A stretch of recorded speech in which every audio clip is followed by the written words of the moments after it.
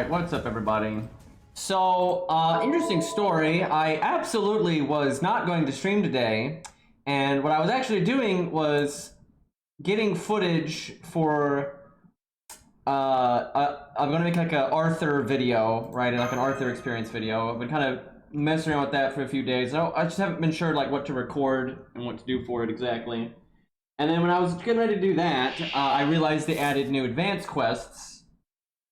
And I haven't actually beaten any of them yet, and I had just saw the Hector one, and I did like one turn of it, and he has like I don't know, like a 500,000 damage cut or something crazy.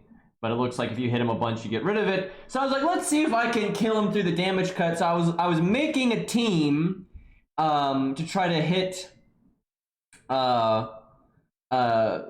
Hector through the damage cut and just kill him, right? But budget team. I didn't want to like bring Merlin or anything like that. Anyway, and so I was in like the team screen, and the reason I'm in here is because I actually wanted to get QP to see if I could level up Caesar's skills. But anyway, so I was kind of fucking around with like that kind of team. I heard my sub notification go off, which kind of confused me because I'm not streaming. And yeah, somebody who will remain nameless just randomly subscribed to me when I was offline, but because I had OBS up, I can hear it anyway, so I found out. And then I was like, you know, fuck it, we'll just stream, why not? We can mess around on stream with the advanced quests and see. Basically, I want to see who can do the absolute most damage on my account when they're working with only budget supports against a Lancer. So the options are pretty much Sabers and Berserkers, and maybe someone with a niche or something like that. So my first thought was Bedivere, which I haven't tried yet. I actually made the team, but I haven't actually used it yet. And if Bedivere doesn't work, I mean, it's either Caesar or like Mori or Bale. Or maybe Zigguard, just because I'd rather not use Zigguard if I can, but Zigguard does do a pretty insane amount of damage. So I could see. I'm not quite sure how big the damage cut is, and actually it might not even be possible, but I was gonna mess around and find out, so I guess I'm doing this correctly. But yeah, anyway, I was like, you know, I should grab some QP real quick because I don't really have any.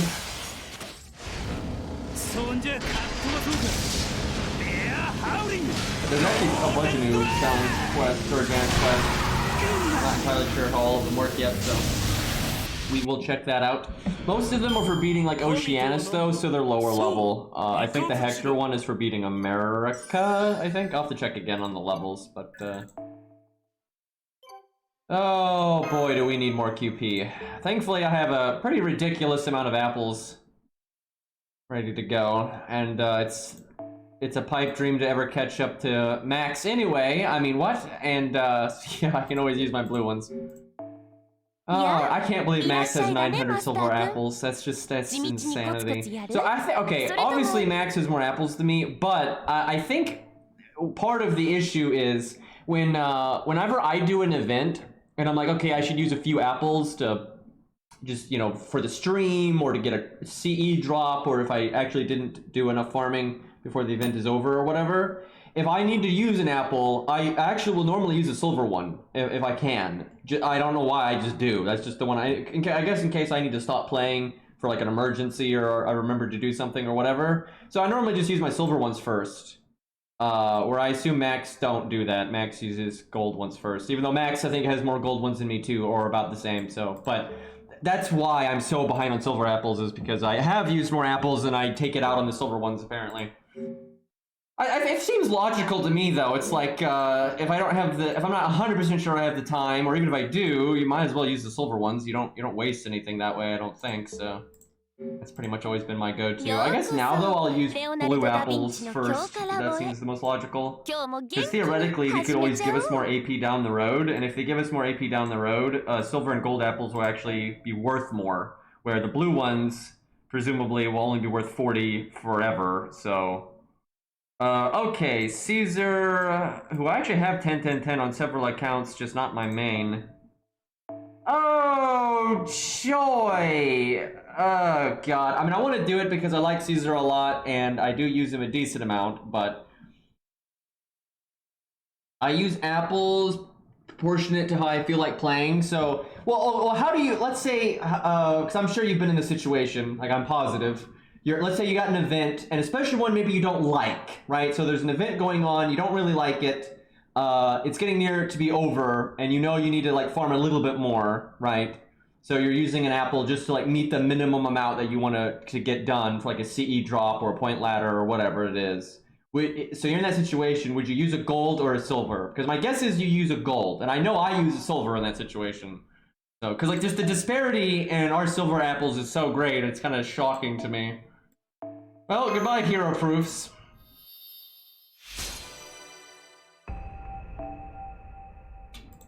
Okay. I use gold, yeah, okay. So yeah, that explains that. I mean, you still have way more apples than me regardless, because you have like the same gold apples I do and then way more silver, but...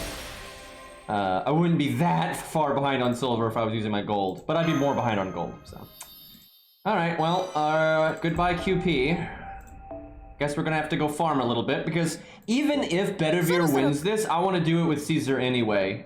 So, let's farm real quick and get this out of the way. Because, here's the thing, I know for a fact Caesar does more damage than Bedivere, but Bedivere has better budget support, because quick support lull, right? I actually don't even know what I would do for Caesar. I feel like if I use non-budget supports, Caesar would do fine. He'd probably win, because now you can use Scatty. I could, of course, use Merlin, but with Scatty, I think Caesar would win. But with budget stuff, I mean, what am I going to do? Matahari, but I can do that for Bedivere too. Alex, I guess. It's not that much of a damage up, though. Because you hit defense cap, that's the problem. Because you could do like Asterios and stuff, and that's a really big buffer, but you're gonna hit the defense cap.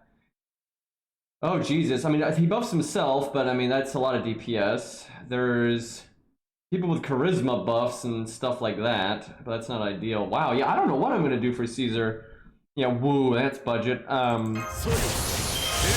this is just why budget's not as good. Why quick is not as good, excuse me, for budget, because you don't have anything. Let me think. I guess I could use Atalante, but that's, 4-star, but I'd like to keep it 1 to 3-star if I can. But we might have to do that just to give them a fighting chance at all. We can do it both ways, though. We can do it with 1 to 3 stars and just see what happens. And then if he's just laughably behind, we'll be up the ante a bit. Actually, you could do that CE, for real, that Ushi Death CE. The problem is you need to bring like Chen Gong or something, or put it, because oh shit, it only lasts the 1 turn, that's right. Wait, how does that work? I'm trying to remember. If they die, it lingers into the next turn though, right? Like, if the enemy kills them, you'll have it for the next turn, and then just that. I'm pretty sure that's the case. That's still really tough though, because you don't really have, you need it to be on a buffer unit, and then you would need taunt, and the only way to really do that with budget is Chen Gong, and Chen Gong's good. Buster's just way better, dude. Because Buster gets, because I haven't done it yet, but when I was literally getting ready to do it before I decided to stream. I've got like Leonidas, and he's got Buster up, and then on death with Guts attack up. And then Chen Gong can help that happen, either killing him or taunting him. And then Chen Gong obviously buffs as well. And then Shakespeare comes in, which can give you battery if you're using Black Grail or something like that. And there's Buster up, and you can do Ox King or whatever. And then you can use Switch Mysticode and bring in Matahari. And then you don't even need her to have K-Scope because she's got her passive now. And then you have Chen Gong on the field. So you don't even need a regular K-Scope. And then she can turn 1 NP, so there's 60% damage up. So Bedivere looking pretty good that way. But I can't even imagine being able to match that with Caesar. This might all be for naught. I don't actually know how much the damage cut on Hector is. It was a lot though, because I hit him with like a Buster crit and it did 0 damage, so...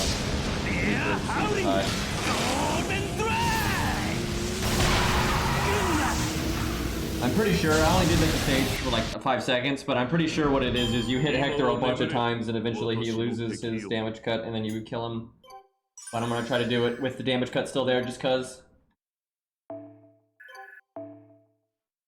Okay, that actually might be enough for Caesar.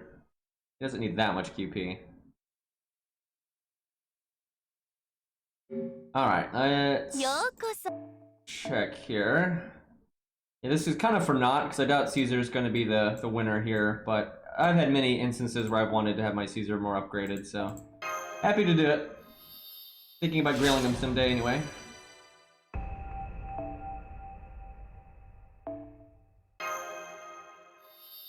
Now, I don't mean his skill, I mean the gimmick. It's way more than that. Okay, no, we need more. God damn it, game. This is what I get for not farming in the last few weeks. I'm gonna knock this out pretty quick though. Oh, I should be summoning. I was summoning Bond. Whoops. I should be summoning QP. How's Mordred looking here? 76k. That'll be nice though. A little extra SQ there. Besides, if they ever add an event like Solomon again and they do something with Beyond Bond 10, it'd be cool to have Mordred up there. Mordred is the only person that has a chance on my account getting up there in Bond rank other than Ku. Ku's done, right? He's Bond 15. But I don't honestly intend to like attempt to get Bond on anybody other than like Hurt Bond 10 now. But I don't intend to get anyone beyond Bond 10. It's just I farm with Mordred all of the time, so it actually just happens naturally. If it's 1.5, that is going to be pretty tough. I was hoping it'd be like, you know, 500k or $1 million, right? Because that I could deal with budget. If it's 1.5 million, you're gonna, I pretty much have to use Merlin at that point. And, so, you know, stronger stuff. We'll see. We'll do it with what we got and see what happens. I haven't looked at the wiki. I normally don't do that until after the fact, but the wiki is actually wrong about those kind of details pretty often. No offense to them, but they are incorrect all the time. It's not really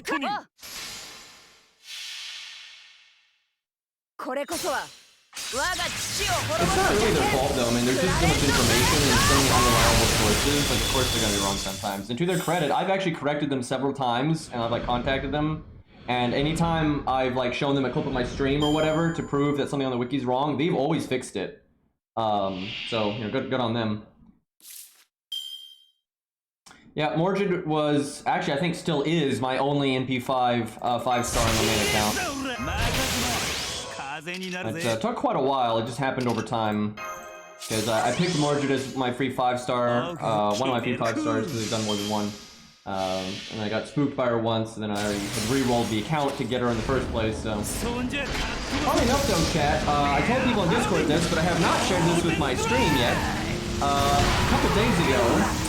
So y'all that watch me roll for Constantine might remember that, you know, I used a bunch of summon tickets, right? I had just a crap load saved up over, you know, the months or a year or whatever. You know, I had well over 100. But those that watched that might have noticed when I stopped using, when I ran out of the summon tickets, I was on a double summon. I'm sure some keen eye of you knew that, right? Like I was just sitting there on a double summon, like, cause I was on 9 out of 10, so the next summon was a double summon.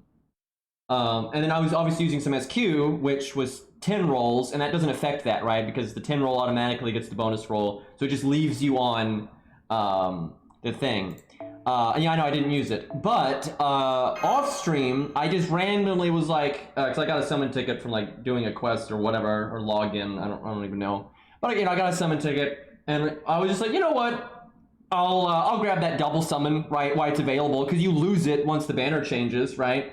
So and you know, as the double summon was happening, I had this exact thought in my head, right? I was like, you know, wouldn't it be funny where I do this one double summon and I get Constantine, and yeah, I got Constantine again. So, funnily enough, even though I was not even trying, and I didn't use that much SQ or any of that, I did use a lot of summon tickets, but I hardly use any SQ. I have Constantine at NP4, and I actually have enough SQ that I wanted to. I could pretty much guarantee getting NP5. I'm not gonna bother, but so if I wanted to, I could get another NP5 on my ult account. So that's kind of silly. On my main though, I don't think I have anyone actually that. Did I get spooked by Enkidu again? Maybe Enkidu might be NP4 in my main. Like I've been spooked by Enkidu a lot. I'll have to check.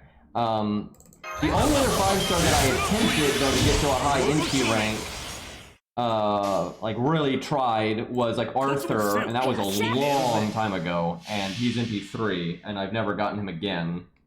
But I don't think I have another 5-star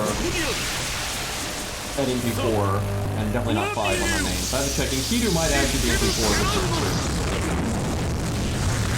I would like to get though Tesla up there someday. If they ever did a free 5-star ticket again, I would probably pick Tesla again. I think, like with Mordred, how I kind of just worked on it over time, I think I'm going to work on Tesla over time and try to get him to MP5 eventually.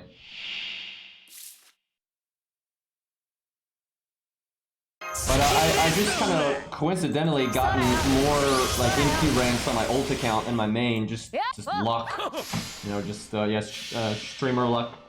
Because, you know, there was the Lancer Artoria moment.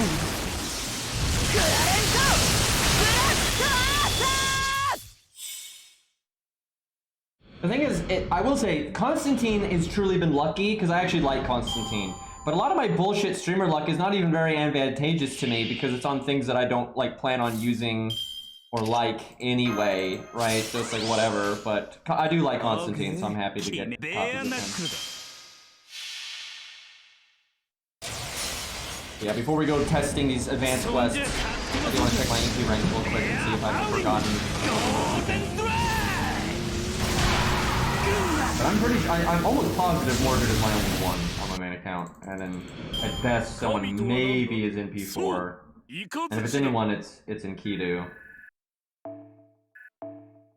Okay, surely that is enough QP. Alright, NP ranks. So, he is definitely not beyond NP3. And then I'm pretty sure Arthur is NP3. I think did I get spooked by Ziggurat at some point? I'm trying to remember. Oh, he is in P3. I thought he was in P2. So alright, that's not bad. But, any other 5-star that, Virtue's just 1, Karna's just 1. Romulus, I think he was 2, but I'm trying to remember if I got him out of like a GSSR or something. Nope, okay, he's just in P2. Oh, I've been spooked by her several times actually, like quite a few times. Okay, she's in P3 though. Edmund's in P3. Got chat to thank for that one. I don't know how to, yeah, there it is, okay. Any other 5-star that would even, like, yeah, I don't think so. So I don't have any, oh, in Kidu, right, of course.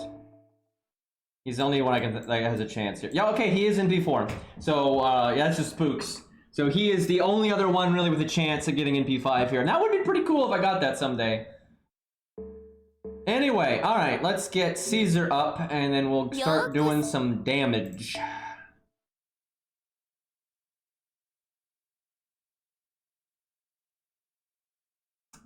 Caesar, where are you? There you go. Alright. I think the last rank is like 7 million. I'm really gonna have to farm. Okay, 5 million. I'm down to 3. Alright, well finally though we've achieved maximum Caesar damage. Although obviously I could grail him and that kind of thing, but maximum default Caesar damage. Okay, advanced quests. Oh yeah, I haven't done this yet. Ooh, this one's level 85. Okay, they're starting to get spicy there. We might do that today as well. I like the loot anyway. Okay, let's see here. So 15 is Fiyuki, 25 is Orleans, and these are both Orleans. 35 is Septum, so that would mean these 45s. So they added both for Oceanus, just boom boom. And then so 45 is Oceanus, 55 is London, so 65 is America. So this is like the second one for America. Okay, yeah, this is what I was going to try, but I actually didn't get around to doing it yet. Caesar's not actually going to do anything as far as I'm aware. Alright, this should be a hell of a lot of damage. Betavir's first skill is max rank. Got Black Grail, and it's level 100. And we got Ox King, all that. The only thing I could really do to make this better would be giving Chen Gong his Bond CE. And I tried it. Let's try that. I'll have to get Leonidas killed the old-fashioned way. But this is a 20% buster increase. That's significant. So we'll go for that. It is nice having Chin Gong's NP though, because it can proc guts, and then you can taunt him, and then Hector will kill him. So it's like guaranteed. Hopefully Hector just does good damage here though, and it won't be a big deal. Using ticket to get NP5 in Kidu, a good cause. Also some of the best damage you're gonna see. Okay. Oh, does he get Feather Drop plus for the CE? I guess that's what that is. That's a silver mat, so that's kind of interesting. Shame we haven't been able to limit break any of these yet. Yeah, I'm pretty sure you hit him with enough of these and it just gets rid of his damage cut, or you can wait the 15 turns. Okay, no NP gain for us, so that is unfortunate. If it's possible that he'd one-shot us, but I would hope not. Oh shit, maybe I shouldn't do a Brave Chain because I might get rid of the thing. I don't want to do that. I don't know how many times you have to hit him, but I don't want to get rid of it. Although I can still see the damage regardless.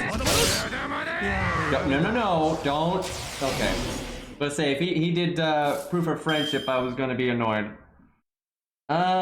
He could kill Hector now, so I think we go ahead and throw the Buster out to this number. Unfortunately, this might not work because we're never making it to the third hand, and I think you need Bedivere's art card, and Bedivere's art card was in the third hand, so I think we're fucked.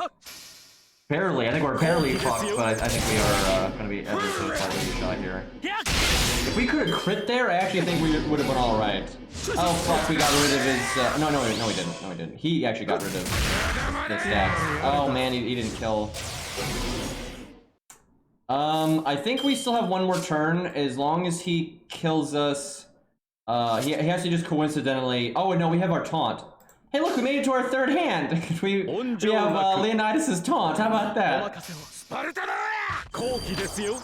couldn't guarantee that he'd attack Leonidas, but with taunt we can. Actually planned. Hopefully. Not entirely following the gimmick here, because he can clear these. I wonder if you just have to like NP him or something. Oh right, we had on death on Leonidas for NP gain. Actually, we can get our NP just from this. We don't even need Shin Gong, so we'll need it from Radahari.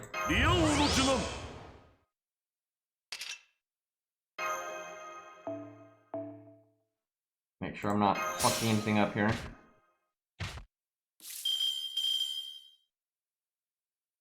Okay, do this. Might as well do this. We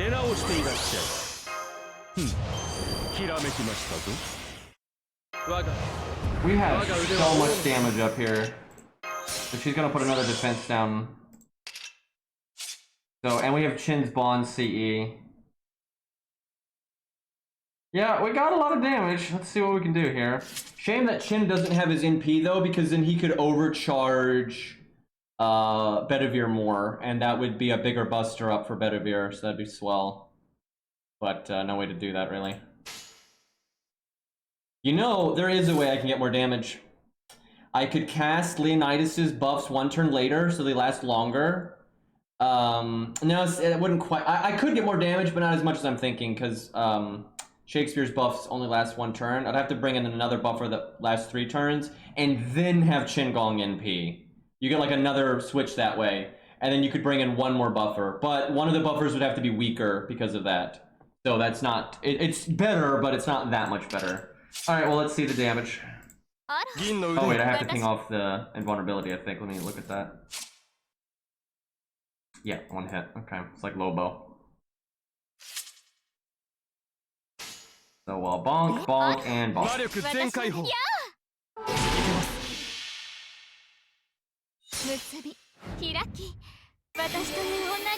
Okay, he guarded, but we got the defense down, which is what we need for damage. We got our overcharge. We're like Buff City over here. Ooh, that is not a lot of damage. Huh.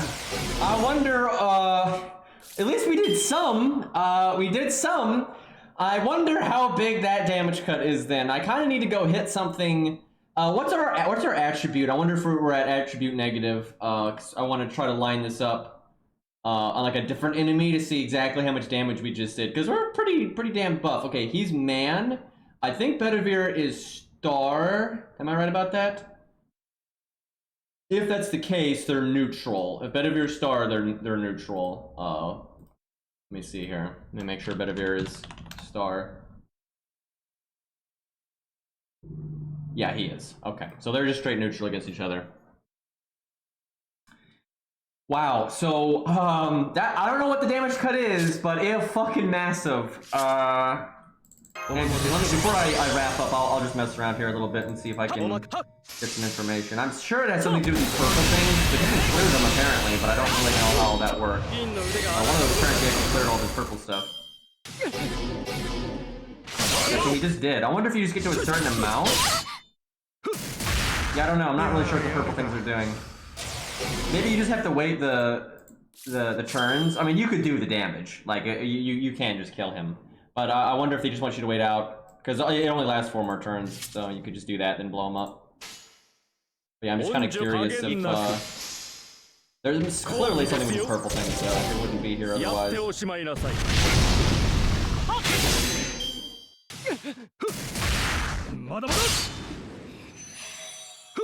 We would actually still win this, I bet, even though like our team's in shambles. I think Caesar would probably clean up here. Although, actually, maybe not, because we don't have survivability because of the Mystic Code we brought. Okay, well, we'll try one more turn here, but whatever the deal is, I don't get it. But I want to try to kill him through damage anyway, just for like the fun of it. We'll have to see. So, Bedivere did whatever the damage cut was, plus like 50k. Which... respectable, I suppose, if it's a big damage cut, but let's see if we can do better than that. We'll do budget first, but we're gonna have to like use non-budget, I think, for quick units, because there's not enough budget support for quick, so they're not gonna be able to do any real damage here. If Achilles, he gains advantage. Wait, which one?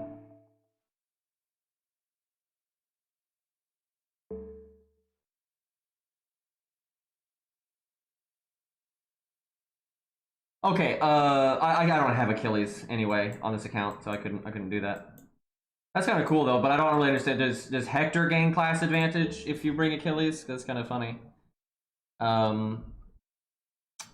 Really, that's about as good as Bedivere could do though for budget. I mean, you could do a little bit better. I could have gotten like one more buffer in there, but I guess we'll try Caesar now, and then we might do a little bit of non-budget.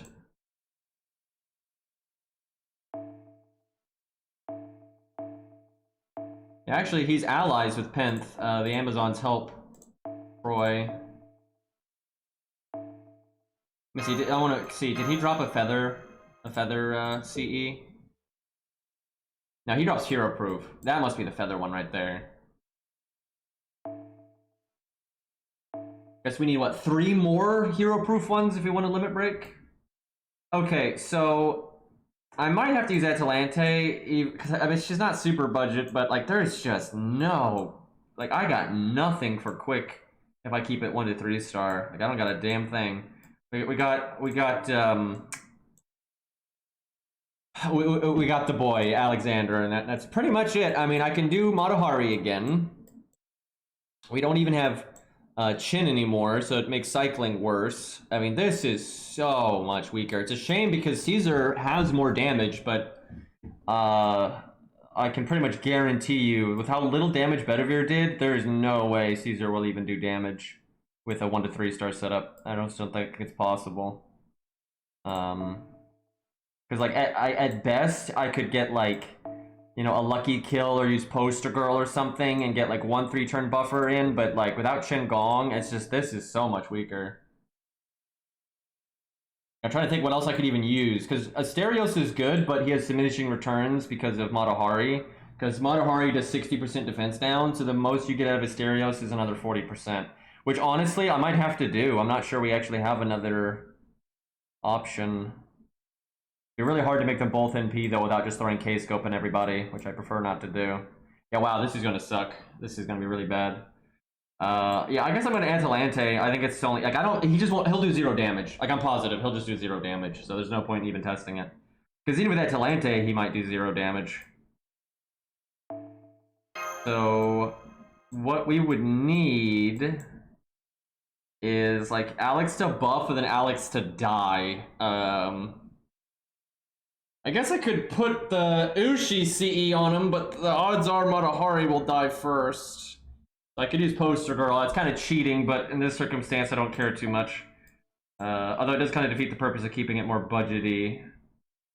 I could do Outrage, but then there's really no guarantee that it's going to happen. And just to save on RNG, I'll probably do Poster Girl. But yeah, it's kind of cheating. Because I could have done Poster Girl with a Buster team and actually gotten a bit more out of it. So he doesn't really need K-scope, but cut out RNG there. So I guess we want to. Oh god, getting our NP so much harder. Oh, this isn't going to work at all. Because dude, Buster is so much better for budget because they get not only do they get Shin Gong for the cycle, and Shin Gong's also just good because you get taunt and defense up and all these things that for even a real practical boss fight are all useful. Crit down. But you get battery, because Shakespeare has battery, Shin Gong has battery, right? I mean, look, we have 0 battery right now. We have absolutely nothing.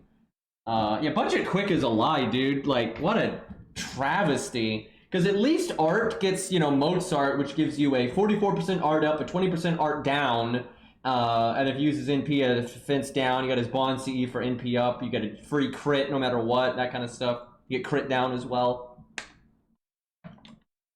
Quick don't got nothing. So even if he dies and then she comes in, I can't even okay, someone else has to come in, then I switch. Well, it can't be Asterios then, because Asterios has to stay on the field.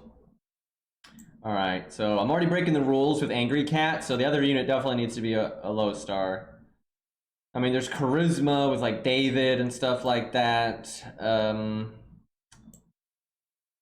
Gotta be something. There's ironically Hector. I mean, he's ranked 10. How big is Hector? Oh, and there's Columbus actually and Blackbeard because they've got their attack up, NP up. That's something. I can't believe I'm that desperate, but that's.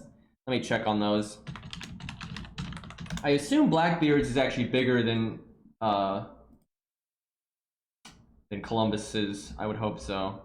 So Blackbeard is 16-16, and then Columbus is 14-14, so Blackbeard is better. That is so bullshit though that Blackbeard's is, he should have the highest rank in that in my opinion, but well no, Black Bart and Drake are tied. I don't think Drake deserves for it to be that high, but Black Bart does deserve that skill being A+, I would say. Black Bart is actually one of the most like successful pirates that ever lived. It's like him and then that Chinese lady that like had an entire fleet. That was kind of weird circumstances, but still, yeah, those two are probably the most successful pirates in history, I would say. Blackbeard, though, is the most famous, like, no question.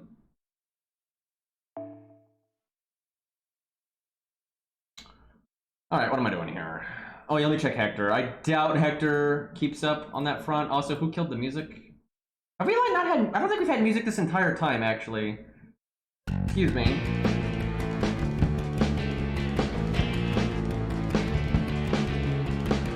Silent as the grave. Alright, Hector has 17. Oh no, they buffed it. Wait a minute, that's 20%. That's not even close. There's no way. So, right now, Black Bart, I think, is our best option. If he's ranked 10. If he's not, then it's Blackbeard. Blackbeard is ranked 10. Sure. Nope, rank 9. So it's Blackbeard. Alright.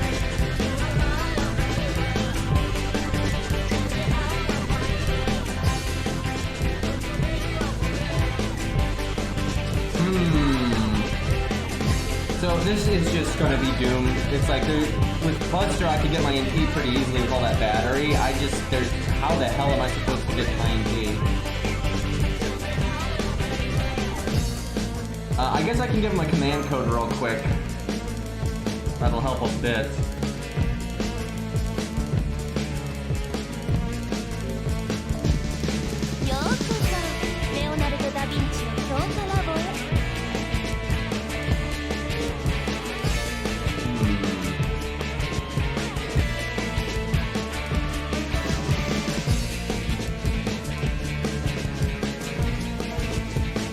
Can you imagine if it took QP to switch your stuff? Yeah, I could see S, but that's just cheating. It's like, it's just obvious that this is so much weaker. The better of your setup is way better. Now you add in Scatty, then we're getting somewhere.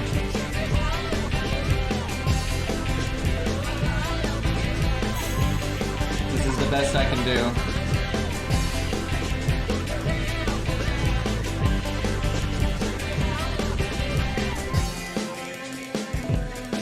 And we're not even on a team that has art cards. So like, good luck.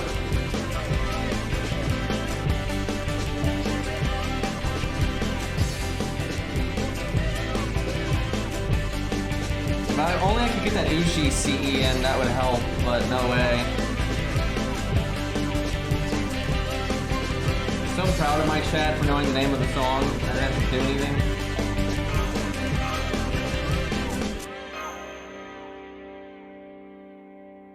How long I've been streaming though, I'd be disappointed if no one knew that at this point.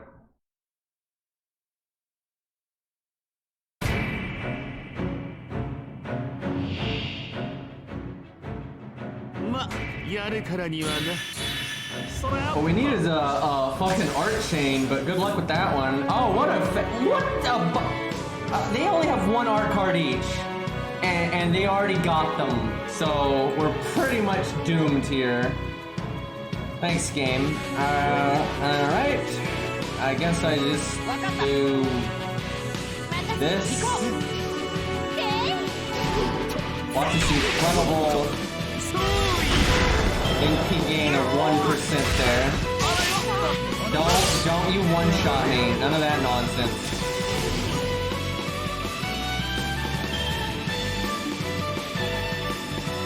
I can technically art chain, but it is not a good idea.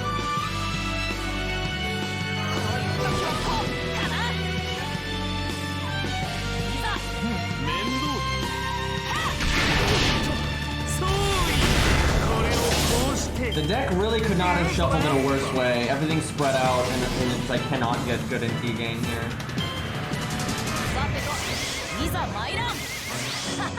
And now we're on the clock.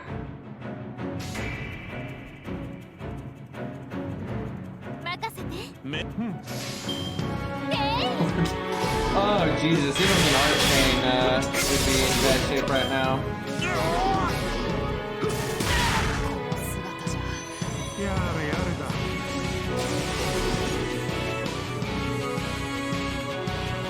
And Blackbeard's a big boy. Well, we would have to have art change that turn. Okay, I give up. We're gonna be scatty. It's just there's no way. And I'm telling you, we would do 0 damage. There's just, that is not nearly enough buffs. There's no, like, Caesar objectively does more damage than Bedivere, but the support is just so much weaker.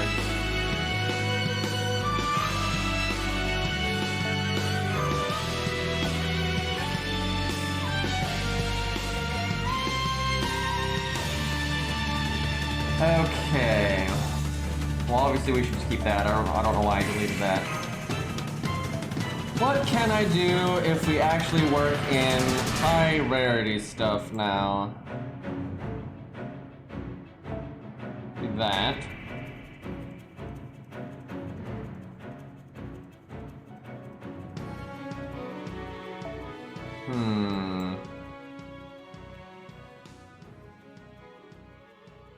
I guess the cat should still be on the team, actually, because it's still a really big buffer. Don't necessarily want to use her Bond CE, because she actually probably wants to NP, because she's got her NP buff now. So that's unlikely that we'll use that, so I'll keep it in mind. Okay, let me think. So Alex is still actually kind of good, which is sad, but it just is what it is. So, okay, here's what we want to do. We don't want Scatty on the field when we NP, because we need Matahari and Cat on the field when we do, because she has to be there to NP, and then she needs to be there for the ball and CE. And it's better for Scatty to like use her NP buff and then not be on the field anymore. That just works better.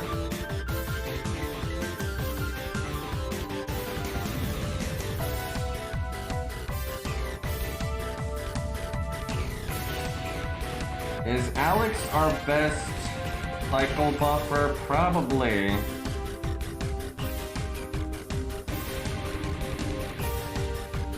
Kinda fuck. I mean, well, there's Waver actually. He's way harder to kill off though, that's the problem. But he actually gives a huge damage buff if he does his NP first. How the hell am I gonna kill him off though? And if I don't do his NP, then he's not that good at that point. Although the battery's nice.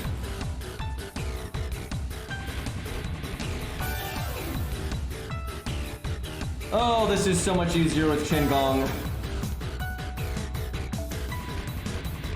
Okay, she can have literally whatever. Might need more starting NP than that, but pretty good. I could give him Poster Girl. We are so not budget anymore, but we abandoned that a minute ago.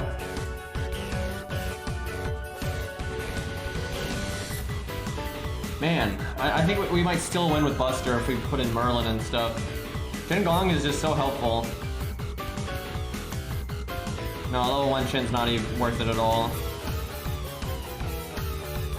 This is okay as long as he just dies naturally. I don't know though, I might use someone else. Because he's so much better if he NPs. I mean, technically he could NP and still die. It's just, then you might stun, and there's just so much RNG.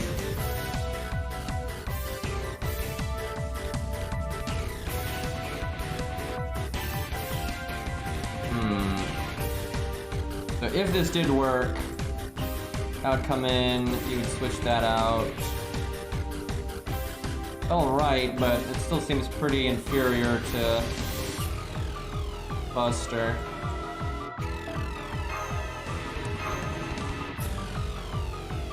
I feel like there's gotta be something better than Waver, especially if Waver does an NP. Let's see, what? Waver's 30 if he does an NP? 30 and then flat 500? Yeah, he's so much better at the NP because then you get, he's like NP2, I think. That's another 40%. That's huge. Although with Matahari, no, that'd be right on the bottom. No, it wouldn't, because we've got Scatty, and she has defense down. So we'd actually be over to the cap. So, okay, that means no Waver. There's the old Grandma, but that's only a 1-turn buff.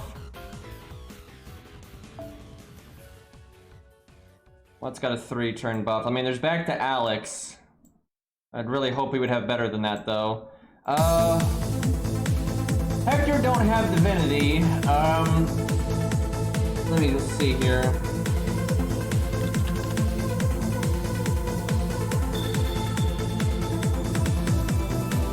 Of her, so the attack of is 30%. You get the battery, which that's nice. Defense down again, though. Let's see, so we're at 60, 70, 80. We'd be okay with her defense down. That wouldn't go over the cap. So she's 50. That's probably the best we're gonna get. If she can NP, then it's really good. I'm not sure I'd be able to NP, though. Yeah, there's really no way she's going to be able to NP unless I get really lucky. I don't even have her passive max, which is weird that I didn't max that because I did it on my ult account. Oh crap, if she's not, her second skill's not max, her defense down is not as high either. Well, tough shit, I guess I'll just work with it.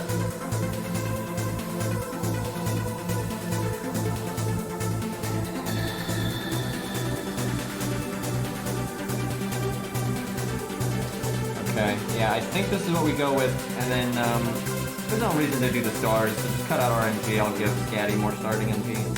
Not deal with that nonsense. The tricky part is getting everyone's NP.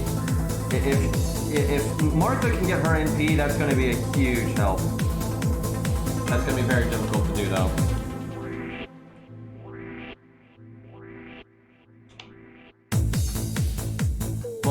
Both Atalantes are party-wide quick, they're the same.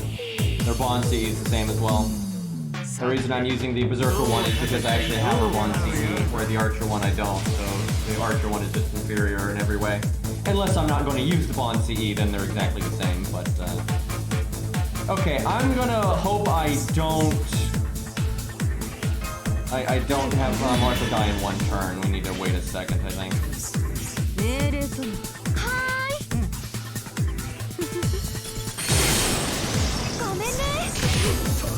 Guys, remember at the Battle of Troy when Saint Martha showed up with the cake?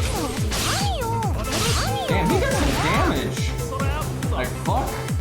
He ain't messing around there. I guess you want it to be hard if you want to last the 15 turns. You want that to be, an issue. What do you mean? What do you mean Scatty is at 98%, by the way? Like, what are we doing here? Okay, I think I stun and I wait a turn, because that was kind of shit. Sadly, no way Martha's getting her NP like this, though. I think most of her cards are in the next hand.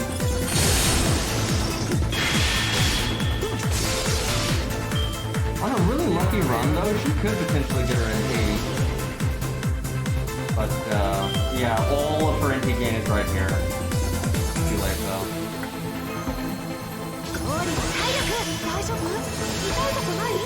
Oh my god, he guarded defense down. I guess we'll keep going real quick, but that's probably, more plus moment there. Maybe Martha somehow lives here and then dies next turn. Evade.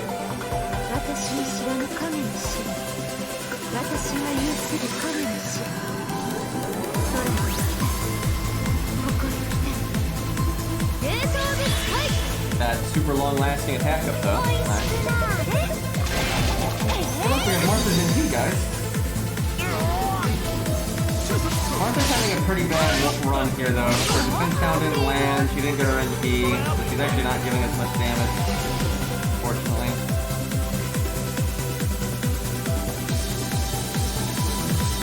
Okay, fire everything, please don't magic resist me.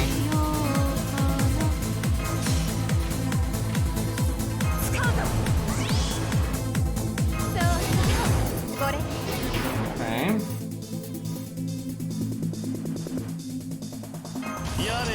This ain't gonna happen. I mean, we might do damage. I think Bedivere did all the damage cut plus 40, like 647k, so that's what we're trying to beat. But Bedivere was also on a pure 1 to 3 star team, and they didn't use Poster Girl or anything.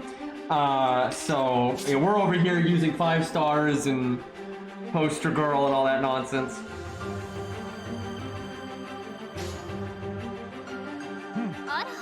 Let's see what he can do. Also, don't fail your, I should give him the buff success chance command code. Just in case. Did she fail her defense down? Okay, we gotta do this again. Just Caesar landed his buffs, everyone else over here fucking it up. Oh, he's doing damage though. Oh shit! Wow! Okay, Caesar not fucking around. That's that. Jesus, I mean, again, I know he's using stronger buffers, but still, that ain't half bad. He just did 300k, and that's with Martha not NPing, Martha not landing the defense down. I think Matahari just failed the defense down. Damn. All right, let's give Caesar one more go here, and then we'll give Bedivere though like proper stuff. Maybe we don't want this many debuffs though. Like that kind of increases our odds of something going wrong. Well, I guess we'll go with the same setup and then just see if we get better luck. So if Martha NPs and everyone lands their defense downs, I think Caesar would have killed there.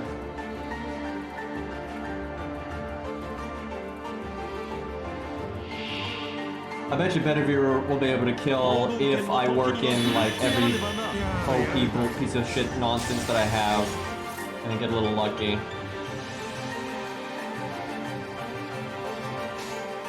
It's a shame I don't have Martha Max over here. I need to do that. Past 10. Have more starting NP that way. You know, Hector, if you could, like, not murder me so quick, I would appreciate it. And these deck shuffles, though. Absolute ass.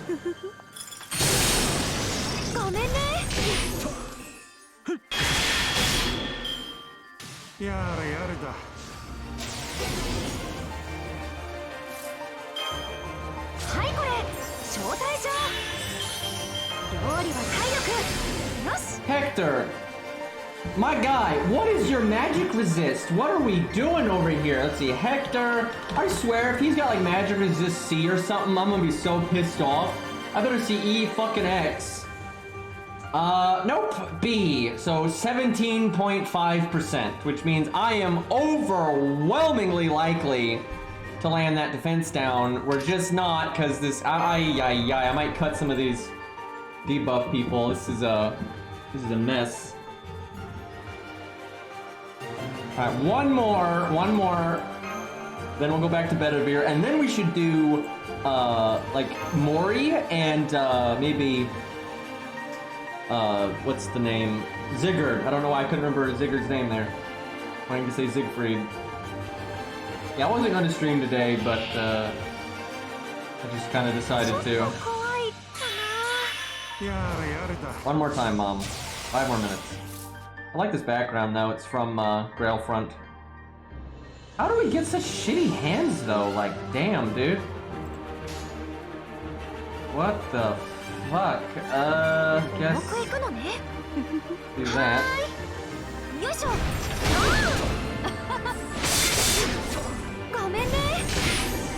Like, our third hand has been good a bunch, but she always dies on that turn, so doesn't do you anything. Okay, there, that I can get behind.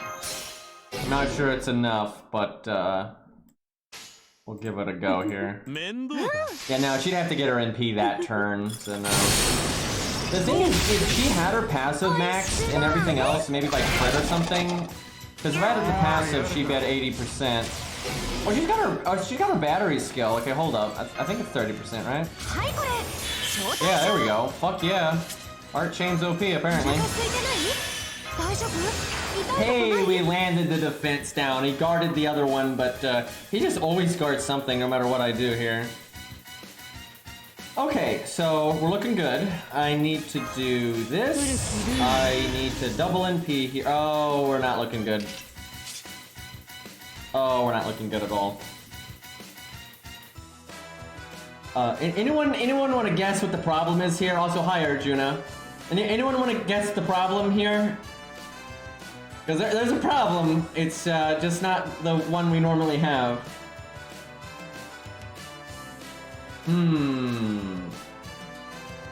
Yeah, she'll live. That is the problem.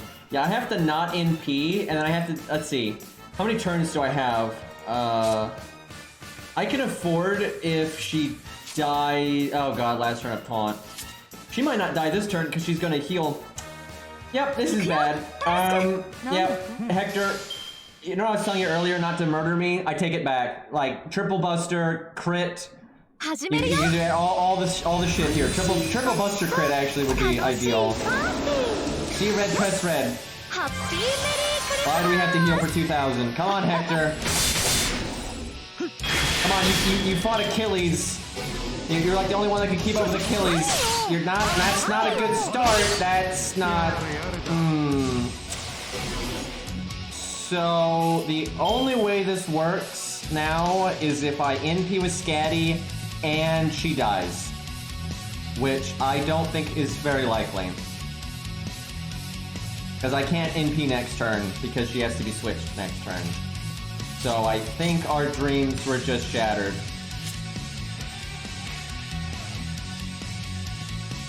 Well, guess we do that just cause. Boy, this team doesn't work very well. That Benavir one was way better than all these other ones, by the way. It had no RNG in it whatsoever. Obviously it didn't do as much damage, but it was also full 1 to 3 star.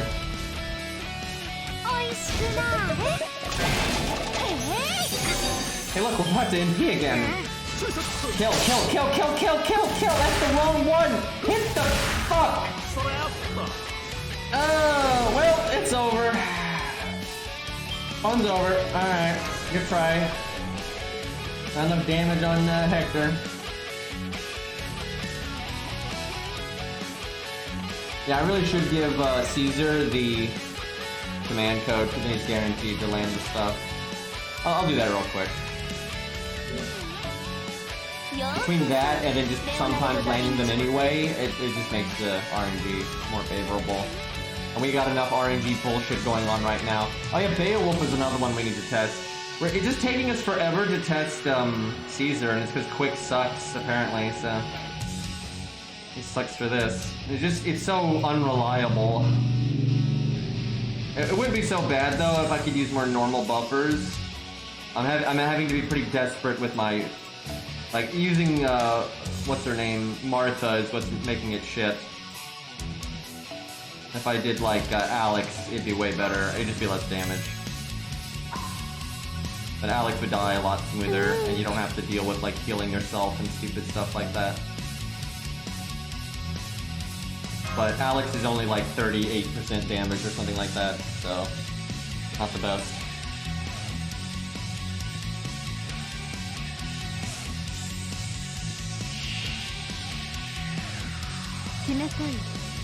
Yeah, maybe no stun. The thing is, sometimes you need the stun in order to actually get the MP in time. Well, that's something, I guess. I'm doing it like this because so far Caesar has not failed to get his MP, so I'm not prioritizing his MP game as much.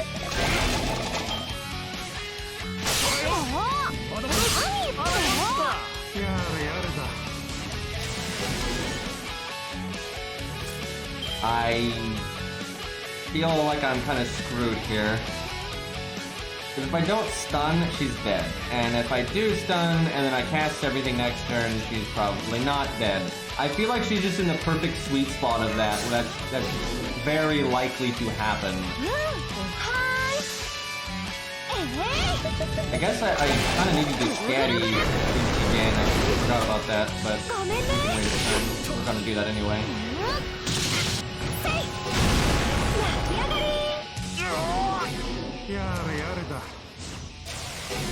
Actually glad she takes that chip damage there.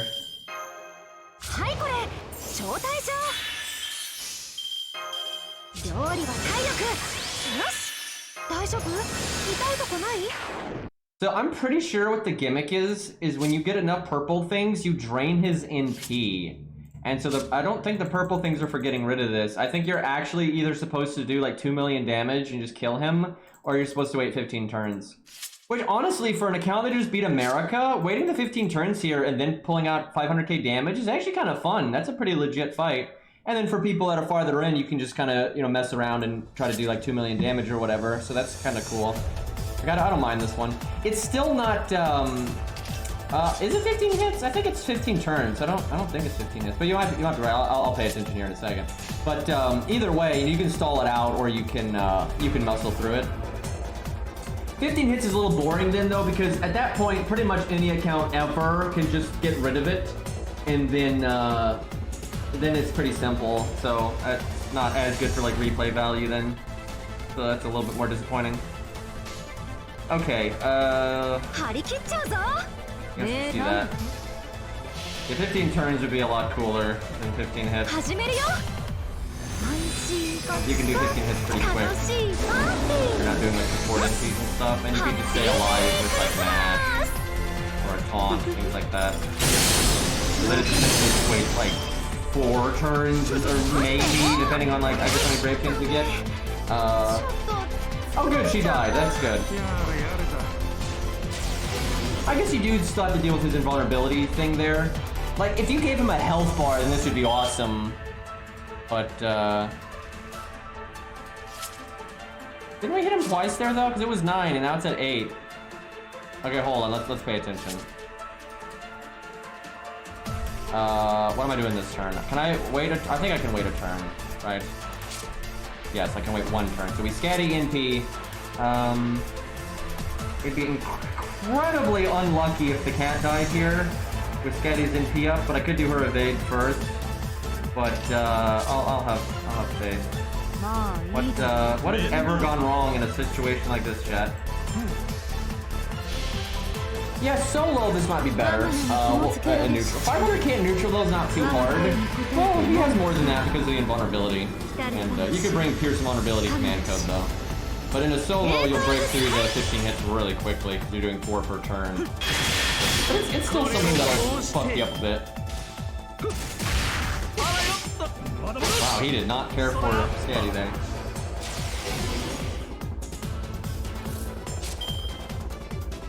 Wait a minute.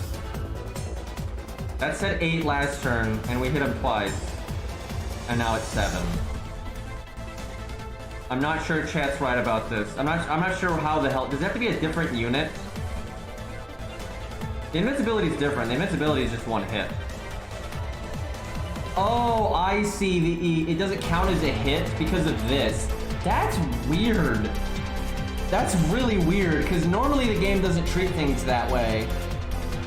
Like, well, I guess it does for, like, yeah, that's right, they patched that. Like, it didn't work that way for, like, bosses, though, almost ever.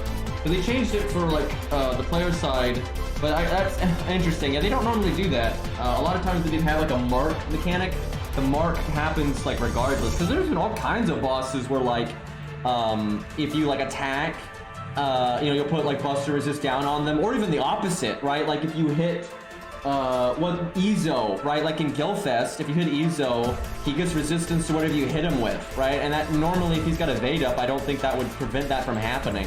So that's kind of unique. But I actually kind of like that. I actually think that's kind of good, because if you don't deal with this, then it's going to take you a really long time to get through this, right? Like a really, really long time.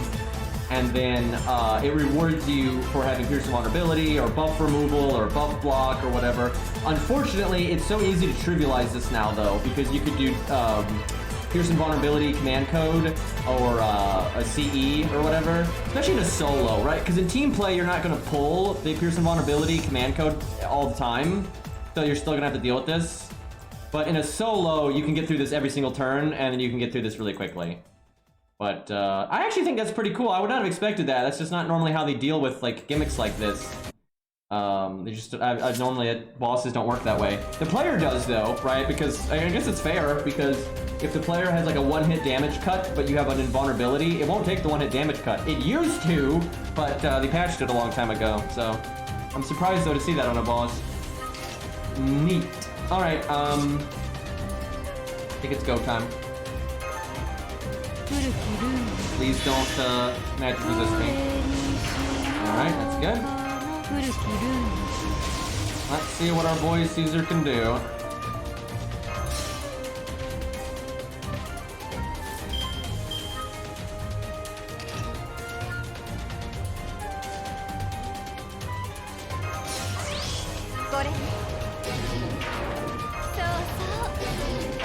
Landed all the good stuff. Now it's up to Caesar. Unfortunately, Caesar does not have his command code or giving him the success chance, and his HP is not low enough to guarantee it, so...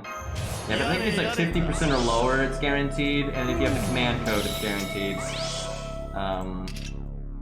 But that's I might cheat, just so we don't have to do this again, and I might like do this a couple of times. I might save scum, just to see the damage. It's, you know, we're not here to win, really. Although if we win, I'll take it, but count on it.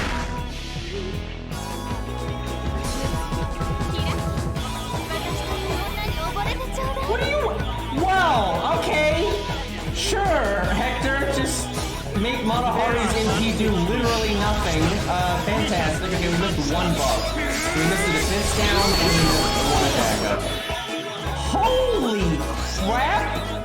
So he can kill if we actually land that last attack buff, or either or Matahari lands the defense down, we'll kill.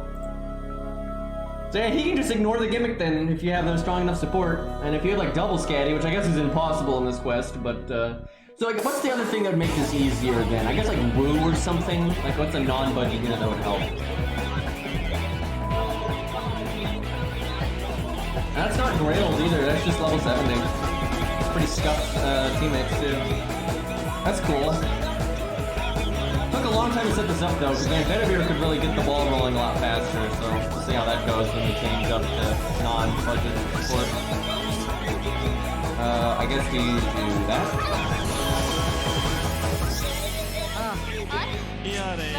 Now, we could actually land less buffs this time, and we could even low roll and things like that, so this is not guaranteed to do better.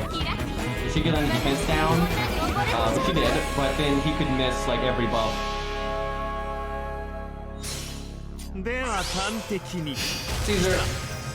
Caesar, what would Cleopatra think?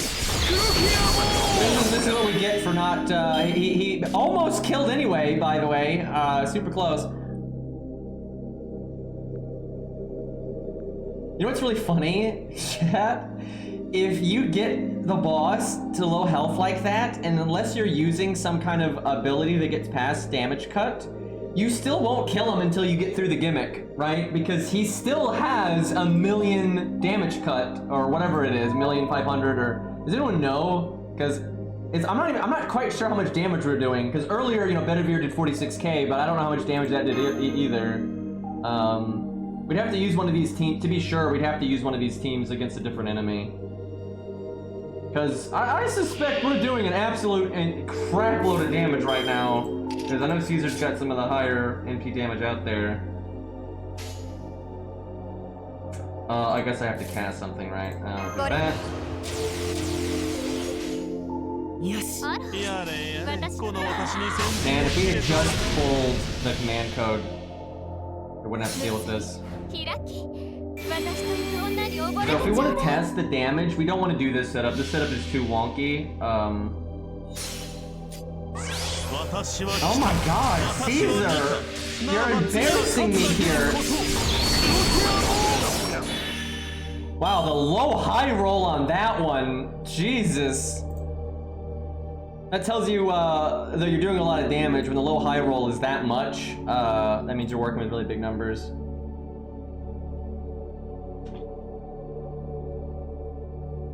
I suspect the damage cut is either 1,000,000 or 1.5 million. That would be my assumption.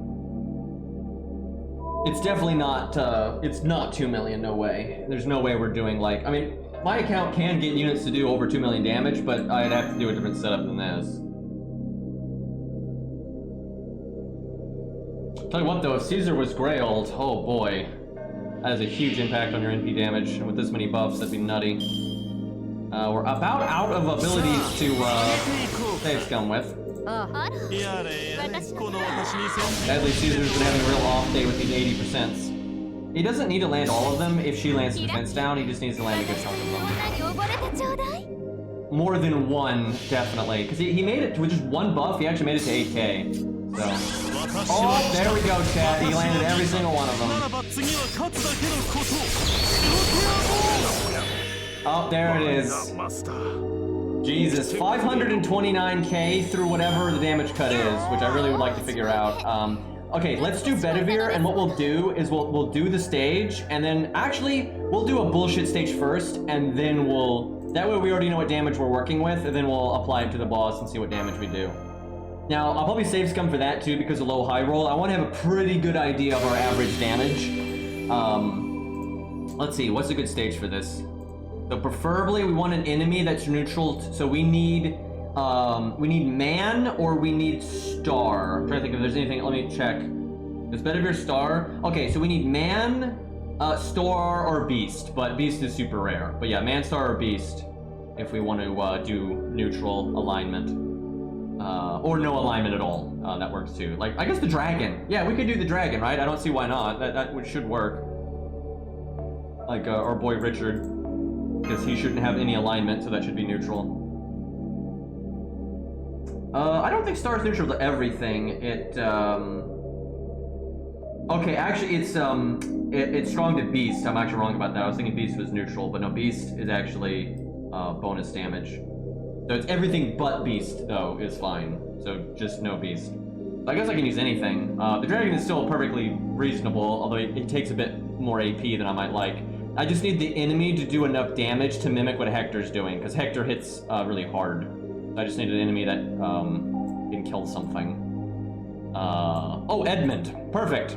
Wait, is this Edmund or is this the...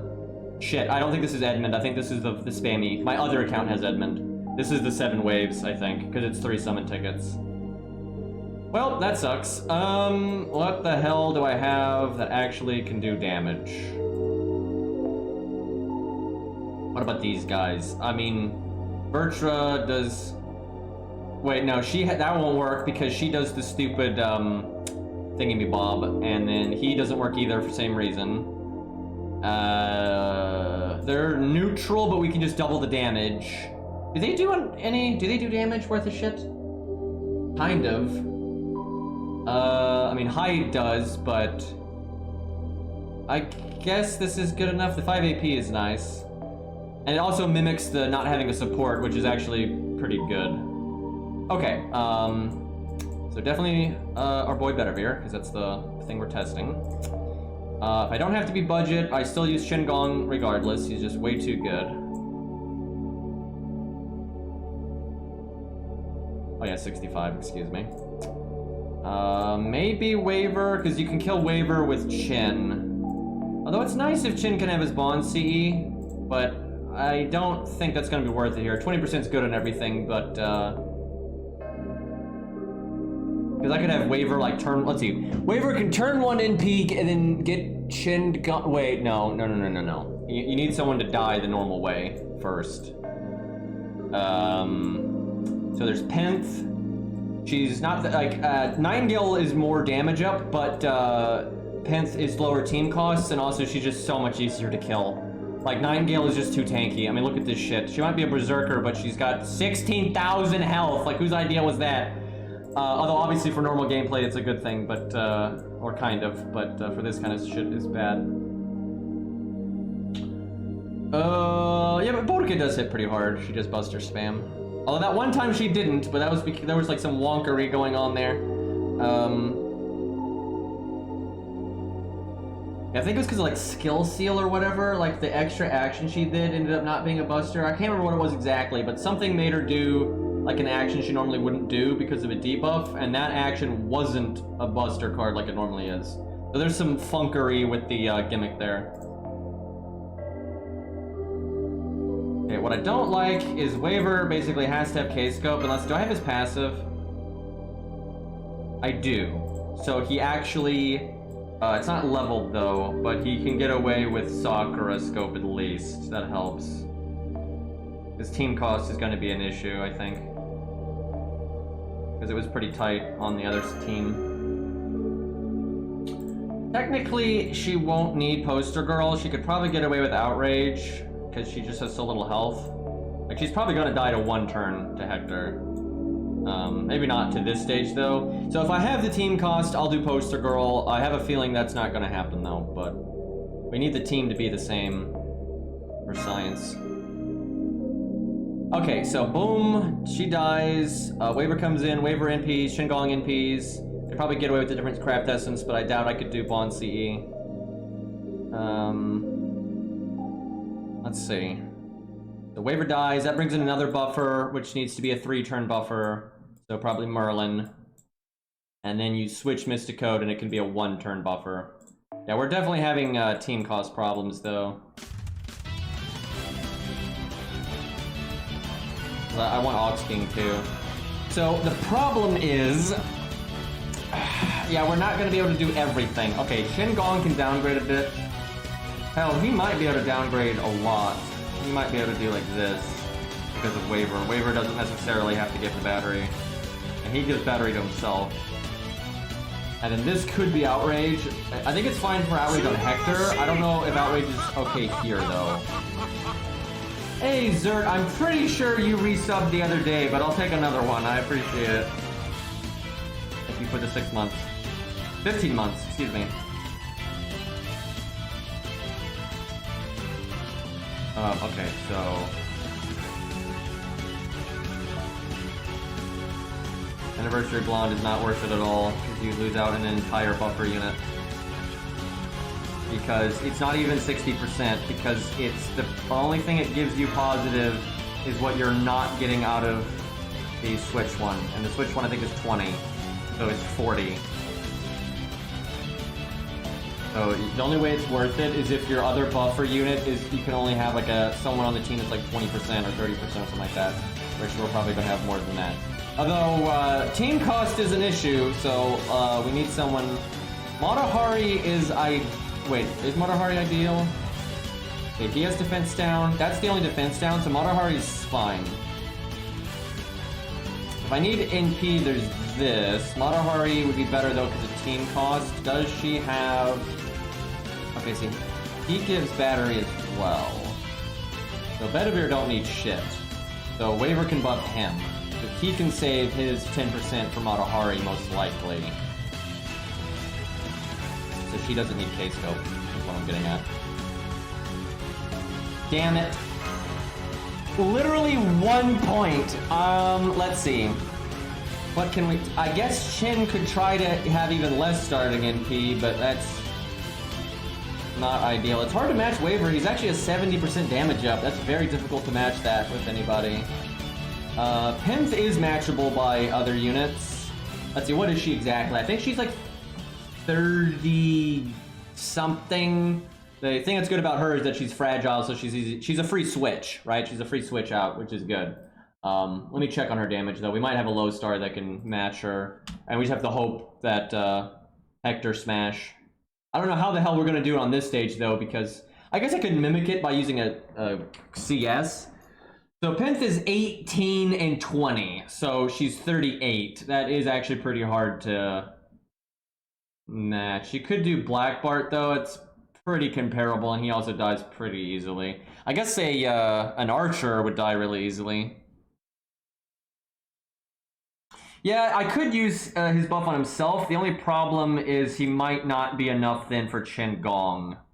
Like, it would be... I'd have to get a Qin Gong art card. That's probably worth it, though, and it's only a 5 AP stage, so it's not really... like, more consistent the better, but that's not really that big of a deal. At that point, I actually have extra, but I don't think that'll matter. I don't think the... I'm pretty sure the team cost difference between 3 and 4 stars more than that. Yeah, it is. I might just switch from 4 to 3 star, obviously. I mean, we could switch this out for a lower rarity that has comparable damage, but I think... like, there is some RNG here with Qin Gong, but hopefully this is good enough. Interestingly enough, though, when you are buff stacking like this, if your Switch Mystic code is rank 1, it actually does mean it is more possible that, like, Anniversary Blonde would be better, just depending on, like, what you're using. So if you're already pushing it on your buffers, and then your Switch Mystic code is crap, then actually sometimes Anniversary Blonde is better. But generally speaking, if Anniversary Blonde is 10, and then you've got decent buffers, it's normally better to switch.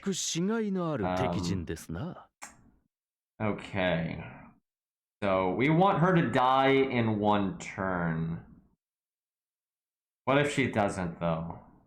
I mean, then fuck it. Point stage gun, I guess, if I have to.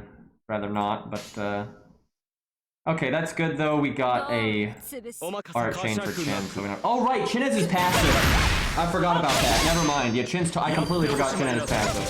So, yeah, we're totally... It's totally fine. Oh, come on. Look at them just buffing. Are you kidding? Look, nice damage. So what I should have done was waited a turn. I actually suspect she's more likely to live on turn 1 than to die. So you don't do anything turn 1, and then you buff turn 2. That's the way to do it. Too late now, though.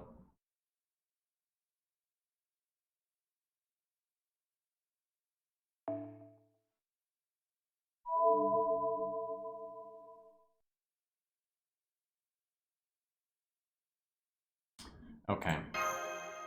Guess we just have to hope that, you really don't want Boudica to buff. Like, Boudica is most of their damage.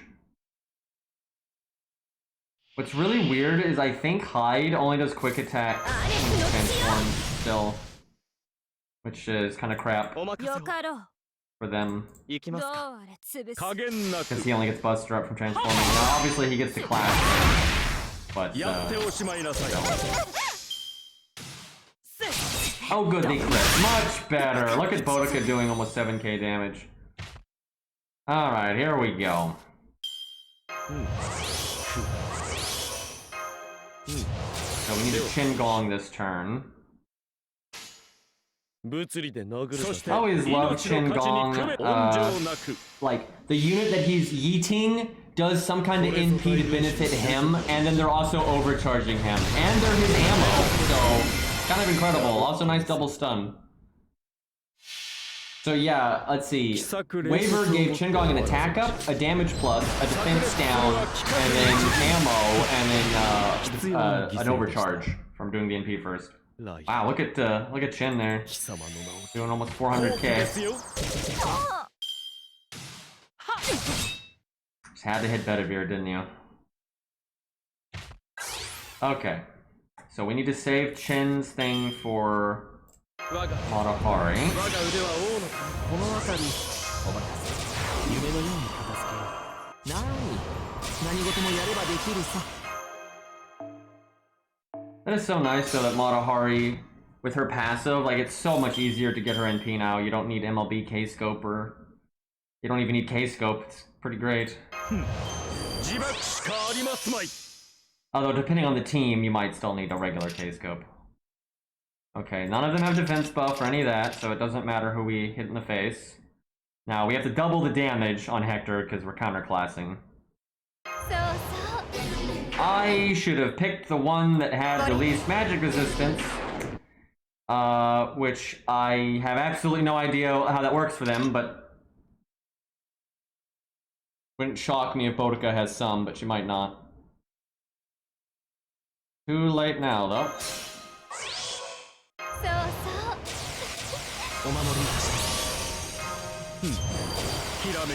Alright. I think that's everything. Oh yeah, Matahari really is good. She's actually even better here than I thought. I thought she was 60%, but she's more than that because she's overcharging Bedivere. And I think Bedivere gains 10% on his overcharge. It might even be 15. So she's actually contributing a hell of a lot. That's crazy. I think the person contributing the least is Penth, but that's because she has to be cycled without Chin Gong and peeing, so they're pretty much always going to be the weakest. Okay, this will tell us what kind of damage we're going to do to Hector, and we'll in turn tell us the damage cut. I might need to do this more than once, though. Okay, 800k. Let me do it one more time.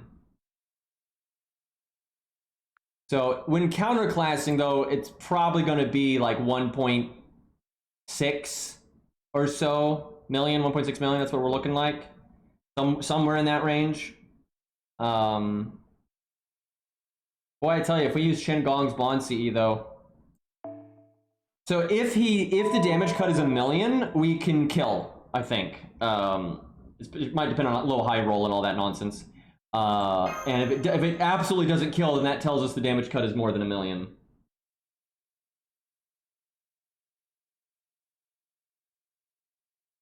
It is annoying, though, when you're dealing with numbers this big, the low high roll system can really fudge things up. But I want to at least get 2 on record here, then we can get a few on Hector, and we can kind of figure out what the hell's happening.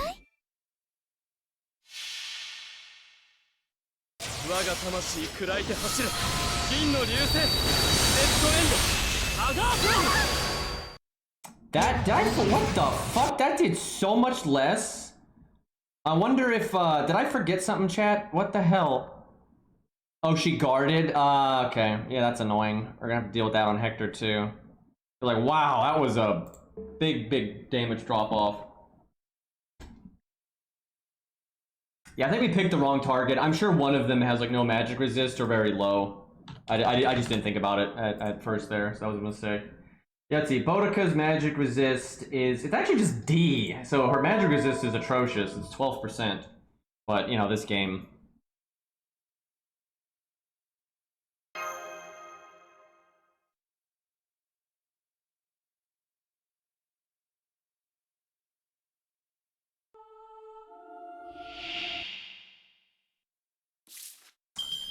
All right, one more. Oh wait, I have to do something. Taunt.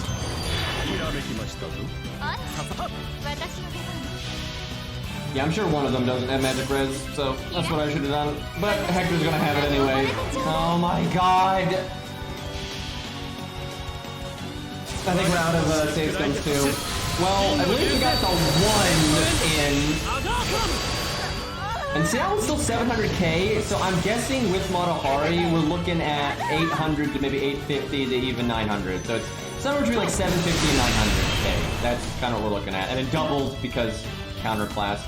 That's not as much information as I would have liked. I would have liked a bit more than that, but unfortunately we picked the magic as his target. So we might have to do that stage again in a second. But let's go fight Hector and see what we get out of it.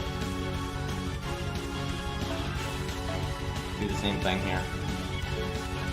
Alright, go get him, lads. I really like that Caesar, though, getting the kill. That was really cool. Let me get water real quick. I seem to have drank all mine. Dehydrating over here. これはいたぶりがいのあるそれアップ攻略しがいのある敵陣ですな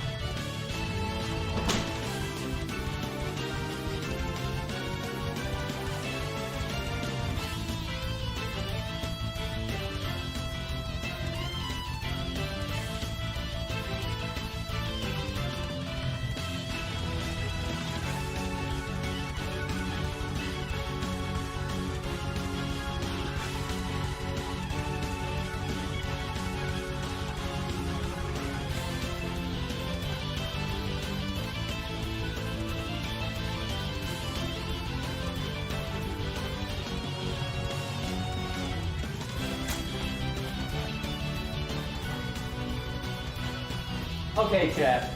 One, I lied to you. I didn't get water. I got lemon water. So, you know, I got to come clean on that one. Two, I really want to test Mori because Mori is weaker than Bedivere in basically every way because Bedivere does 2.0 damage because he's counterclassing properly, where Mori does 1.5 because he is a Berserker, and then Bedivere has an upgraded NP where Mori does not. And then Mori doesn't have the Buster up on his NP like Bedivere does, so he's way behind. I mean, just so far behind. However, my Mori is level 100 and 2k foed, so it'd be kind of interesting to see how he compares. I'm actually really curious about that. Wouldn't shock me if he does almost the same damage or even slightly less, because I tell you, Bedivere's overcharge is not a joke, man. It's a big deal. When you're trying to get like every little point of damage like this. It equals out a good chunk of levels and stuff from Grails and whatnot. And then again, you have the upgraded NP and all that, so. Okay, also, this really hurts Mori, is there's going to be defense downs on the target already, so Mori's, although his defense down's after, right? Because he has the, yeah, I'm thinking backwards. He's got the attack up on self, so he could get a little bit of damage that way. But Bedivere's got the NP up and the Buster up, so it still doesn't favor Mori at all, like not even close. Do I think Hector can one-shot Hens? I would say yes.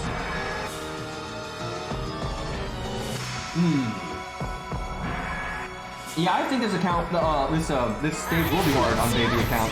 We'll find out when we finally get to play the Bazette account.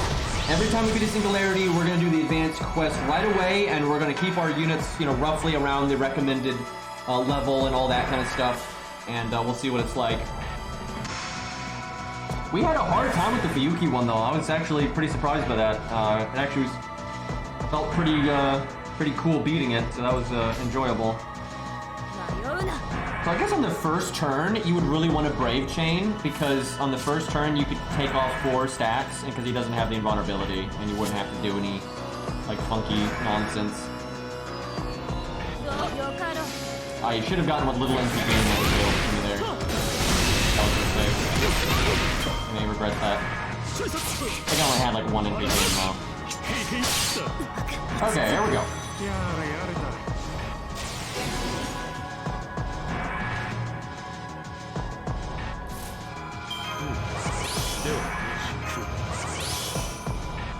Okay, at least we have an arc chain for better beer here. That's really big help.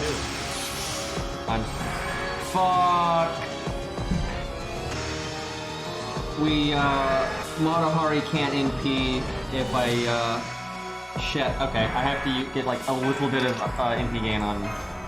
I thought him having his passive would prevent that, but it's still a thing.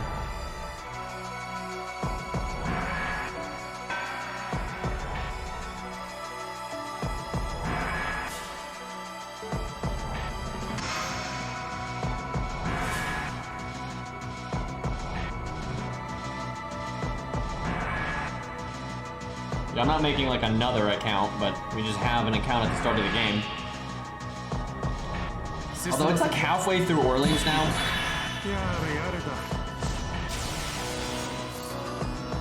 But we're not gonna really bother with that account anytime soon.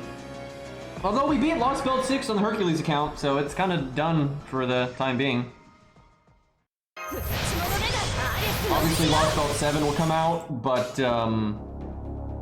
I'm not really planning on doing Lost Belt 7 on like every account at the same time that it's available on. I'm not sure what I'm gonna do. Part of me wants to not stream it at all so I can really focus on making good videos. I don't know, it's tough. Wow, he just one-shot 10th.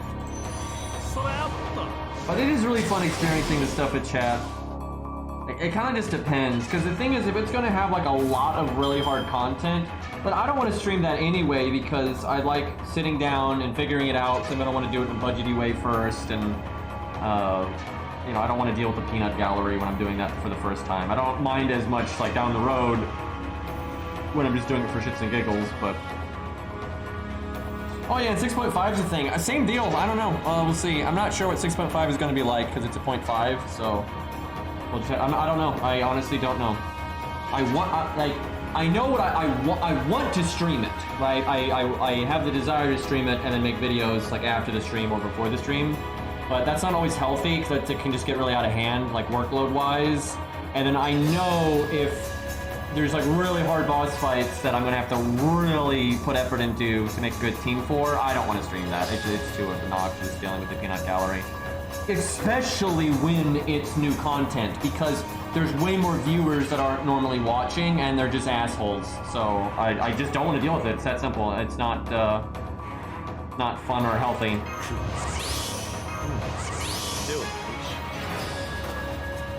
But you know, it just depends. We'll see. FGO is calmer now than it used to be, like, because it's kind of a dead game. But so I don't know if 6.5 would actually rock the boat that much. It is kind of sad, but I mean, FGO was never that big in NA to begin with, and yeah, it's just not as popular anymore. A lot of competition, and again, it just wasn't as big in NA. It's still big in Japan, right? It's still huge in Japan, but it's just not that big in NA.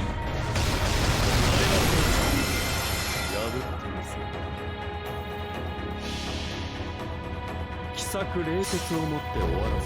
pretty much hate everything though about streaming hard content because first off, it's just harder to concentrate. It's like you're gonna overlook things you wouldn't otherwise overlook, and you know, it's a lot easier to just take your time and like map through things and come up with plans and stuff when you can just focus on it. And it's like, it's doubly annoying. Like, first off, you have to deal with people saying stupid shit that makes no sense and doesn't help and is just like obnoxious and subjectively wrong and crap like that. And then also you're gonna have people spoil things. And I have to stress this, I would rather struggle on something for an hour and then figure it out myself than struggle on it for 5 minutes because someone else told me how to do it, right? Like, even if it means I overlook something, the satisfaction of figuring something out for yourself is just so much greater. Right, and like it takes away from an accomplishment, right? If someone blurts out like a really good way to beat a boss or like a gimmick I'm missing or a unit that would be very helpful, if they just blurt it out, that takes away from the accomplishment of me figuring it out myself, and I don't want that. So it's like between the peanut gallery and that, it's just like fuck this nonsense. I'm not 100% sure Bedivere can NP because he never got an art card like that entire time. Fuck. Yeah, he's short. I noticed that as I was playing through it, we never got any Bedivere art card. That's not good. I could see yes, but I guess it's pretty sad. That sucks. Yeah, it doesn't matter what turn it happens on, because even when you double NP, Bedivere is allowed to use an art card, so Bedivere just has to get an art card. But here, I can actually make the RNG better, and this probably would have worked if I had done this. The art cards do the job, and then I can give him NP gain or NP battery on a quick card. So if he gets either one of those cards throughout those various turns, he should be set.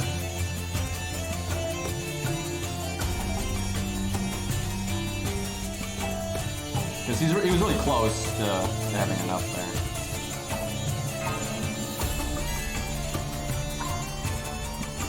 It does suck though. I really do enjoy like Lost Belt 5. Streaming Lost Belt 5 2 was one of my favorite streaming experiences ever. It was really, really fun.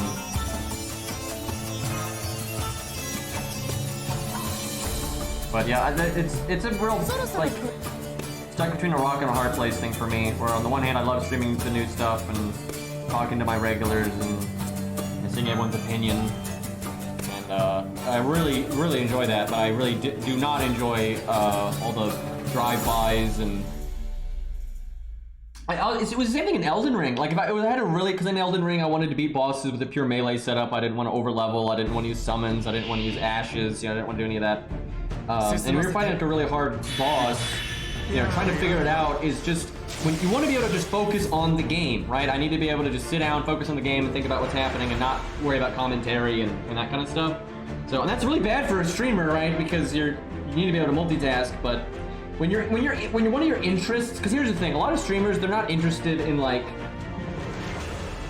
they don't mind if they're streaming suboptimally in terms of their gameplay. They're okay if their gameplay suffers for the sake of the stream, because you're streaming, that's the point. And I feel the same way most of the time.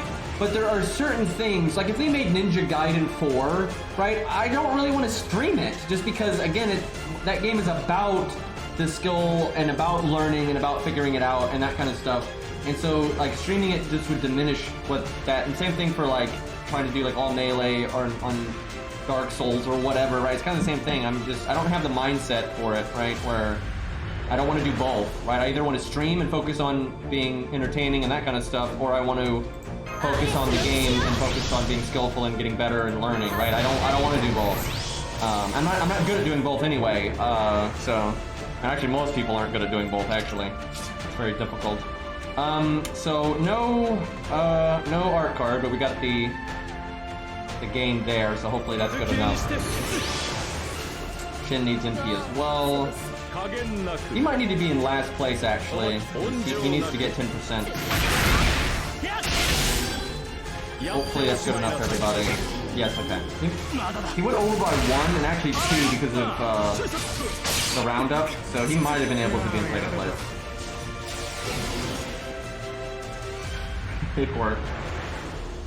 I was just talking about like how when new content comes out for FGO, it's on the one hand I don't like streaming it because I don't like things being spoiled, I don't like backseating, I don't like peanut gallery nonsense, I don't like being distracted if I'm trying to like do hard content. But on the other hand, I also like streaming it because it's, you know, fun talking to my regulars and seeing everyone's opinions about things and experiencing it together, right? I really enjoyed that, so that kind of duality is I have no idea what to do about, and when 6.5 comes out, I legitimately don't know what I'm going to do because, yeah, I just feel like I'm stuck between a rock and a hard place. I don't think I'm going to be happy with either answer completely, so I have to just figure out which one I like the best.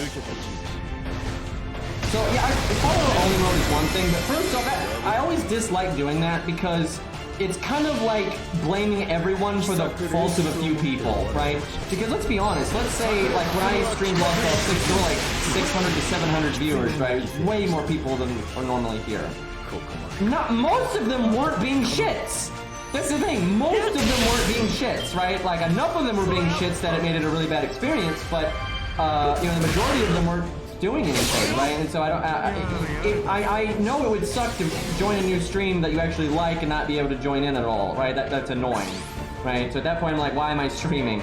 So I never really liked follower-only mode or sub-only mode. I'm not really a fan of that kind of stuff. Also, it wouldn't fix the core issue of like me being distracted and when I'm trying to do hard content and stuff like that. It's just, that's not gonna fix that, so. Okay, I think we have enough MP this time. Because, yeah, we still have shit going. So we just barely got it there.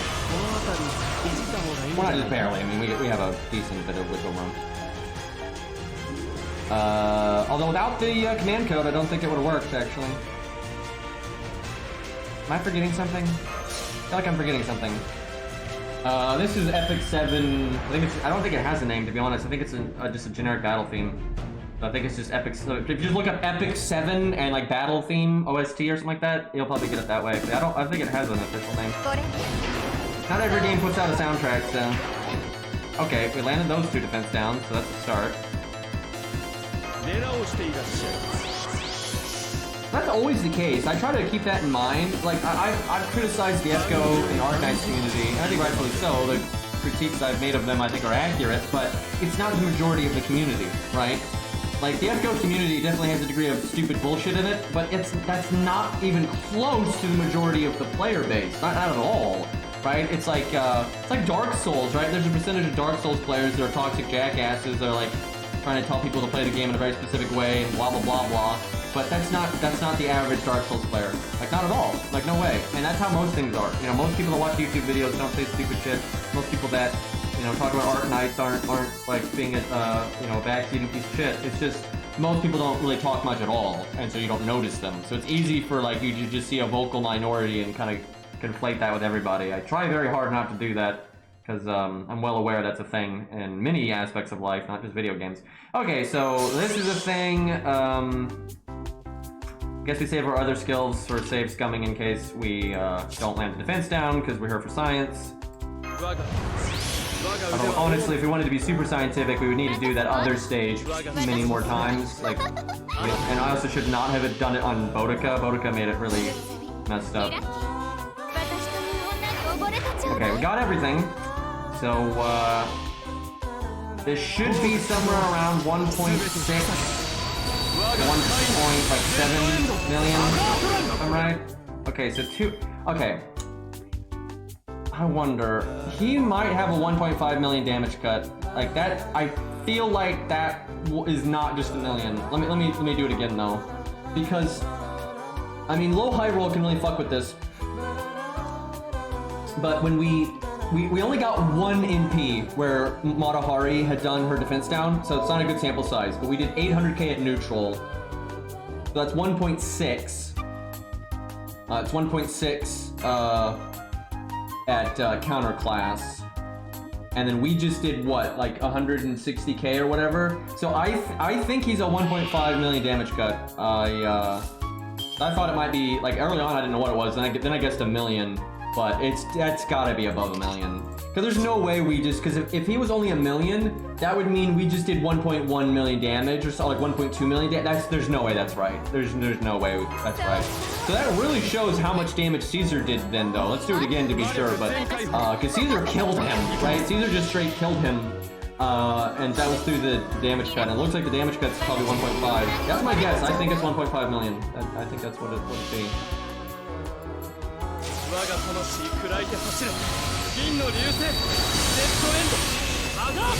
That one was a good bit more though right there, but that still is pretty much in line with what I was saying. Oh, did he remove Waver's debuff?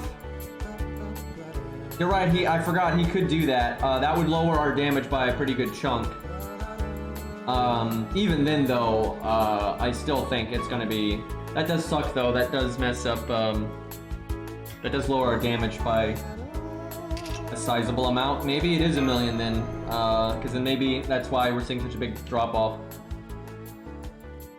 Fuck. That's annoying. Really, it's really hard to test this because he does remove debuffs, and then we did Boudica on the other one, which he had magic resist. Oh, and he has magic resist too, so.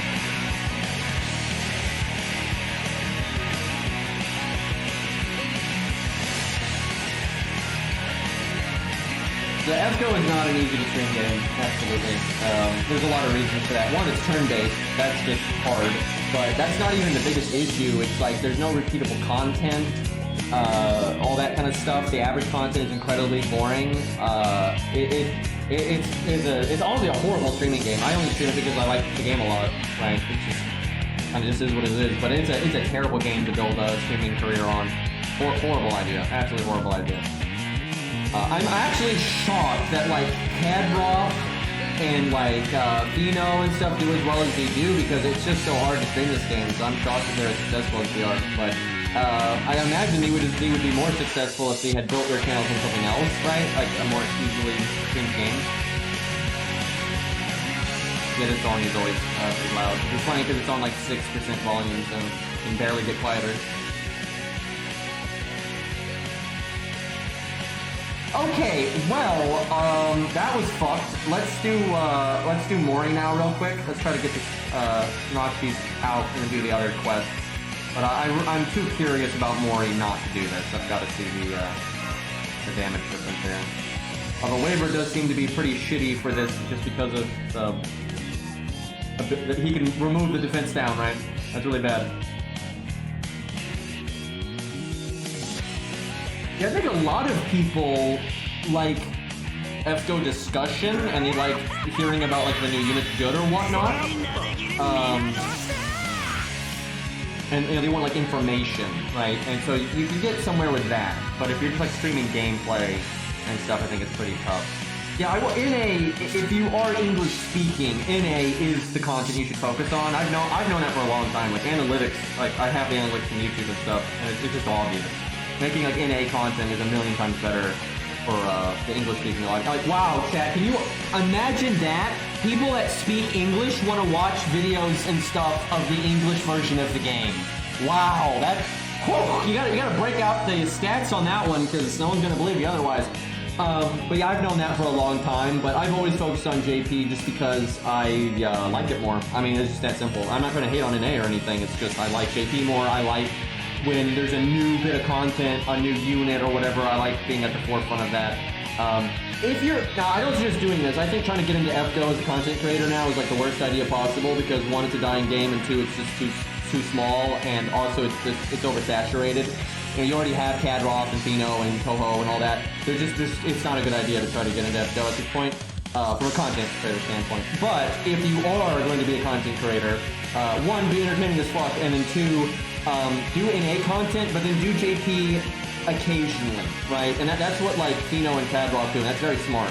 Because what they can do is make content mostly for what players care about, the NA version, but then when there's a spicy new unit or whatever, you can at least jump over there and talk about it and show it off and stuff. You know, you don't play like JP all the time, it's not your main focus, but when like something like Castoria comes out or whatever, and people are really interested in it, you have some kind of an account to go over there, right? And that's what they do. They don't play JP like all the time, but they have a good enough account on JP that they're not like flailing around hopelessly, right? And that's the smart way to go about it. But yeah, FGO, not good for content creation. Don't do it. You'll save yourself a lot of trouble if you don't. Okay, let's see here. And honestly, I am just lucky as fuck because I started making FGO content before FGO even existed in NA, so I got a bit of a user base in advance. That's really the only reason I got anywhere. Like, kind of lucked out. Ooh, if he had chance to skill there, we would have been screwed. Okay. What do I need to do? I don't think I got enough NP gain. Oh my god, this is so annoying. I don't think I can fix that either. You just have to get art cards. It's like that simple. Like, Mori I can do something about because I can give him the command codes, but Shin, you just have to get an art card. Now, he has 3 of them, so that's not actually that unlikely, but every once in a while you just get fucked over. Alright, we'll give Mori goods here. Boy, I'm actually so curious about this. I'm hoping my boy Mori wins, but, because I've grailed him and all that, but he might not. Like he's pretty far behind. Like it's not just the upgraded NP and all that. It's the fact that berserkers don't do as much damage as a proper counter class. That ends up being. Why did I do it that way? Well, I guess what I can do. Okay, this will give Mori 3 cards that theoretically have pretty good NP gain on it, so this should be all right for him. But yeah, Chin is the problem at this point. I wonder if I gave Chin one of these, if that would be enough on a quick card. I doubt it. I could give Chin the Merlin one, and then Chin would have 4 cards that would give him enough NP gain, I think. Although, actually, if no one else gets an art card, I don't think so. Like, if he just has an art card in 3rd place and nothing else, I don't think that would do it.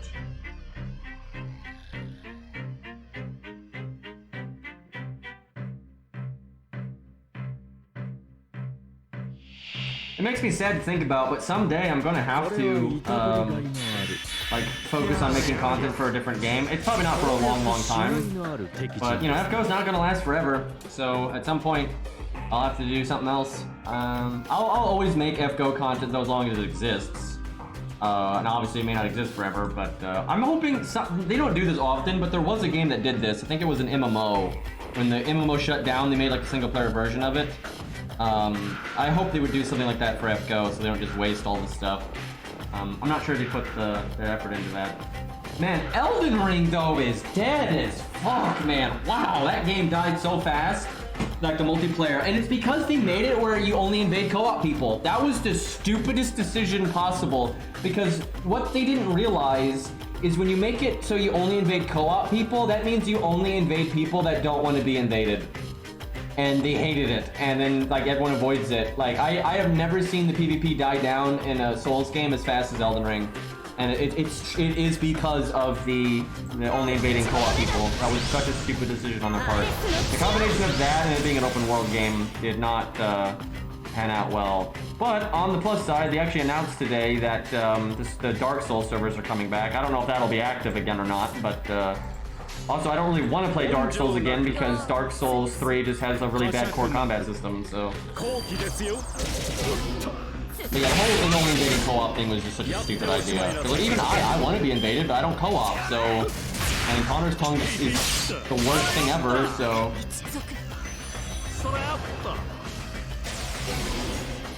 Yeah, I don't... That had a lot of, like, effects on the game that I don't think they predicted. Okay, so Chen has enough this time.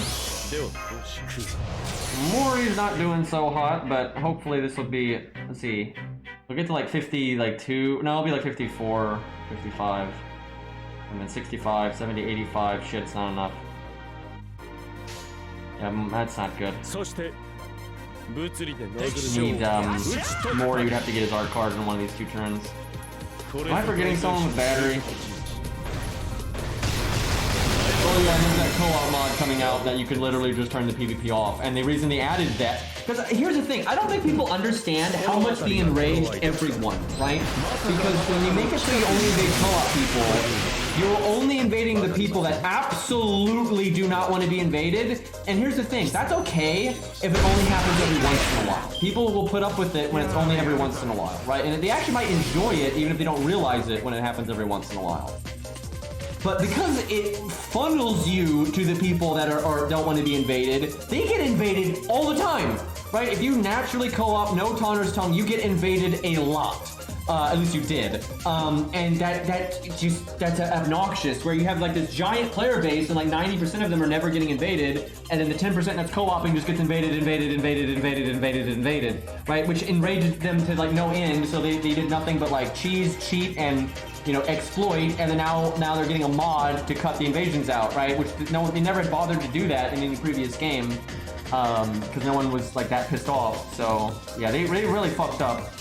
So Mori don't have his goddamn NP. Shit. I have it next turn. Do the buffs last? No, they don't. Yeah, Pin's buffs wear off. Damn it, man.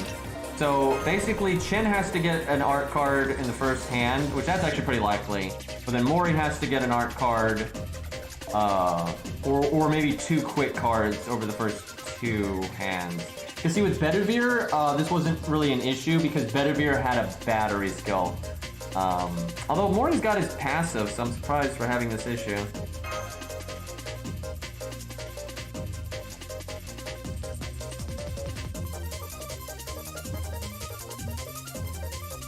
I don't really like that co-op mod though, and honestly, I don't think Elden Ring is a good co-op game. Just fundamentally, I wouldn't want to play Elden Ring co-op, at least if I didn't have, especially if I didn't have invasions. Like me and my brother played it, me and Kyra played it co-op, but we're literally doing it to be invaded while doing PvE. Because if you have a red working with the mobs, then it's still interesting.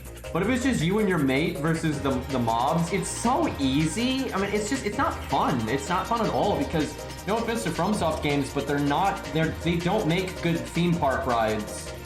Like at all. What makes the games fun is the interactive element and the challenge and like the threat of the world and everything. Co-op removes that entirely, and so it's boring. I mean, it's literally boring. I think I found Dark Souls 1, Dark Souls 2, Dark Souls 3, and Elden Ring. I find every single one of those in co-op completely boring. Like just, unless there's PvP going on, then it's actually really fun, but without it, it's just shit. Like if I wanted to, I like playing co-op with my friends, but I will play almost any other game than those games because they're just bad in co-op. Like they're just that simple. They're bad in co-op. I can play a lot of different games with my friends that are going to be a lot more entertaining than Souls is.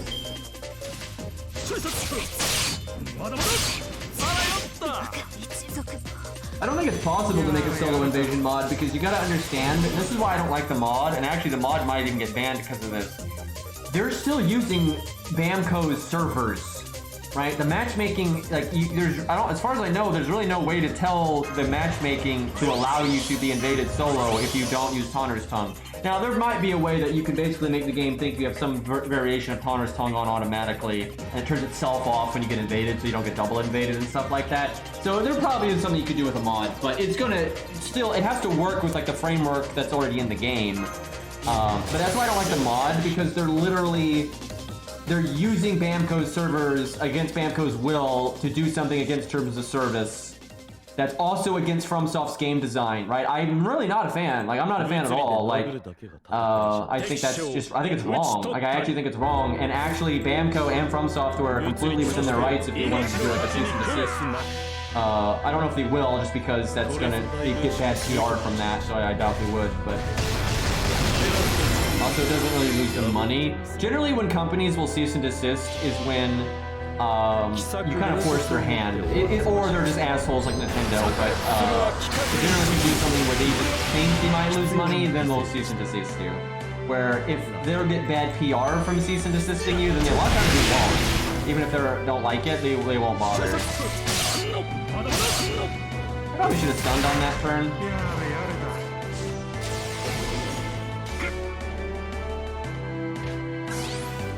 Yeah, Elden Ring has the potential to be the best in the series because the core combat mechanics are just so much better, but it's not because there's just a million problems with it. Like, matchmaking's fucked up, the invasions only being co-op is fucked up, balance is incredibly bad, right, stuff like that. Alright, here we go, chat. I think we did everything right this time. We have Waver's defense down. So, I think we didn't have it for Bedivere, so we're a little advantaged on that.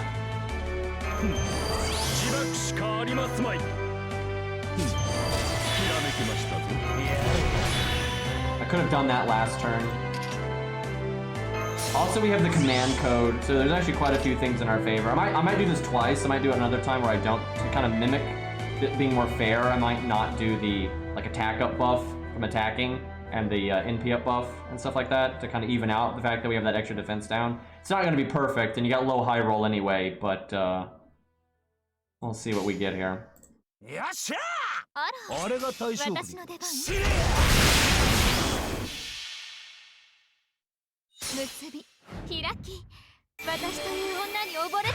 she got that defense down.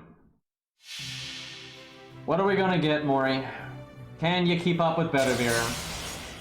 Oh yeah, he's got piercing vulnerability. Doesn't really matter here, but he's not in this context. And he's beating the damage cut, so that's a lot of damage we're doing, regardless. Alright, how much do we do? 177. That is less. And not only is it less, I'm pretty sure we just straight up had more buffs because we had the defense down from waiver and we had the command code. So, boy, that shows how much of a difference some of those things make. Because Mori is level 100 and Bedivere is level 70. That's a 30 level difference. That's quite a bit. And then Mori's also 2k foed. Bedivere's 1k foed. That's roughly a 10 level difference. So you're looking at like a 40 level difference. You have the exact same supports and everything. Yeah, you got the low high roll and stuff, and that can definitely matter. Like, they may be closer to tying than it looks like. But Bedivere at level 70 ends up doing about the same damage, if not slightly more, depending. And that's just because he's got 2.0 multiplier instead of 1.5. He's got the upgraded NP instead of the unupgraded one. He's got the Buster up built into the NP and all that kind of stuff. So damn, yeah, that's feels bad. That just shows how much it can like matter to have a unit that's like optimal for whatever you're doing, like doing a big NP. It's just like having an upgraded NP and all that, and good buffs. It makes a big difference. Alright, let's check out the other ones real quick. They're probably going to be a joke because they're lower level, but I don't know, 45 might be enough of a shtick. Okay, we got crabs. I wonder if they're going to do the summer crab essentially again. See, something about 6.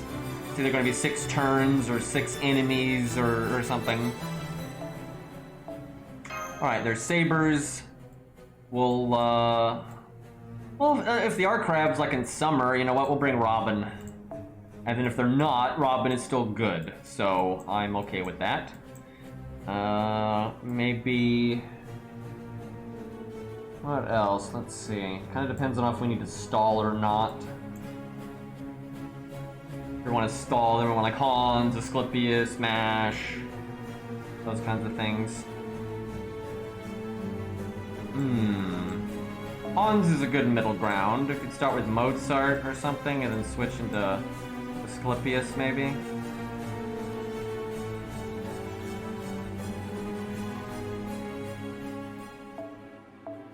I'm not going to do Black Grail because it's unlikely we're fighting an enemy where we're needing to damage stack like that. You know, we didn't do a single art team. We did Quick and Buster, but we didn't do art. I could do Lancelot, I guess.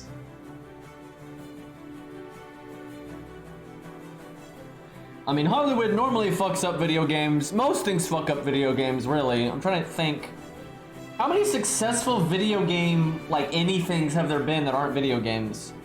Like, there was the Castlevania anime, or just cartoon, or whatever. That did rather well, I think. And I'm pretty sure, I'm not 100, I think the Castlevania, I'm not a Castlevania fan. Like, I know of them and I played them, but I'm not really a huge Castlevania fan. Was the fans of Castlevania happy with that? I honestly don't know. I know the show did well, but I don't know actually how it did amongst the fans of the thing. Yeah, Sonic did fine, but that was because they kind of turned that ship around. Oh yeah, Arcane, yeah, that was a big one. I know Arcane did well. But that's not a lot. I mean, that's like 3 or 4 things. I can think of a hell of a lot that did not do so good. Wait, Bayonetta has a movie? I had no idea about that one. Fans of Castlevania loved it? Okay, well that's good. Yeah, honestly, I had no idea how the fans felt about it. Yeah, I actually watched that pretty recently, and I enjoyed it. It's not like my favorite show I've ever seen or anything, but it was pretty solid. The pacing felt a little all over the place sometimes, though. Like, I felt like sometimes all of a sudden the plot would just accelerate, and they were just going Papega mode, and then every once in a while then it would just be like, but like, it really would just like speed up like crazy out of nowhere sometimes. Like, what the fuck?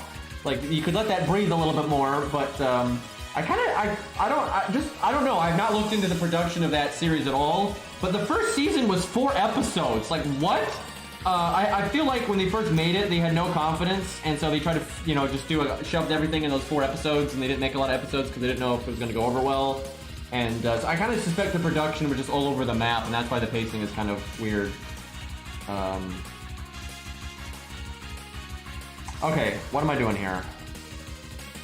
I wouldn't mind Mozart being able to just... You know what, chat? I'm going to be a little cheeky here. Because technically I could do this if I just got Mozart's skill, his passive max. I'm just going to MLB K-scope real quick, guys. Guys, it's totally budget friendly. Everybody's got one of these, right? Actually, I do have his passive. It's just not leveled up. But, yeah, I don't want to have to worry about his NP gain. I want him to be able to NP. Okay, we'll go with Asclepius. And then maybe another Archer. Mozart solo. Oh yeah, Devil May Cry did have an anime way back in the day, and off memory, it was like good, but not exceptional. It was kind of just good, right? It was like good enough. And it's old, right? So it was, I mean, really, really old, so they kind of out-of-date animation and all that. But honestly, a lot of recent animation's been pretty dog shit in terms of like frame rate and smoothness and stuff. Like, man, I watched bits of Gundam 0083 the other day. That thing is so ahead of its time in terms of animation quality. It's shocking how good some of the animation is in that. And that was a pretty random Gundam side anime. And it's got like some incredible hand animation. Not even computer animation at that point. What would be good at the end here? I mean, they're all sabers. It's always David. Although, if this is like the Summer Crabs, then David would not be a good idea. I could slap Covering Fire on somebody, though. That's kind of desperate. It's gonna put it on anyone, it should be Robin Hood at that point. Really, I just need to hope that this is not like the Summer Crabs, because this will not... Alright, you know what I'm gonna do. It's like Covering Fire. It's good on David. It's actually meta here, kind of, anyway. If I can find it, what the hell? Alright, there it is. I thought I had leveled it more than that.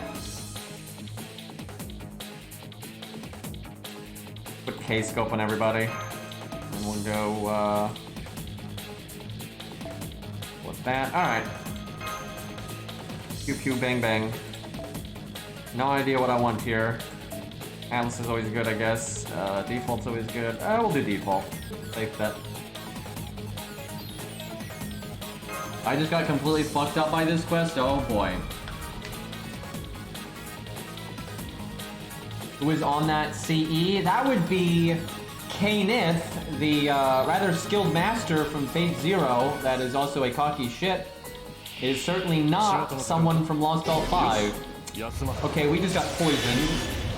So Asclepius would be going in the front row. They just stunned themselves, or two of them stunned themselves. What?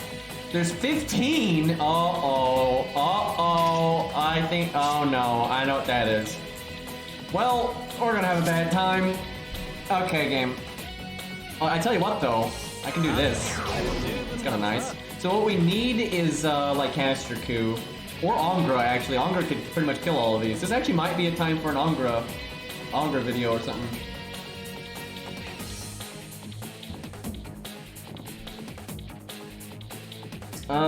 Well, I guess...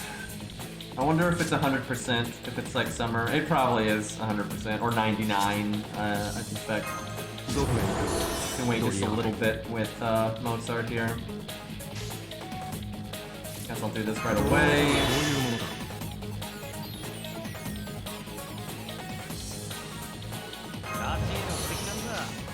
It looks like the smaller ones, though, don't have the resistance. It's just the two big boys that do. So my assumption there, although I kind of want to attack this one because I can put more dots on it. Fuck it, I'm doing it. I could probably kill the 14k one, but I don't have an AoE NP anyway. Oh wow, wait, what?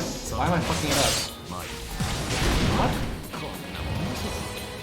You just try to do something. Oh! Oh! Oh! I don't know why they have damage resistance, to be honest. But, this is like reverse... This is like reverse Summer Crabs, which I think is what they're doing on purpose. Okay, well... Time to go back to the drawing board on that one. I don't know what's going on with their, why they even show a damage resist shield. So you still could fuck them up with dots though, like you could, but you'd want to be AoE. So I think you need to, whoever attacks is going to die. Unless maybe you have Asclepius. But those look like protected debuffs, so I don't think debuff immunity would prevent that from killing you. So you would need guts, which I guess still works for a Asclepius. So, okay. So Arash good because Arash dies anyway, so, like, fuck your dots. So that's a really useful one. But there's more, you can see there were more crabs in the back. There were like 15, so... And there's some kind of damage resist. And it didn't kick in though, because the icon pops up, so I wonder if it's like crit resist and NP resist, like Guadia. Oh god, that would actually make what I'm doing really bad right now. That's probably what it is, actually. Okay, they're getting tricky with us here.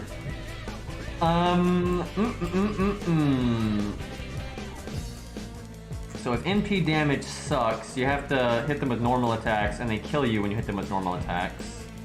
That's awfully mean of them. Honestly, Angra is pretty legit here, because Angra doesn't count. You know what? We're just gonna do an Angra setup. I think I could beat this by just throwing out enough AoE NPs and have survivability from like Asclepius and stuff. But honestly, this is a pretty good time for Angra. Unfortunately, I haven't done Angra's buff quest, even though he's spawned 10, because I just like keeping the stage around for content. So I don't have his self-guts, which is a pretty big nerf. Especially here, with the way the stage works. But, he has NP5, though. Yeah, that really sucks I don't have that, because that guts stacks, so you could do Asclepius's guts on top of it and things like that. Very, very good.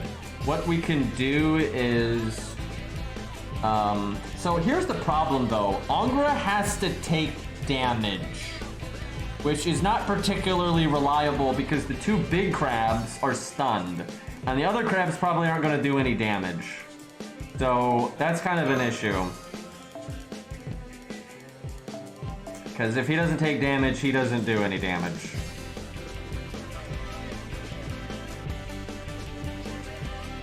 Alright, we'll go... I guess Asclepius at the start is still fine, although that guts doesn't stack either, so... Where is the good doctor? Is he already on the team or something? Nope. There he is. Best snake guy, by the way.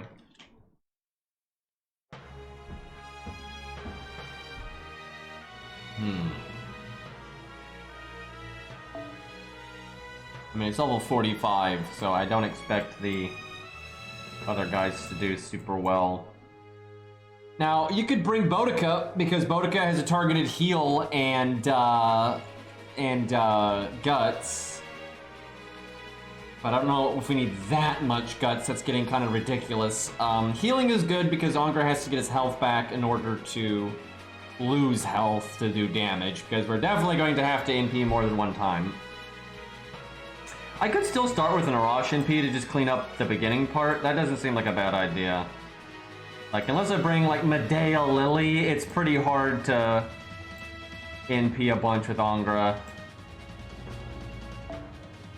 I could do that. Maybe even not have him on the front. We need Qingong at some point, which is ridiculous, but it just is what it is, because if we don't have Qingong, how the hell is Angra gonna get attacked? Because they're not AoE.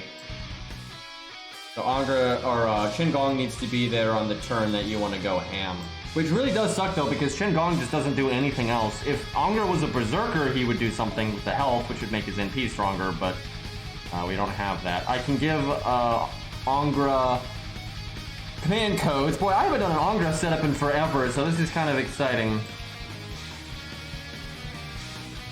So I expect, I may be wrong, but I expect Arash to only kill 4, and the 2 stunned ones nothing will happen.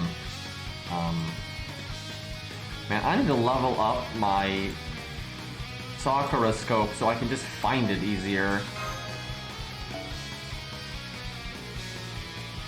Don't need Qingong to really do anything. I mean, his NP could kill 4 crabs as well at some point, I suppose, but it doesn't seem like I need it.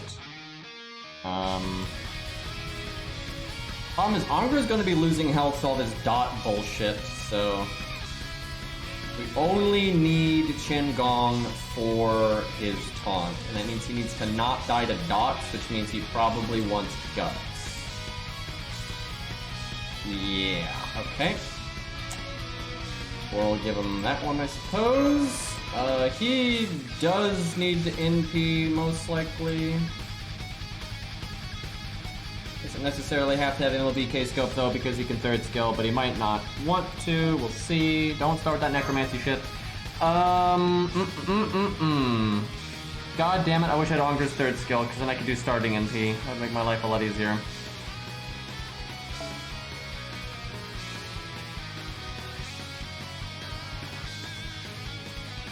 Don't know how we're gonna get enough healing for Angra. Alright, let me give him heal boost and heal real fast.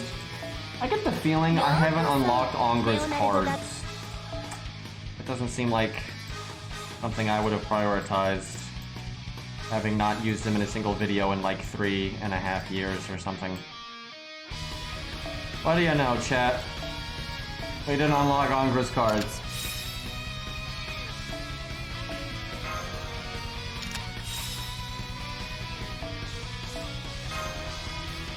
Alright, we'll give him the baby heal one here, and then we'll give him the big heal and the heal boost. Shame my Angra's not grailed, because he is in P5. But our total health is kind of limited. I could do Holy King, I suppose.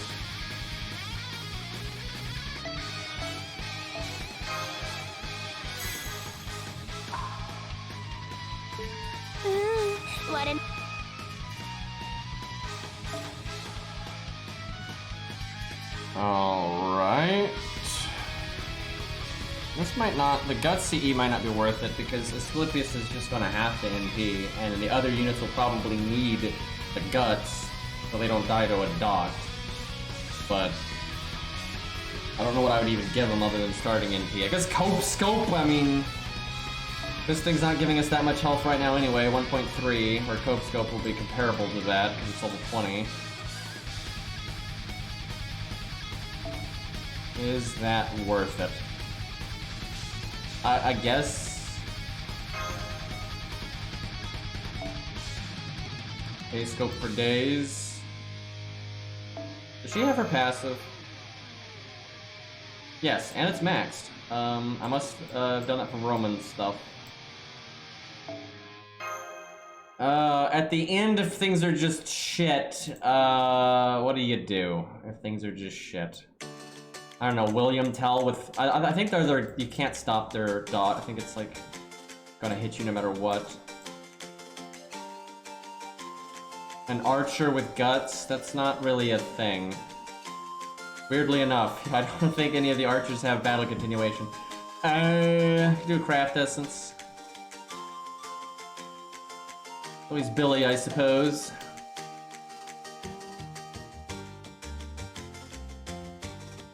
Alright, I think we're ready. This is a pretty crappy team. I really think if I wanted to do this legit, I would just use a lot of AoE units like a Rosh,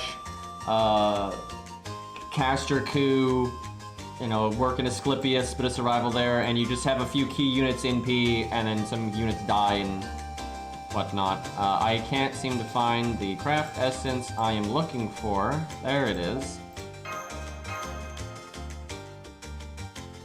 I guess we have to do the heal.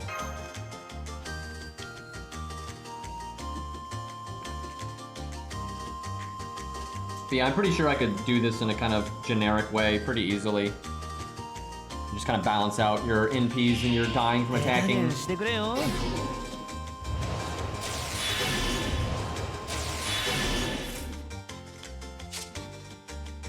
I wonder how much damage this does though, because it actually might do enough that you need to remove it immediately.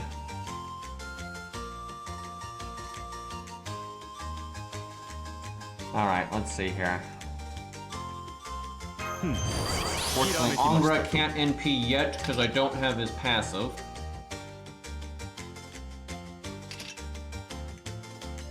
I don't want to taunt him yet, obviously.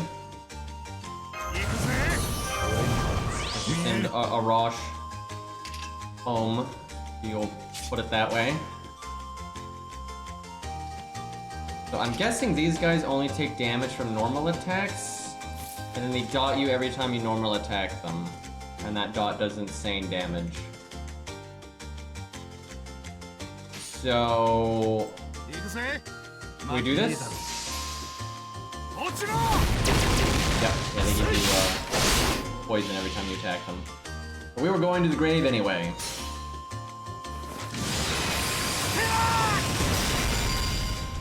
Yeah, they used to release low star servants pretty regularly, but they haven't done it in quite some time. Wow, we didn't actually kill that one archer.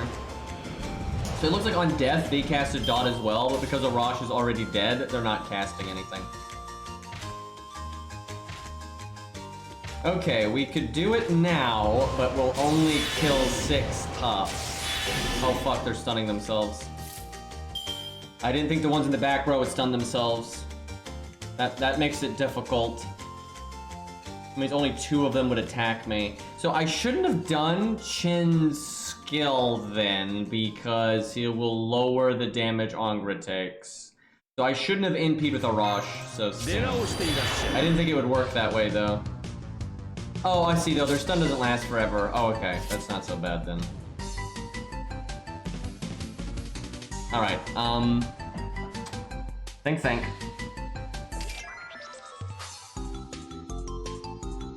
I need health to lose health.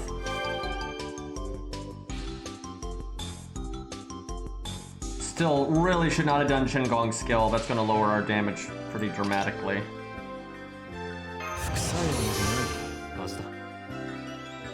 So, these ones don't apply a dot when you hit them, but hitting them doesn't really do anything.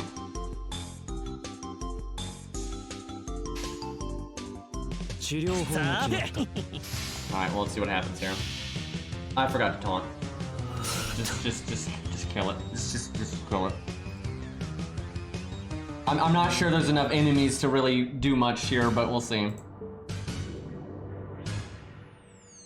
Also, whenever they add like the 1-star bronzes, they're designed to be so niche that you just don't use them. And they do that on purpose because they know not everyone's gonna get them.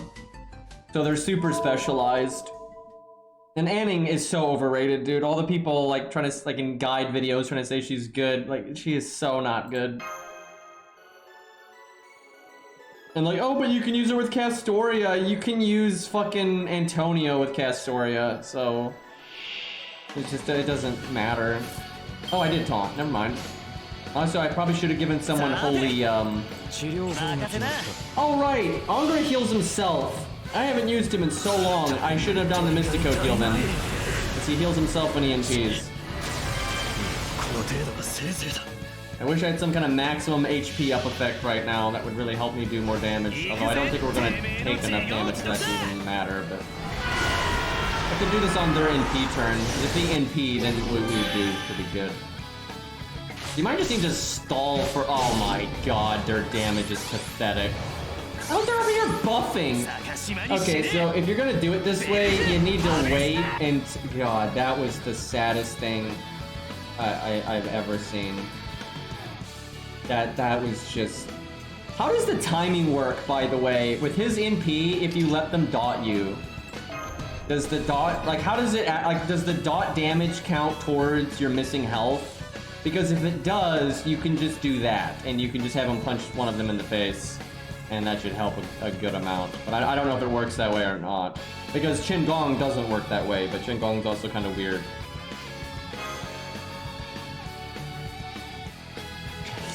Oh god, you hit 6 targets and you do that little damage. It's pretty scary.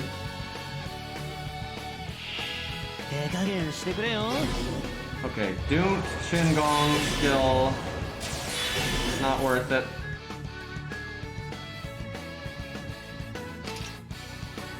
The thing is, we need the battery on Qin. Well, no, we don't. No, we don't. What am I talking about? We might not need Qingong here at all, actually. Because, I don't think taunt's gonna really matter.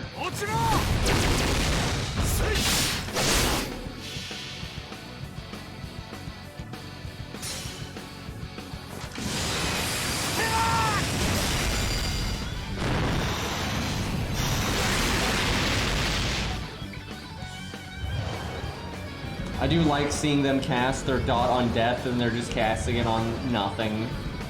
Rather entertaining. I guess I could have busted up Orochi there, but it doesn't really matter.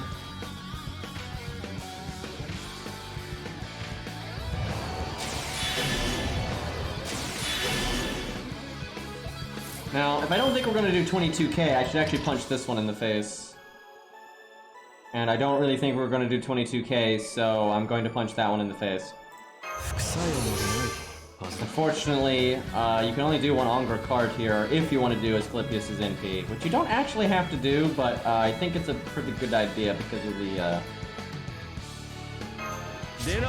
dot. I didn't see how much damage it did last time, but it was pretty damn high, so... Although, I don't know, one dot might not be enough. Huh. Can always evade. No, let's just test it. Let's see what happens.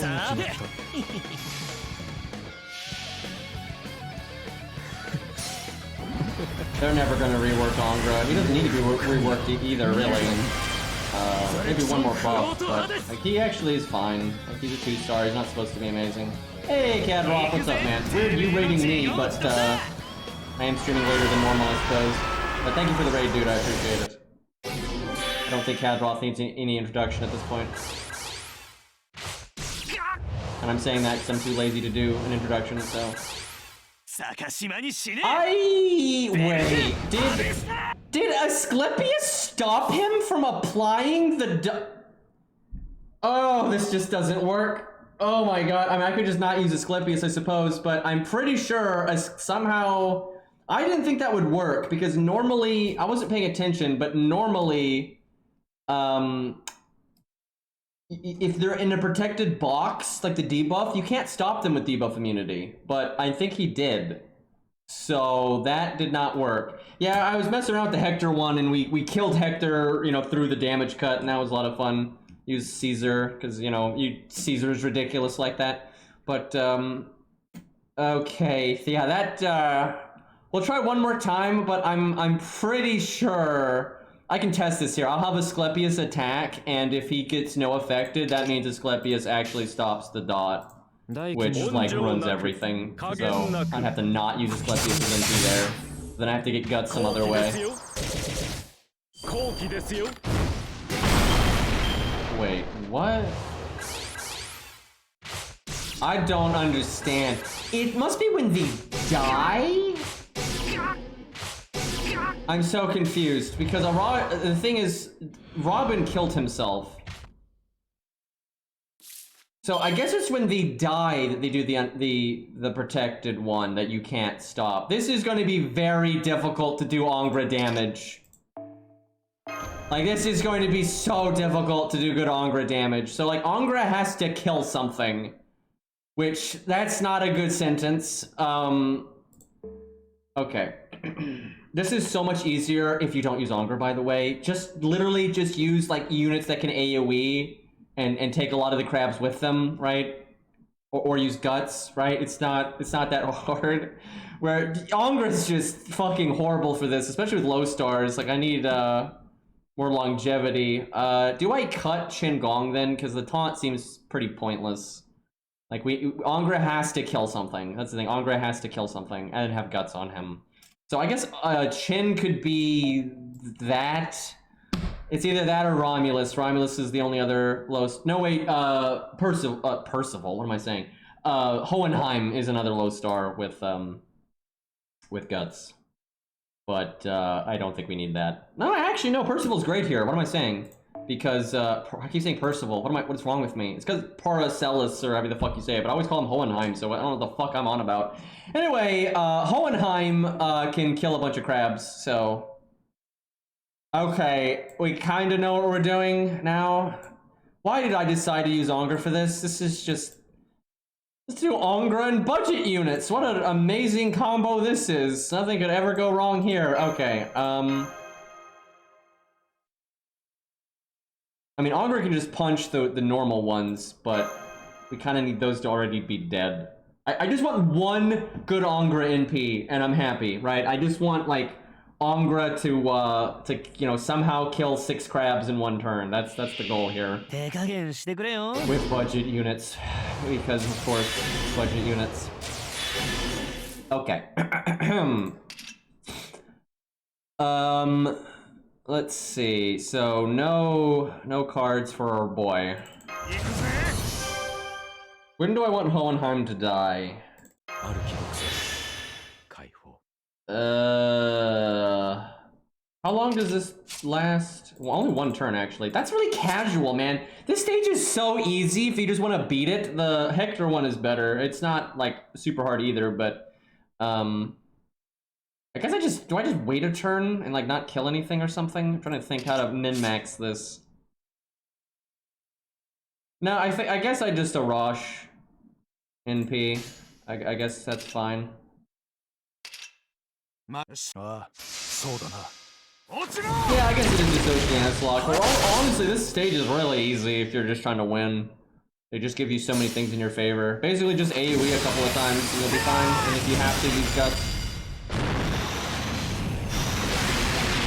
But I think especially the early ones, they want it to be more about figuring it out in the first place, not actually executing, which is fine. Like, that's fine.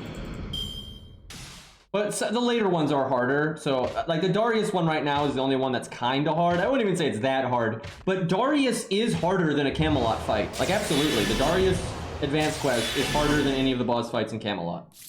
So that makes me think the Babylonia one and beyond will actually be like worth a damn.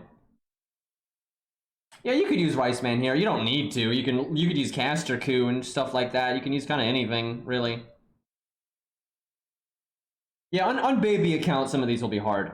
This one, I could see this being hard on a baby account. We'll find out. We'll do it on our Bazette account eventually. And we'll do it as soon as we beat Oceanus and all that. And, yeah, I can see that being hard. Because if you just beat Oceanus, you're probably not going to have a lot of AoE stuff anyway. And you can't summon a support or any of that. So, it could be pretty legit. Crabs are demonic, that's true, but you don't need the demonic bonus. They have 17,000 health. So, like, who cares? That's why, like, just using Caster Coup or, you know, whoever the fuck is fine. Alright, so I want Angra to punch a bitch in the face, but not... He has to be able to kill. The turn he NPs, he has to be able to kill something, otherwise he's not going to do any damage. That's the shtick. So...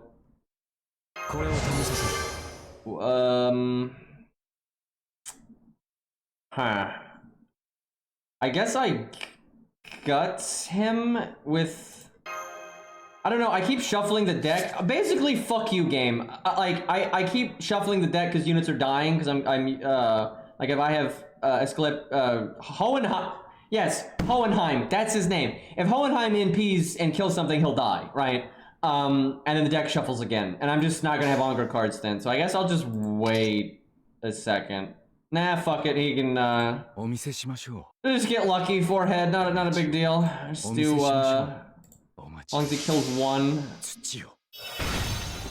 Imagine, I should have done Ardep. Why did I not do Ardep? I'm not paying attention to what I'm doing right now. But yeah, his damage is crap, so he's gonna need the Ardep. Yeah, he didn't kill. Okay, well, no, he killed 1. And it partially no affected. Why did it and I didn't cast Guts. What? Okay, so they do 10,000 each, but I have to reset. I don't really do this, but I could not have misplayed that any harder. I honestly don't know what I was doing there. I don't want to redo the whole stage, so... Slight cheating.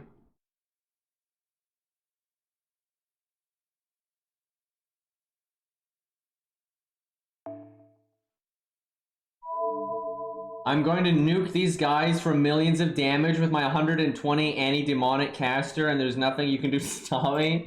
I mean, you might as well for the lulz, but there's not much reason to do it. Okay, let's see if Hohenheim can take some of these to the grave. I mean, at this point, we're not even doing an Angra setup because we're killing so many of the crabs this way, but there's no way to really do this with Angra in a reasonable fashion with only budget units. I mean, you could, but it's just going to involve, you know, doing AoE with like Qin Gong or Arash or whatever. I love how Arash is like, I've already killed myself, so your dots don't do anything. 348 health though, how about that? Well, that does make it easy for Angra to get a kill.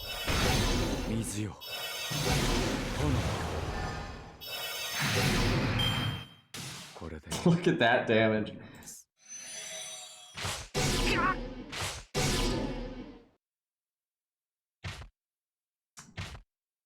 Okay, Chin is so pointless here, I should have switched him out. I can probably do some damage here. Let's see. So Angra can heal himself, that's probably good enough. Only killing one, it'll do 10,000 damage. Okay. Hopefully dots actually work for this, otherwise this is going to be totally screwed up. I'm not going to need this heal, so I'll just throw it out. I don't think it'll matter though. Do I want Angra not to be attacked? He's going to be at pretty low HP. They do really crappy damage though.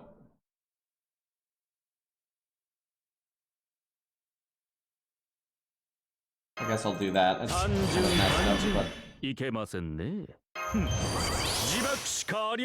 no reason to overcharge. I could get Angra to have 2 dots, I think.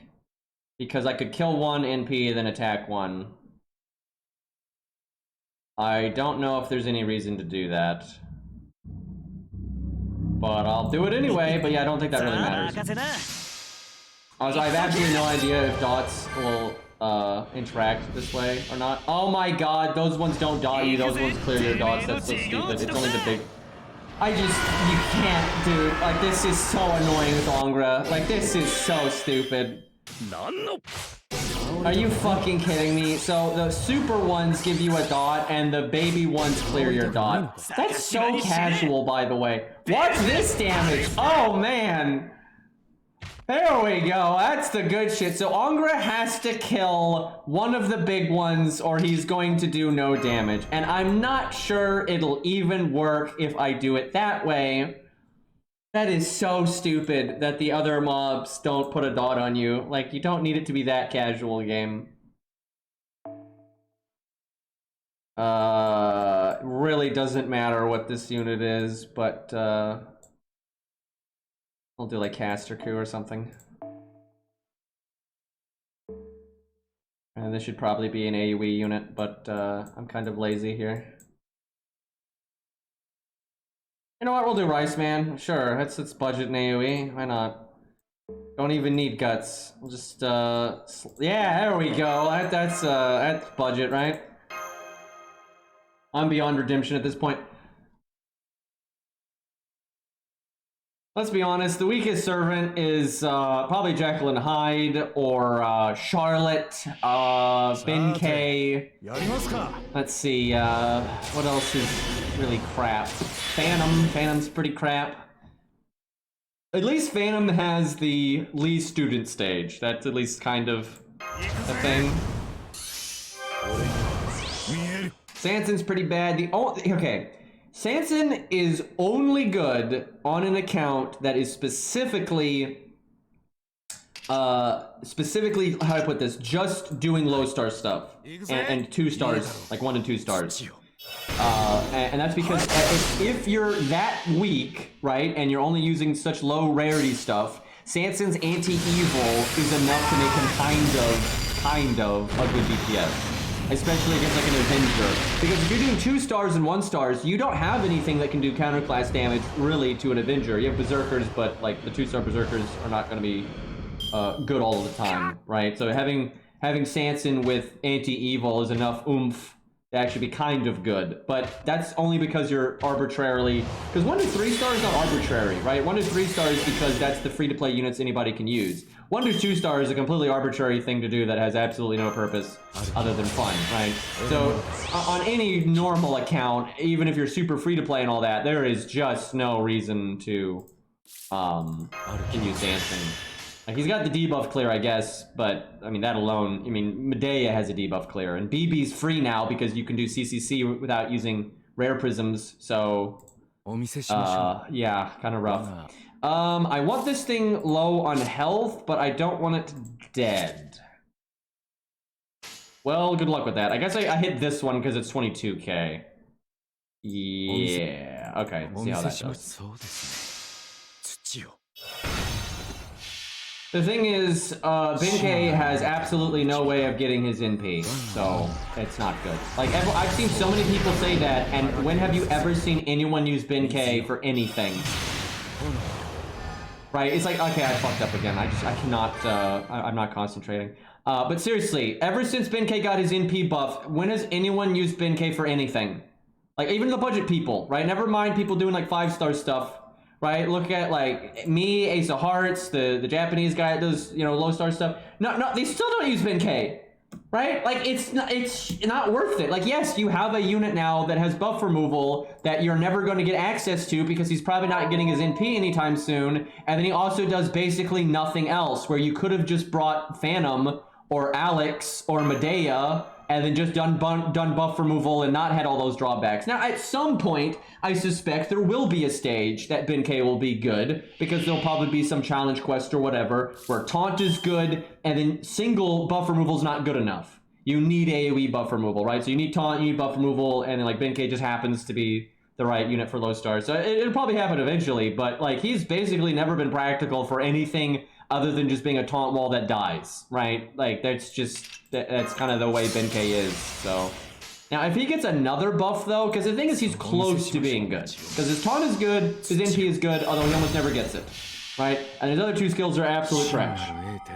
If he ever gets another buff or one of his other skills is good, and especially if it helps him get his NP, then he's actually going to be a force to be reckoned with, at least for low star stuff, because now you've just got a million things in your favor, and that's like really good. And taunts are always good. It's just there's better taunts. So, but yeah, Benkei's terrible. He's still an awful unit, even though he has like this tiny niche that like seems good on paper, but it just has never been practical. So yeah, Benkei sucks. Sanson sucks. Jekyll and Hyde suck. Though Jekyll and Hyde could be good someday if they like. It would need to be a fight where stun was incredibly good, which that could happen. That's already happened a few times. So you would need okay, this is what you need. You need a boss fight that's as difficult as Fluffy. That's a Rider. And then normal card damage is good. Right? And then Jekyll and Hyde might actually be okay. Because they gave Jekyll and Hyde that anti-Rider passive, which is actually really good for him. So if you're fighting a Rider boss that is as hard as Fluffy, or like a Fluffy equivalent, right? It's not like he's not like Fluffy gimmick-wise, but it's like a hard fight like Fluffy. And then the fight just encourages having stun, like the boss does something really nasty when it attacks, right? So stunning it so it can't attack for a turn is really helpful. If like then he's good, because he does have really high damage against Riders now. If you can set him up, he does have really good damage to Riders. But then you also need it to be normal card oriented, because you still have other good. You have 100 face for killing Riders, right? And she just NPs over and over and over and over again, right? But if you needed like burst damage and everything, you might be able to get a situation where Jekyll and Hyde's not a complete joke. Okay, I think no, we still can't do shit because they actually all died. Damn it, Hohenheim, you were too successful. I need one of these, because they have to die, and I don't have any faith in Angra doing 27k after NPing. Oh my god, Angra, you're making this so difficult, buddy. Work with me here.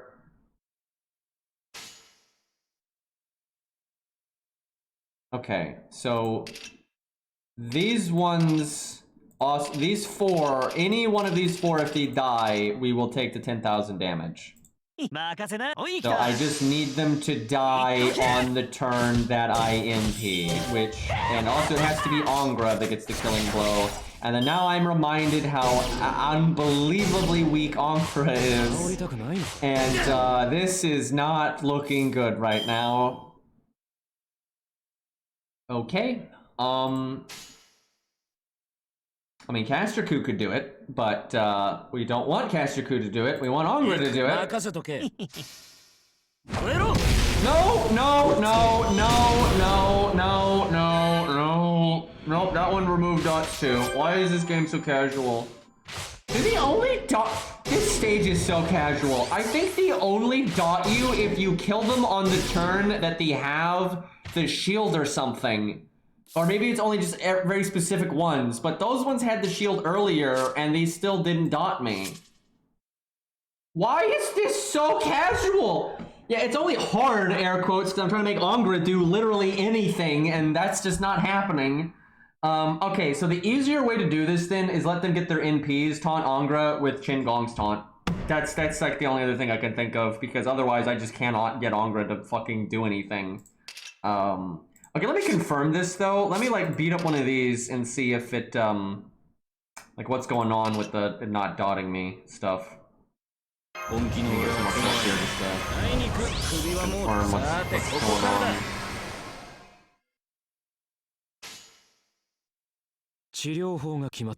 God, what a nightmare. So it's the shield. So basically you just ignore the shield. That's so boring. God damn it, game.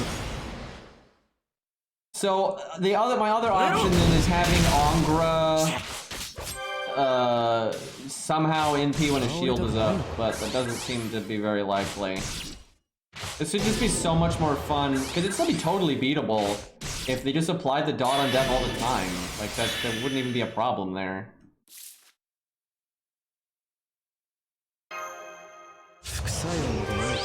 So yeah, Qin Gong is gonna be the only way that we can really do this. I mean, technically I could get lucky on this turn, but that's not likely. Guess I'll NP for shits and giggles. Yeah, even baby accounts can do it easily now. You just wait a second, and there you go. This is actually one of the easier ones, I think. I don't know, a baby account might just have a problem with the numbers of opponents that you're fighting. Wait, they're all just dead. Okay, whatever. That was the least Angra setup of all time. We'll try that one more time. I just want to kill crabs with Angra, chat. That's all I want to do here. And they make it very difficult. I could turn one, it's true. But then Angra's probably gonna die. I wanted Angra to live, right? Because then what's going to happen is you're going to Angra NP, and you kill 6 of them, maybe, and then you don't do anything after that point. Also, he'd have to actually get cards on turn 1. Okay, you know what? We'll try it that way real quick. We'll do that before we do Qin Gong. But yeah, if you got them to taunt in, you got taunt on Angra and they were NPing, that would probably do enough damage that you could do it the old-fashioned way. But yeah, now we just have to get an NP. I don't like this stage. The other ones are better. Like, this is too... It's like, it looks like it's fun and then it's just not. So, I'm not a fan. There's no... It's like, it's making it you think that there's a bunch of mechanics, but there's like no mechanics. Hey look, I got no Angra cards. Fucking love this game. And like, they can only kill you on turn 1. Yeah, it should last multiple turns or for. I'd be fine if it lasted forever. I don't think that's actually too hard, like for real. I wonder what the other stage is gonna be. The other stage I find really disappointing is Vertra's, because that one, once you figure it out, you can't lose really, and there's no replay value. And she is a what was she? What wasn't she Camelot? Wasn't she no, was she Babylonia? Oh god, yeah, I think she might have been a Babylonia tier 1, which is absurd, because she was so easy. Because right now, Darius is still the only one that's, like, kinda hard. The Hector one is close, but... Okay, we actually got a card this time. Let's see what our boy can do. So, you need him to not die to being attacked, so I guess I do this. And I don't actually need to do his NP. I could just do this. Although, let me look at who brings him back with more HP. I'm not sure this is actually going to work the way that I want it to, but...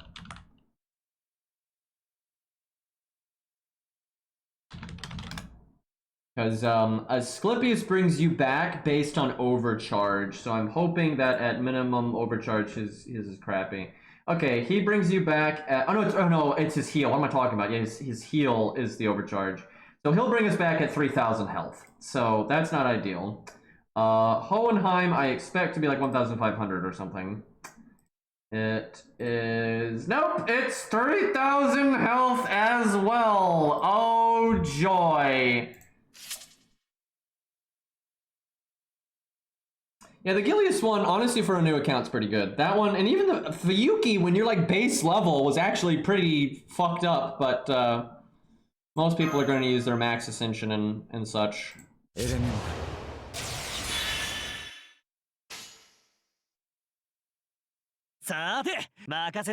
Alright, well, we can take 20,000 damage, but...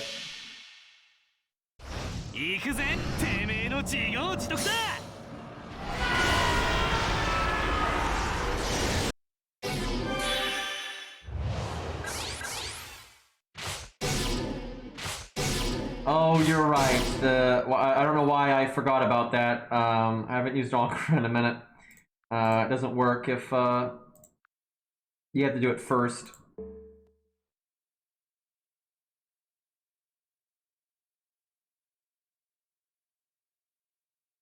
There actually, I always forget, this is absolutely a thing. Maybe they patched it since, but there was a way to get Angra not to stun himself. And I can never remember how you do that, because it's really weird. And I remember if you do that, his model, like, it bugs out because he doesn't have animations to support it.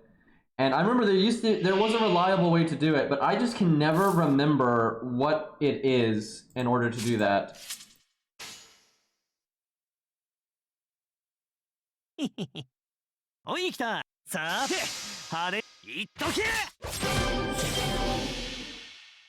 Because I know there's videos of it and shit, and he like, his model just kind of can't completely still and does nothing. I don't think it's the CE debuff immunity. It's something super fucking weird, but I cannot remember off the top of my head.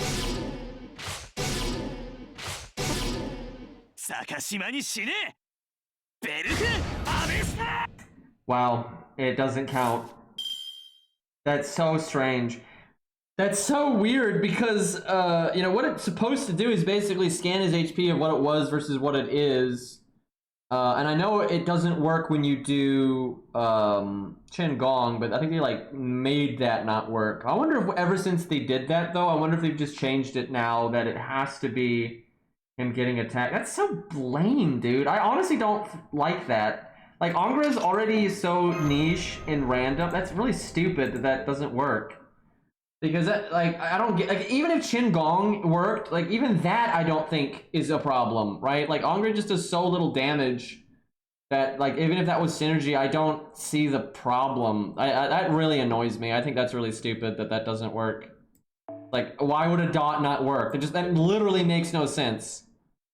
Like, both in how the NP's worded and what it does lore-wise and how it would work balance-wise, I don't get the point of them doing it like that. I think that's really stupid.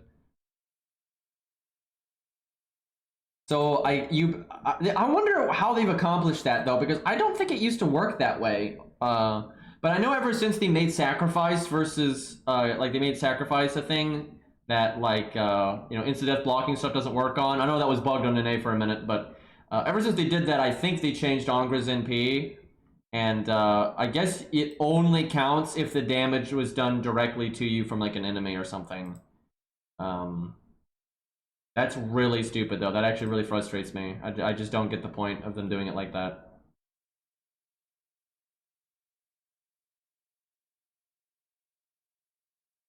I'm trying to see...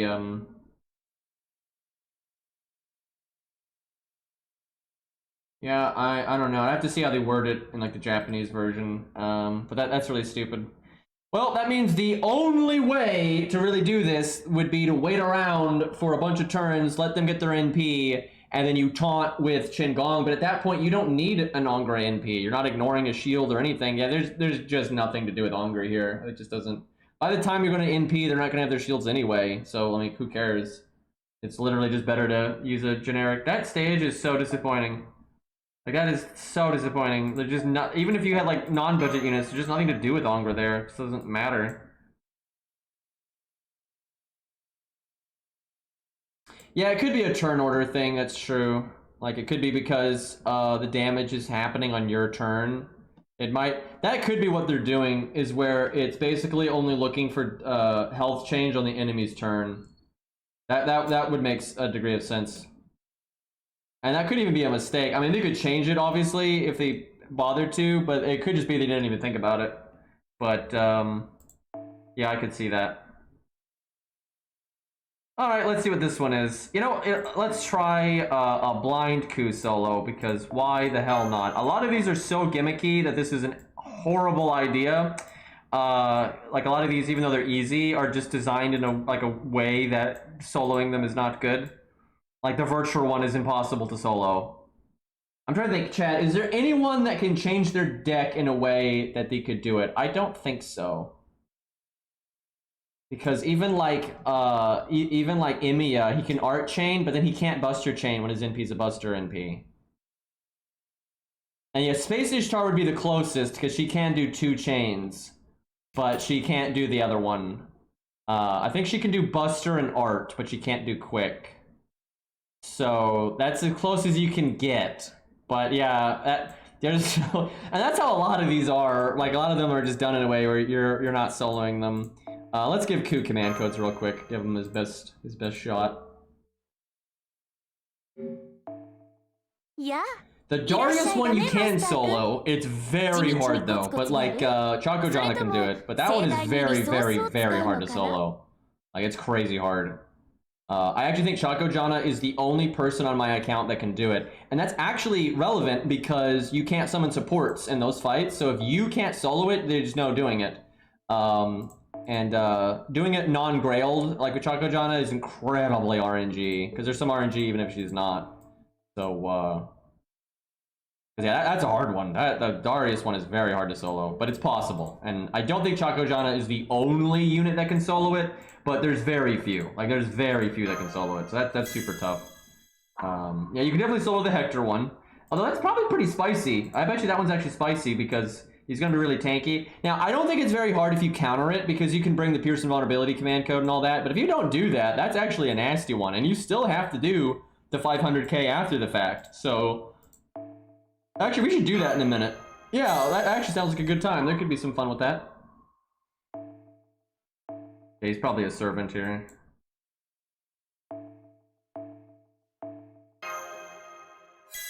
If you're at neutral, it's probably reasonable to do the Pierce Invulnerability at that point, but if you're a Saber, probably not.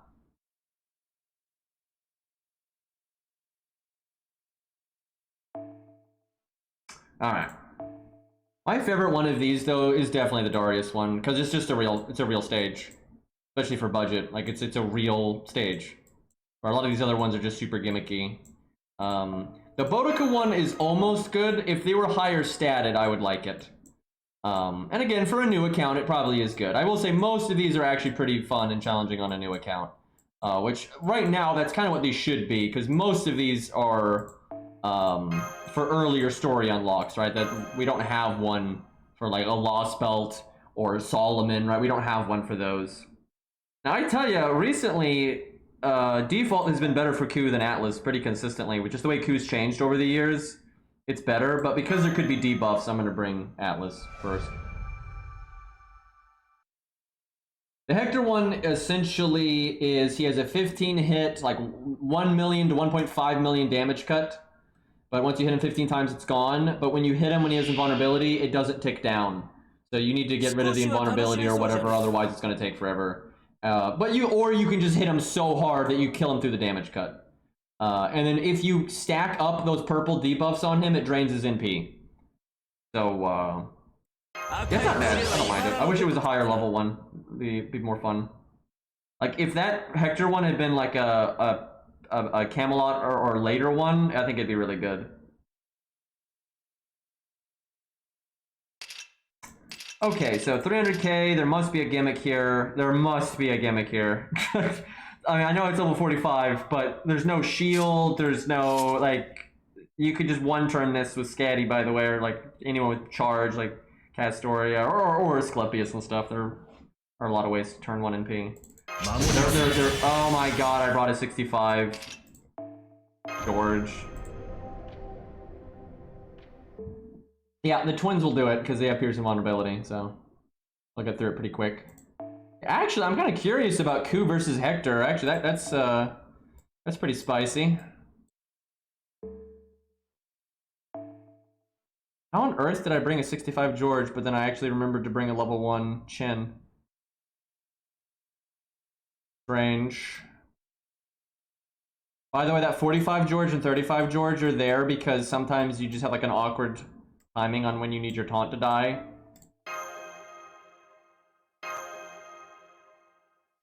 Yeah, this gimmick I'm confused because there's no gimmicks present at the start, which means I don't think anything would stop you from just turning them, and there's no reinforcements either. So if there's more bugs, he has to be alive to summon them or something like that. I guess I could kill one of the bugs, but we'll see what happens here. There's definitely something.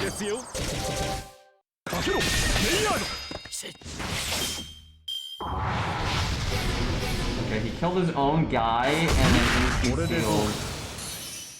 Interesting. It's not very extreme of a gimmick, at least thus far, and he does summon them again.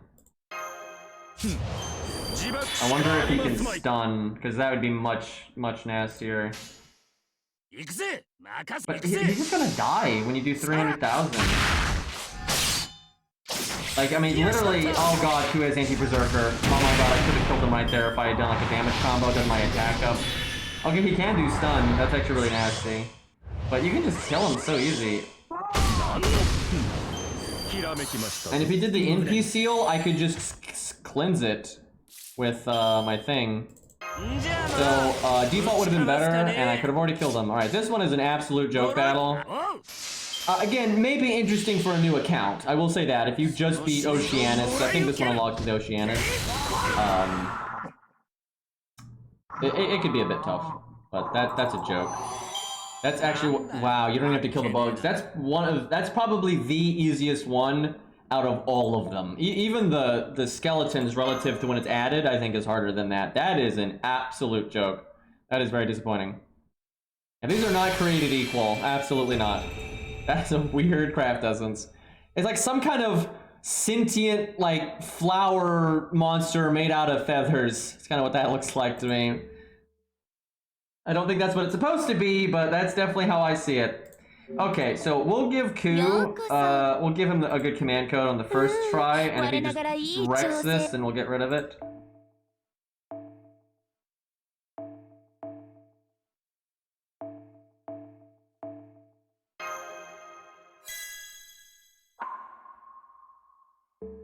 Yeah, it does look kind of like a phoenix tail, although it's kind of fat, but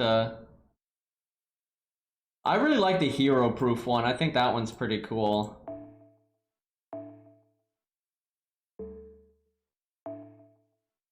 Yeah, dude, if Hector was from Camelot, I think because he's from America, so he's 65, where Camelot's 75. So if he was in Camelot, so he would probably have a bit more health, and they might have made the damage cut bigger. That would make it pretty good. It is hard to kill him through the damage cut, though, I will say. If you're not using, like, meta stuff, that's going to be very hard to kill him through the damage cut. Because it's pretty tanky, like, that was a lot. Shame I can't Brave Chain on this turn because he doesn't have invulnerability. Or invulnerability, excuse me. One thing that'll make this really easy solo is you'll get through, you'll stop his NP so much. He'll like almost never get to NP you. Basically, they set it up in a way that it's incredibly easy to stall. Like if you need to go the 15 turns, or it won't be that much, but if you need to go like a really long time to get rid of his damage cut, it's pretty easy to accomplish that. But I think he only needs 6 of these to drain his NP. I wish we didn't do that part. I think this fight would be completely fine if you just cut that part out. I don't think that's necessary. Like that way, it's like it's a balance. Like because this is what would happen if you didn't have that gimmick, and you are an account that just beat America, so you're not super strong. Hector does pretty good normal card damage, right? He really does. He can kill you pretty quick with normal card damage, and because he's draining your HP a little bit every turn, And then because his NP is AoE, you're kind of on the clock, right? So you need to either bring units like MASH and things like that to try to survive longer, and like or be able to win the second the shield is gone. So I don't think they really needed that NP drain. I think that's kind of unnecessary. I wish that was not a thing. Because again, even for a newer account, I think that's a little too much.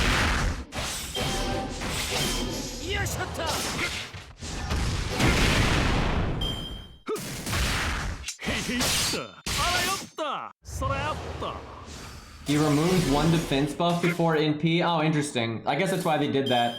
I didn't know he did that because he literally never NP'd before because he just couldn't live long enough. But still, it's pretty easy to have a filler defense buff. But that's a bit more reasonable because at that point, they're kind of wanting you to feel like him NPing is almost a game over condition.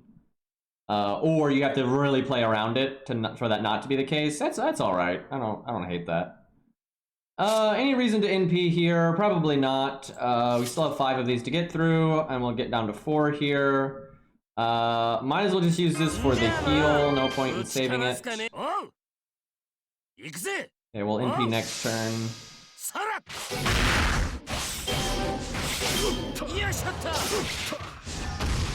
Funny is Q is protected against that because one dust isn't considered a defense.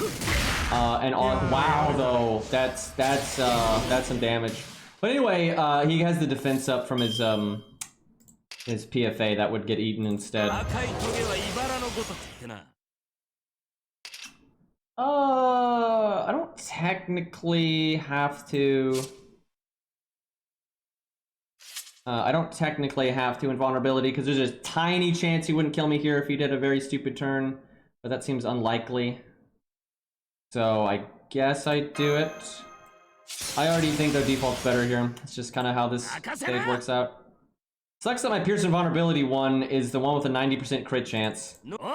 That's really unfortunate because obviously he has the giant damage cut, so it's not going to do anything. Ooh boy, this is going to be hard at neutral.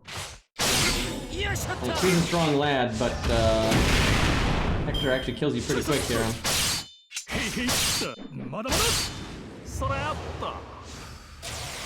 Maybe better at neutral for testing than I thought, though. We'll see.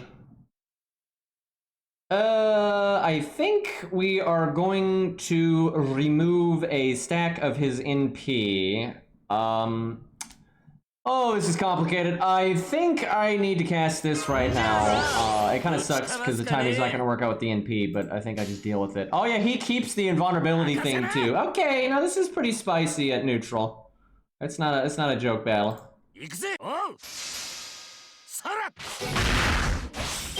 Even with installing his NP, hell, if you could install his NP, this would be wild at class neutral, dude. Because then you're really dealing with some nasty stuff.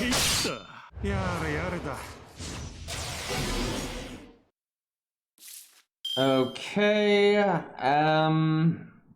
what's the play? I guess yeah, B, NP, B. I think Q's got it though. Q's a strong boy.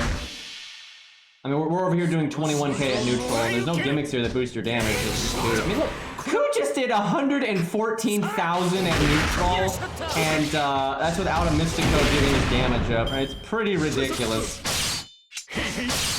Although I will say the timing here is really bad, because now he... wait, no, I think I can stop him from NPing. Yeah, I can still stop him from NPing. If he could NP this turn, we would be fucked. Actually, we might be fucked anyway, because we're actually one turn off. Yep, default's better. Default Mysticode is better here.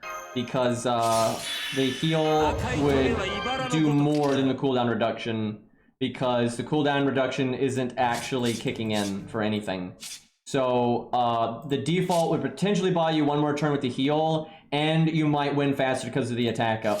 So, yeah, I think we're dead here. Unless we triple crit. Yeah, I think we have to use default instead of Atlas. And then it's a real race against time. You've really got to win for that turn. Yeah, I do think though default would get the job done there. It's only 65k off. I think you can do it. That's pretty tough. This must be really hard to solo then at neutral, because even though we don't have like the perfect command codes and stuff, you know, Ku is strong enough that that's pretty nasty. He just does a lot of damage, like straight up. He just hits super hard, like a neutral. Maybe not against a saber, right? I think this will be pretty easy to solo with a saber, but the difference between neutral and counterclassing is just massive, right? It's a huge deal. It is always interesting though when default is meta for Ku, but I've just noticed it's happening like a lot that it's meta for Ku these days.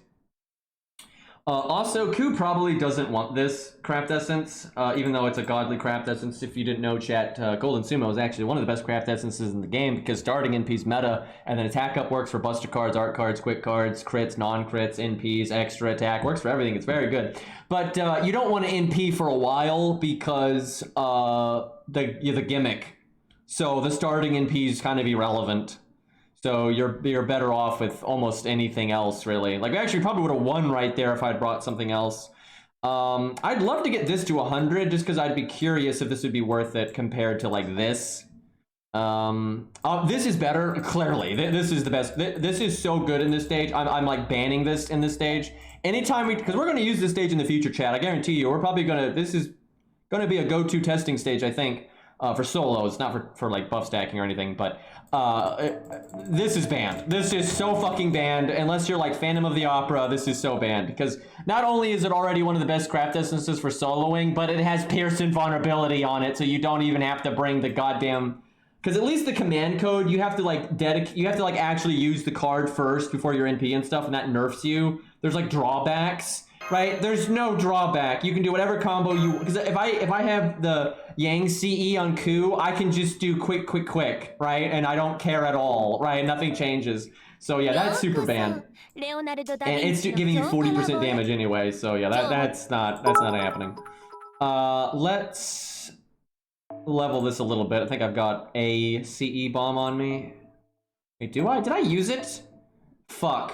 Oh, maybe that was a different account. I thought I had a CE bomb on me, but apparently not.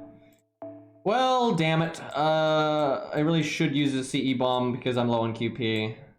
I wanted to see if I could level it a bit, because at 79, I'm not sure it's worth it to use this craft essence. But I kind of want to try and just see what we see. Because a little bit of star gen, a little bit of extra damage. It's just lower attack. Because that's the thing. Most of what I'm gaining from the extra 15%, well, not most, but a pretty hefty chunk of it is lost on the fact that I'm losing almost 500 attack. So, not ideal. And also, I'm doing way less damage with anything that's not quick. Like, every buster attack I do is way weaker, because the buster attack's losing the 500 attack and the 15% attack up. Yeah, I don't know if that's worth it. Like, this is worth it. This is so worth it, it's disgusting. But this might actually be the way to go. But that's kind of cheating. Like, if it's not that hard, I don't know if we need that. Oh, let's try it with this and see what we see.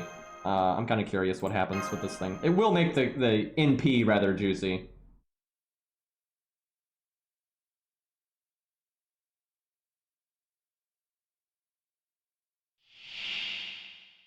Yeah, no, the burn thing doesn't matter at all. I don't know why I have to discuss this every time. The event that gives you that craft essence gives you, for free, a burn command code. So it's not possible. The only way you could have that CE and not have a burn command code is if you rolled and didn't play the event. And also, you don't even have to have the command code that turn, like you do with the Pierce and Vulnerability one, because burn lingers. So there's no drawback.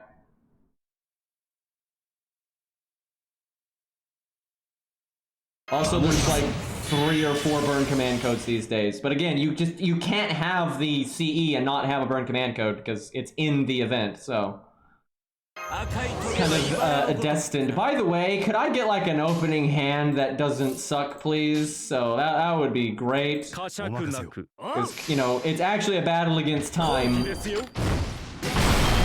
don't think there's 5 or 6. I think there's just 3 or 4. I know there's at least 3, but maybe there's 4. But I don't think there's 5 or 6. I don't think there's that many. I think one of them some of them have been available more than once. Right, so there's that, like, because the summer event was re-ran, so it was available 2 times. So you've had more shots at it, I suppose. Also, I don't remember if there's one in, like, the Mana Prism or Rare Prism shop, because if there is, then you can double up. But I honestly don't remember if that's a thing or not. Okay, now here's a nice turn. I'll put the quick card last because we've got the big quick up and Sergeant's not bad and we're not doing damage right now anyway.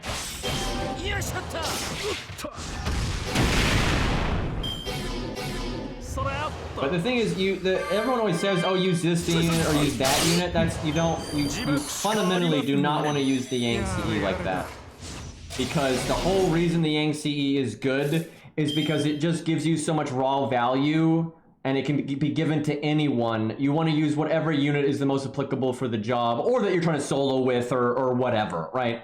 There's no reason to use it on like a burn team because that's a completely different gimmick that you should be focusing on than at that point, right? And it's probably not going to involve using the Yang CE. The whole reason it's good is because you can use it and not be on a burn team. You can just use it on literally anyone. And that's why it's good. You know, if the command codes didn't exist, then it wouldn't be as good. Like, it just wouldn't, because if you had to use Kiyohime or Tomoe or Nobu or whatever, then your team is so limited. What you're gaining from the craft essence, you're just losing for having to use such a random team. So it wouldn't even be good anymore. Which actually I think is why they made it so powerful, and they just forgot about command codes or something. I don't even know. I don't know how to explain how broken that shit is. It's weird. I could have cast Gut sooner. That was another reason we lost. I absolutely could have cast Gut sooner. I'm not going to this time though, because I'm greedy and I want to see if I can do what I did last time and still win. But yeah, I actually could play exactly how I played last time and make no changes other than casting Guts one turn sooner. So I did delay the turn, and then it would have been back off cooldown and I would have won. But I want to see if I can not change that and still win, because I kind of want to see the difference default's going to make here.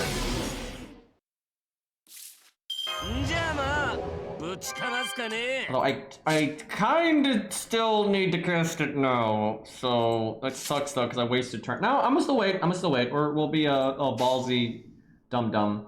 Is it worth it to roll on the summer banner to MLB the Yang CE even though I don't want the servants?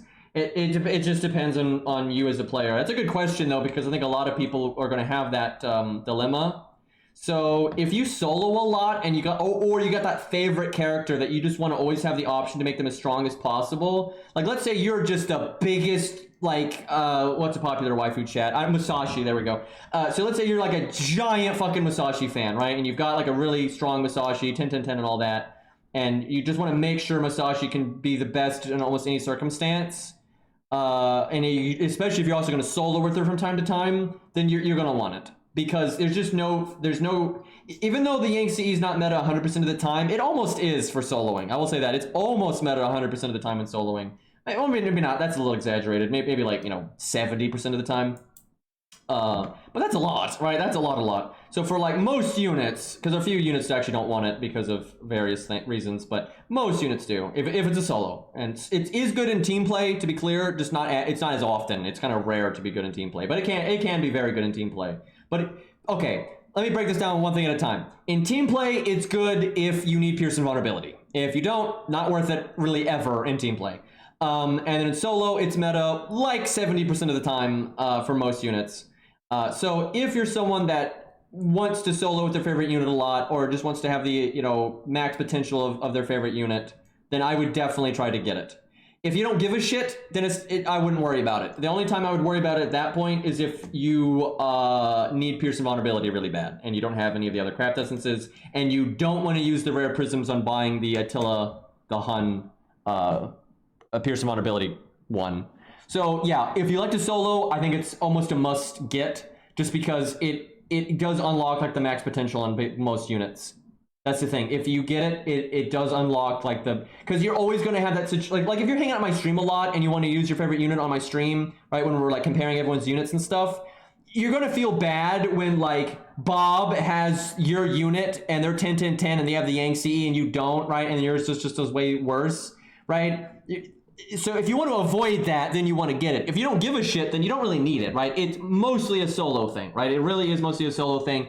Oh, one other thing. It's also really broken on budget teams. It is because budget teams don't need starting NP as much, like whale teams do. There are a lot of situations where the Yang CE is broken on like 1 to 3 star teams, and it will make something so much easier.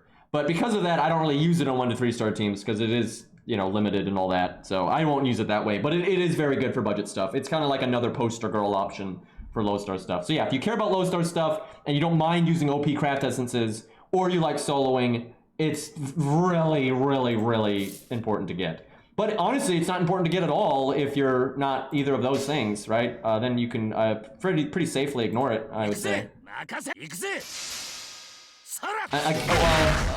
are a few caveats, like if your favorite character is like a character that really needs piercing ability and they do naturally have burn or something, maybe you'd want it then, but I don't know, even then, not so much, because it's like, yeah, 40% damage and piercing ability is awesome, but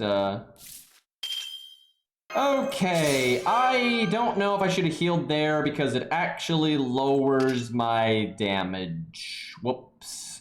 Okay, I'm only ever going to attack up once. I would prefer to do that on my next NP. The question is, will... Boy, I think I misplayed like a motherfucker on this one now that I look at it. Yeah, I'm going to try though to wait for the next NP. Yep, I think I need to cast that Guts earlier. Doing it late is only okay with Atlas. It's only okay with Atlas. If without Atlas, I absolutely should have done the Guts earlier. Yeah, big mistake, big mistake. I may well lose because of that. If Guts didn't go off that turn, I might have been able to still win there, but Guts going off right there is just, that's just death. That was really unlucky though, we got Buster crit. But I absolutely misplayed there. So yeah, we're dead. That misplay is gonna kill me. Absolutely. That was a huge mistake. I made 2 huge mistakes there. That's gonna be tricky though. Wow, we didn't get our NP in time. So the whole reason I did that is lost. Wow, I could not have played that any worse. I'm like everything. Like I did make mistakes, but I did get unlucky too. I will say that was a lot of really shit luck. But yeah, I don't think I could have played that any worse though. That was just bad. That makes me wonder though if maybe Atlas will be all right. You just need to cast Guts early. We'll see. You also just need Hector not to kill you that fast. That was crazy how fast he killed us there.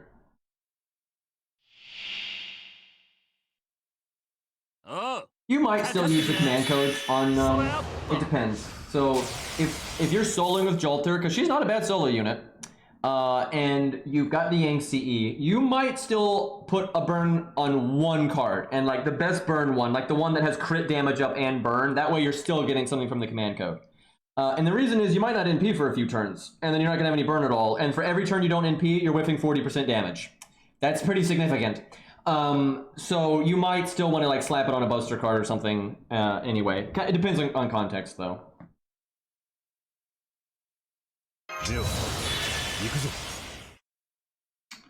Okay.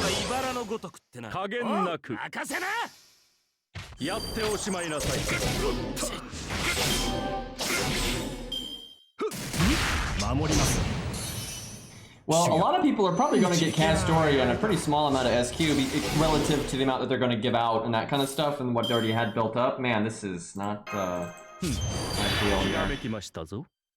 I almost want a Guts right now. I think well, it's hard to say because he doesn't normally kill me quite as quick as he did last time. So Chen actually needs to Brave Chain just to get rid of an extra stack. Yeah, Jerker does do burn easier, but with Jerker instead of Jolter, Jerker, you might not want to cast that skill on like turn 1, right? That might not be the best time to cast it. So you have to pick between casting your skill at a suboptimal time versus missing out on 40% damage for a turn or 2, right? So I'd still think it's worth it to have the burn command code because it's just nice getting that damage right away. Like that one turn will normally outweigh what you would have gotten out of having a better command code, unless you're using the worst burn command code possible, right? Because you've got the burn one with crit up and stuff, and that's doing enough for you that it can also still benefit you. But it depends on context, like team play, solo play, blah blah blah blah. You know, that changes these things. Okay, I might regret casting it that turn later, but we shall see. Boy, this is going to be... I bet you a lot of units are going to struggle here at neutral. I don't think Sabers will struggle here too much. Although I bet you some Sabers will lose this, but not too many. Just like how most archers beat Richard, I think most sabers will beat this stage, but at neutral, this is looking pretty spicy. Now, on the one hand, it's nice to attack up here because we already have our other attack up, but on the other hand, we're at basically full HP. It really comes down to if I can cast this again or not. Yeah, I should have cast it sooner, because it's on 2 turns, so I could have cast it 1 turn sooner. And it'd be a 4-turn cooldown right now, and I would still have the attack up here. I'm gonna save the attack up, though. Am I? That's tough. Got a 40% crit on that Buster. But we've only got like a 23% or 22% attack up right here. Okay, let's math this. So we have 1 turn. We're definitely not dying here. Probably 1 turn from our health. I should go ahead and cast this. Okay, so 1 turn from our health. 1 turn probably from the evade we still have. So that's 2 turns. And then 1 turn from guts. That's 3 turns. And then 1 turn from evade. That's 4 turns, and we need 5 turns. So we'd have to get 2 turns out of our health bar. And we have the heal, so it's possible. But that's why, see, I messed up. I'm telling you, I'm messing this up. I'm not casting guts when I should be. And it's because I'm being greedy. The reason, because I've known this whole time I'm supposed to cast it early, and the reason I'm not is because I'm trying, because I'm you know, again, being greedy. I'm trying to get this attack up on the NP turn and on the crit turn after it. And before I was actually trying to get it on an NP, a crit turn, and another NP, but that's way too greedy. It's not worth it though. I should probably just cast it early, because how I just mathed it, I can guarantee 4 turns, and if I cast it early, I only need 4 turns. Where now, the way we're mathing it, I'm going to need 5 turns, and that's not guaranteed. So, yeah, I gotta cast it early, like it or not. Well, I'll save the attack up though, and we'll just see if somehow we can get it at the end. Because if I didn't get it at the end, we probably wouldn't be able to... Oh, I thought we were 1 turn ahead. Excuse me. Well, we would be fucked there anyway, then, actually. Yeah, it's next turn. That one, I think he was on, like 3 hit or something. So yeah, you gotta cast it early. That means you just have to whiff it on the crit turn, which is a lot of wasted damage, but, well, actually, it depends. It depends.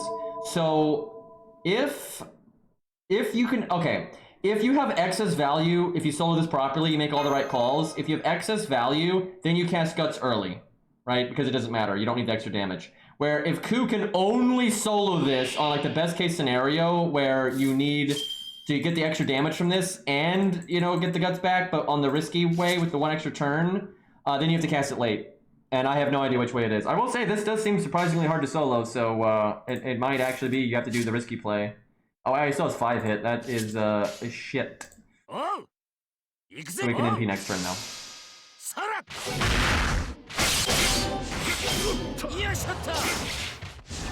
I'm gonna be curious to try this with some other people, because I know for a fact, like, I know this game really well. Ku is just very good in raw value in solo.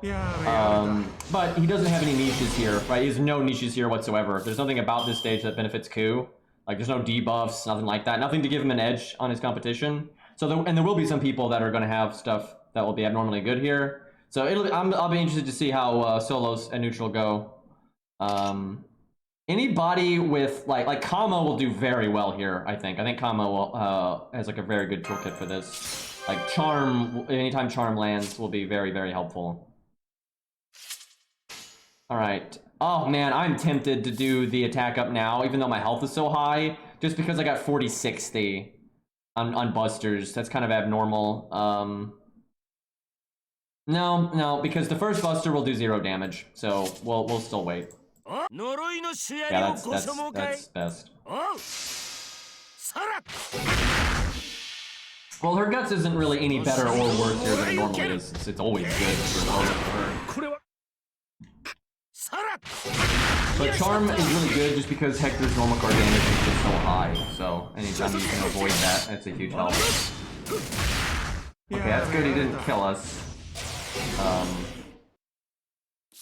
The heal's not going to really do anything, though, because it gave me 3,000 health. I wouldn't have died there without the 3,000 health, and it's not going to buy me another turn. So, I guess I let Guts go off here, and then I use this evade, and then I do PFA. That way we don't have, like, a weird turn where PFA has, like, 1 hit left or whatever. Although I've noticed Hector triple attacks pretty damn often.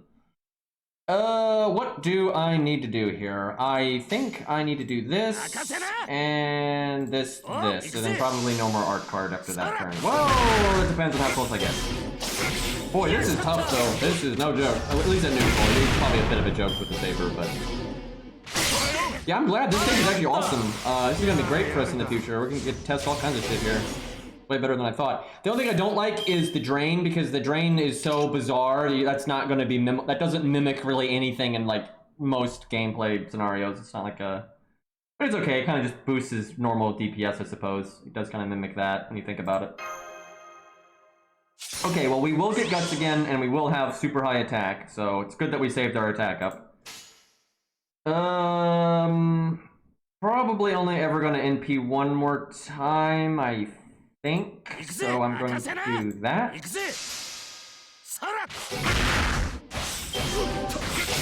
I really wish we'd gotten a crit there. We were decently likely to get it.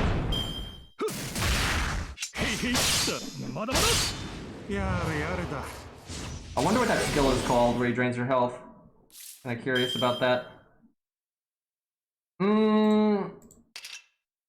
Shit, chat. I might do something really greedy here. I might NP. The only reason I probably shouldn't is because of... See, this is where, like, the Yang CE is broken.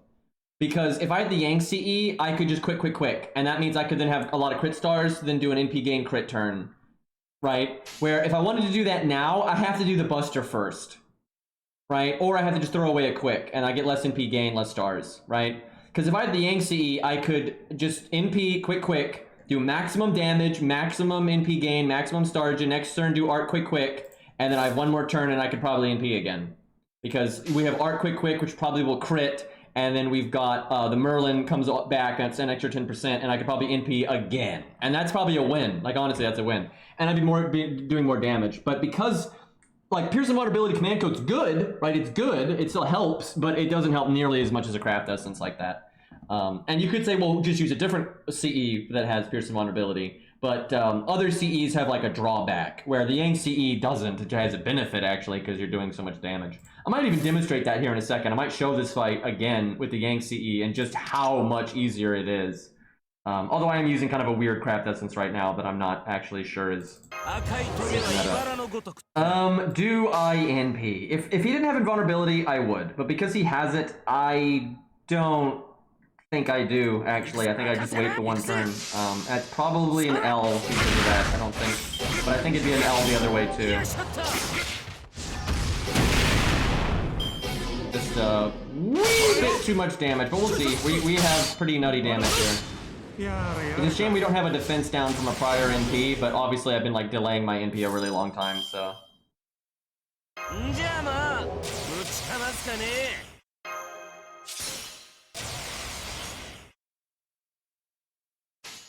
Okay, he's gonna NP here, but it doesn't matter. He can't remove guts. He'll remove the defense buff.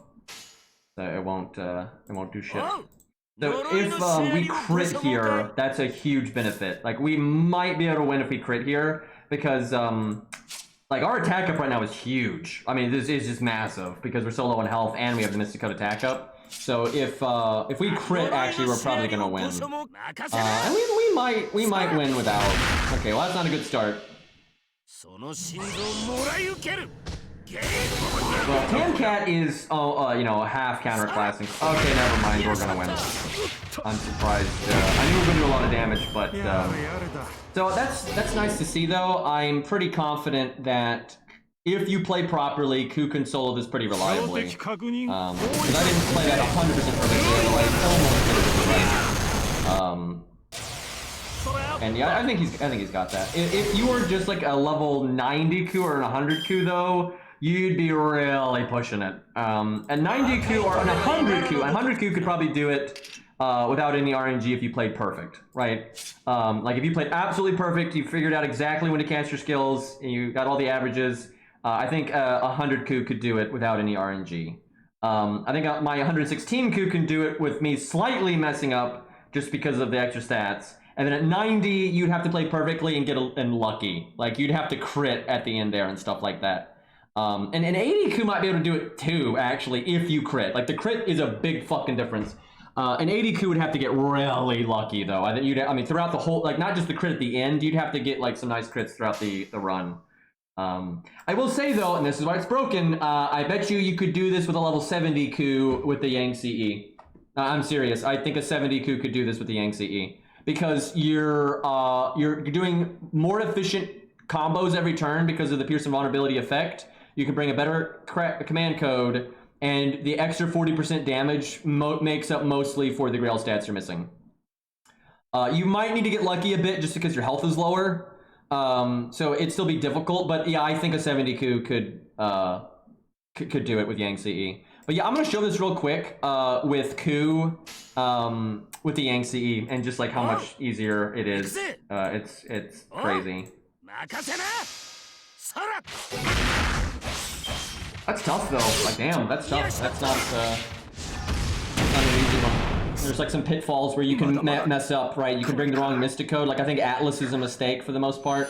You know, if you don't min-max your guts at the beginning, you're gonna get fucked up. Like I like that. It's been a lot. That's how Ku used to have to play though. You used to have to be really smart about your guts, but then they lowered Ku's guts cooldown, and you didn't have to worry about it very often. The fight has to be really hard for Ku to have to actually care about his guts timing. Yeah. So like, if you look at pretty much 95% of my videos, or like 90% of my videos since Ku got his buff, I don't cast guts based around survivability. I cast guts based completely around the attack up because I just don't need it. Where when the fight is hard like that, then I can't do that anymore. Okay, so I don't actually need the Pierce Invulnerability command code if I use the Yang CE. I can just do a burn one. Now, you really only need the one burn, but I'm probably going to bring two, just because one of the other burn command codes doesn't really have a drawback on it, and it's because it's Star Bomb. So I don't mind like losing one star to get burn on a quick card, just in case something like fucked up happens. And you don't use a buster card for a long time, or it gets guarded, or whatever. So it's just nice to have the two. And it's such a minor difference.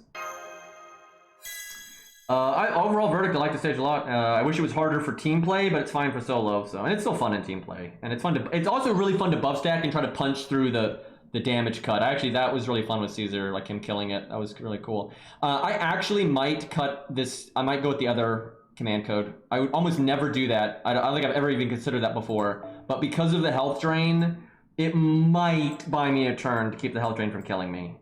Maybe. Unlikely. I won't. And if I get fucked up, and I can just change it. But the Yang CE is so good. I doubt we need to cut it that close. Chat. Anyone in chat got a unit they want to show off? Because I'm happy to try. Oh fuck! I can't use chat's units here.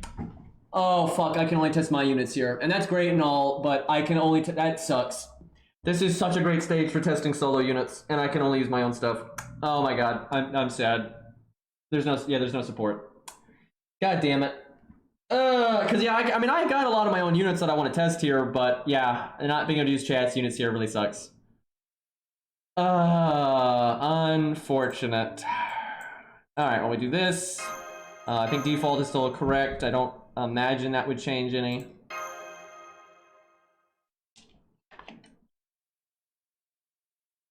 Yeah, we're gonna need story replay on that one.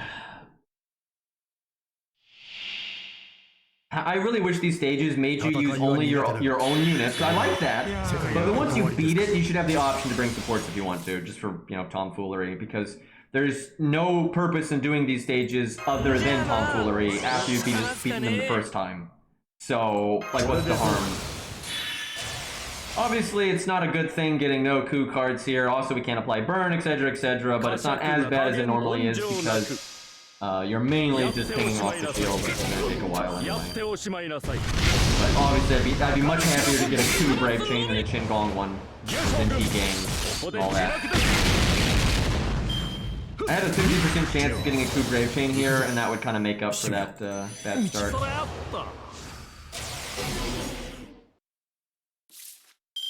Well, we got it. Unfortunately, it's kind of the worst Brave Chain possible because we don't care about the burn right now because we're not doing any damage right now, and I just want NP gain, so that was not a good start, but I can always just do art quick.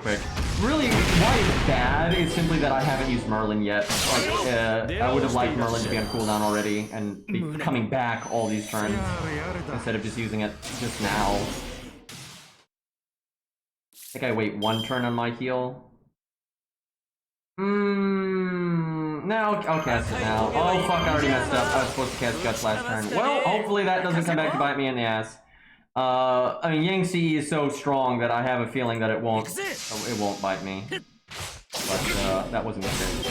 Especially with the way I'm playing right now, I just don't need Guts for the damage, so there's no reason not to cast Guts early. Oh wow, he actually cleansed. I think his AI is set that he will not cleanse unless he has a debuff. That's why he attacks so much. That's unfortunate though, because it actually makes it a bit harder than normal, because he that's something I forgot to mention. Yang CE is less good when the enemies have like debuff immunity. Actually, it's terrible if the enemies have debuff immunity, and it's not as good if they're doing debuff clear occasionally. Well, we have Pierce and Vulnerability with or without burn, so what we actually care about here is Stargin. And actually, if we consistently make him cast, did he just double guard he doesn't even, that's so bad for me. I was gonna say, him clearing is actually good because he does less damage, but now I don't have burn up because I think he either double guarded it or I only used it one time. I wasn't really paying attention there. Well, that's not great. Gonna have to do a suboptimal combo now, which is the whole reason Yang CE is good, because you don't have to do that, but it's still fine. I think I might just do the attack up now so I don't have to deal with it later. I mean, we still can probably use it later for more damage. So it's probably better to wait.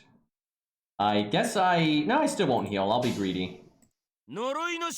My god, though, I'm so pissed off he just guarded that burn.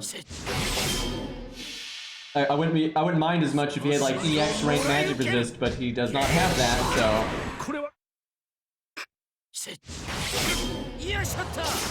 that lowers my Stargin and my refund.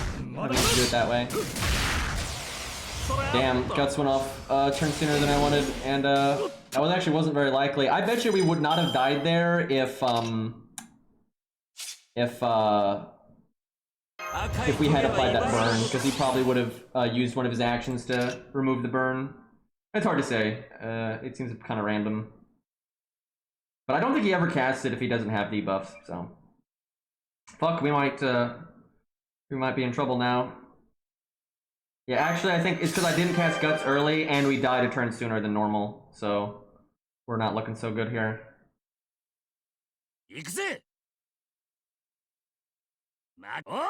That's not Yang CE's fault, that's just, I made a misplay, and then we got unlucky. But we're not, I guess we're not dead yet, we'll see. We might win so much faster that, we're still okay. Wow! I have never seen Hector do that. We fought him a lot today through like the solos and everything else. That's actually bad though. It wouldn't be so bad if this was off cooldown, but I can't cast. This is why you should cast that evade first, because now I can't cast it. But we might not die, depending. Boy, Hector is really giving us trouble right now. Getting meta on us.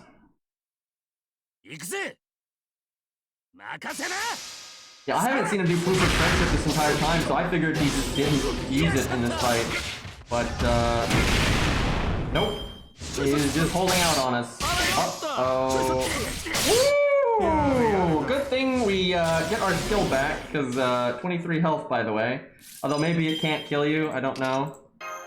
Okay, that was getting a lot close. Okay, we win. We've got it now, but that was so much closer than I would have liked. But that's, it's nothing to do with the Yang CE. Actually, we're only winning because of the Yang CE, to be honest. If we didn't have it, we would be screwed here. Because we didn't cast Guts correctly, and then he killed us faster and whatnot. Although I will say, Yang CE definitely helped, but a lot of it is going to go into overkill. Because like last time we were on this turn and he had like 200k left, So we're gonna kill him one turn sooner, but a lot of it's actually going into overkill. 'Cause I don't think we actually killed him on this turn. We killed him on the next turn. We're killing him one turn faster, but with overkill. So it's kind of more than that. Also, we fucked up and we won anyway, but it's kind of hard to explain. But like last time when we NP'd right here, he wasn't quite dead, and then we had guts go off, and then we had to attack again. But we're definitely just going to kill him right here. Let's see. I don't need to do it this way, but I'm just going to. Because he's super dead. This is going to be massive overkill, but yeah, not actually as relevant as one might think. Yeah, a little dead. Okay. Man, I want to use Chat's units here so bad. I so want to use Chat's units here. I am so curious. Well, I guess some people will just have to tell me, because I don't have, you know, Kama and stuff like that. I do have King Asan. He's not 10-10-10 though, because I never wanted to give him the QP. Because I just always used one of my friends' King Asans instead.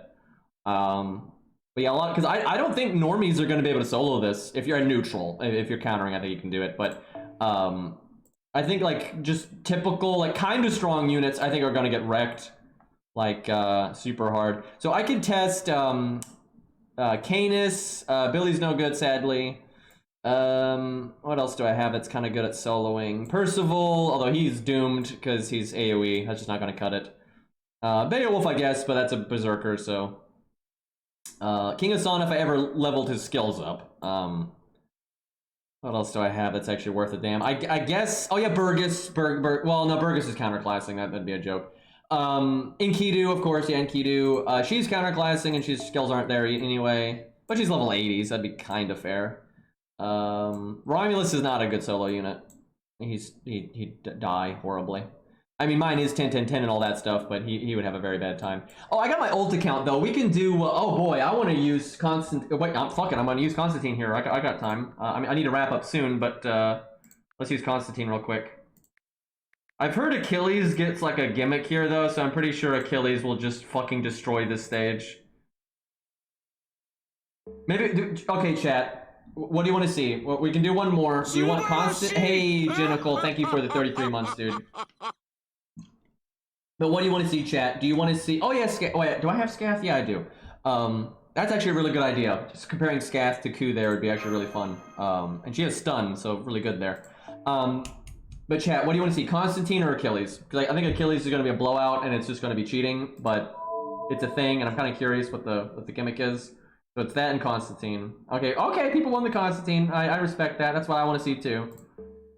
Also, I got Constantine to MP4, so you know. I don't think Constantine's going to do very good here. I do not think Constantine is a good solo unit. I think he's an okay solo unit. I don't think he's anything special. So I suspect he is going to get wrecked. But I might be wrong. I have not tested him that much yet. So we'll see. Let me check. I don't know if I actually gave Constantine his NP rank that I got from the literal one summon, although it was a double summon, but oh, that was so nice too. I don't deserve it, but I'll fucking take it. Alright, nice NP4 there. Oh yeah, I forgot, I haven't gotten his first skill to 10 yet. That shouldn't matter too much here, but his other two skills are 10, but I need to do that, I just keep forgetting. I'm pretty close to getting it too. I mostly just need the QP actually. Let's check passives, although I can't really level them again because of QP, so... I forgot what his third thing is. Let me look at this up. I don't think I would take Constantine to 120 because I don't have the... I don't have the will for that. Like, I don't really want to 120 anything on my ult account, to be honest. And if I do, it's probably Proto-Ku or Gilgamesh or something. I don't really see me 120ing Constantine. Although I do like him a lot, but... like, grailing him at all is kind of a tough call right now, let alone 120. Alright, his third passive is Anti-Archer. That is not particularly good, but I'll probably buy it anyway, just because when I think about it, there is just no way I'm 120ing this guy. Like, maybe I grail him, like, normal at some point. That could happen. I could see that.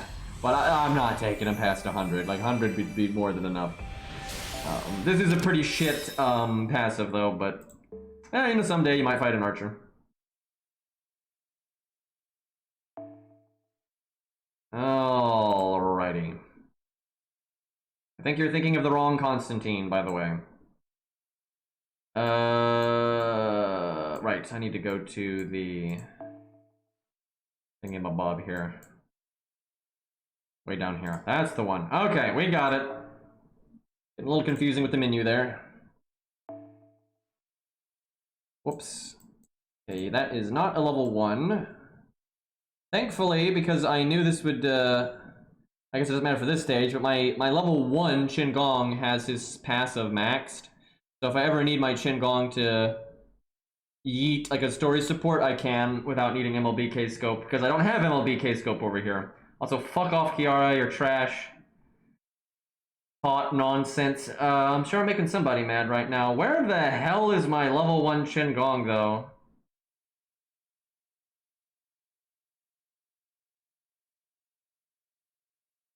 Look, I think 90%, man, bullshit statistic, by the way, but my guess is like roughly 90% of Kiara fans won't even defend her. They know she's trash, right? But they like her anyway, and they actually kind of like her because she is trash. But I don't think anyone, if someone saw someone like look at Kiara and go, wow, that's a thought, they're not going to be like, I have to defend my waifu's honor. That's not going to happen, right? Like, absolutely not. Most Kiara fans are well aware that she's living garbage, right? But they don't mind regardless. I guess George is fine, right? Yeah. I don't need anything special here. Leonidas is probably fine too, actually, because Hector just hits so hard. I don't think you need a 3-turn taunt. Yeah, fuck it. We'll do that. Fine. I have no idea. I have no idea. He's such a weird unit. I have absolutely no idea what we do here. Now, unlike everyone else, he actually doesn't mind NPing when the shield is still up. So starting NP isn't bad. I guess I'll just go with the typical then, because it's level 100 and all this stuff, so. I mean, even if you like CCC, that doesn't change that she's a, you know, thought. Like, she's like, so, I can't put into words how much trash that woman is, right? Like, I don't, again, anyone that knows anything about the character knows what I'm talking about. I mean, Jesus Christ. Like, this is not a controversial statement here.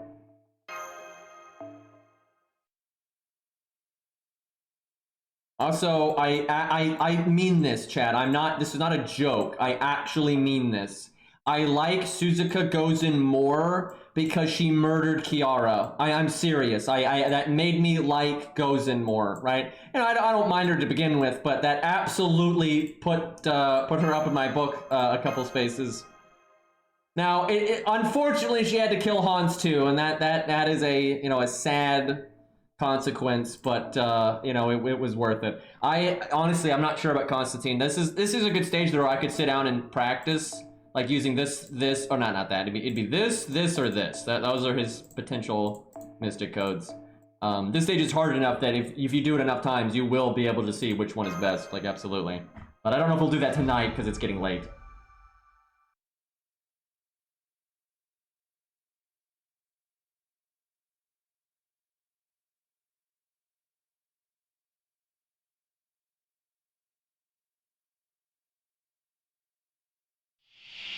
Alright. Yeah, it's good to do your free FP. It's not the end of the world if you forget, but it does add up. FP's pretty good these days. That is a ridiculously good opening hand, and unfortunately I forgot to give our boy command codes. Whoops! He fortunately happens to have a Pierce Vulnerability one, but he could clearly use the other ones too. What a shame that we have such a good opening hand, and it's on a suboptimal run. Yeah, I like his background too. I did it on an A with Hagfest that comes in like 2 months or whatever.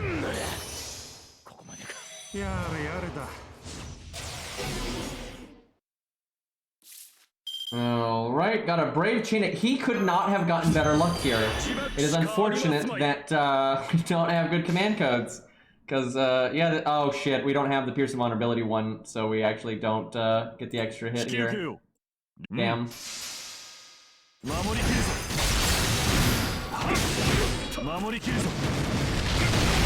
Constantine blends in pretty well here. Yeah, we'll definitely play Gas tomorrow.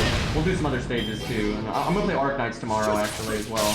There's a new event or something. We'll check that out. Alright, well, we're definitely NPing. I guess we want to art here. So... God, NPing though is going to slow down our ability to get through the damage cut. That is... Man, we got these awesome crits too, man.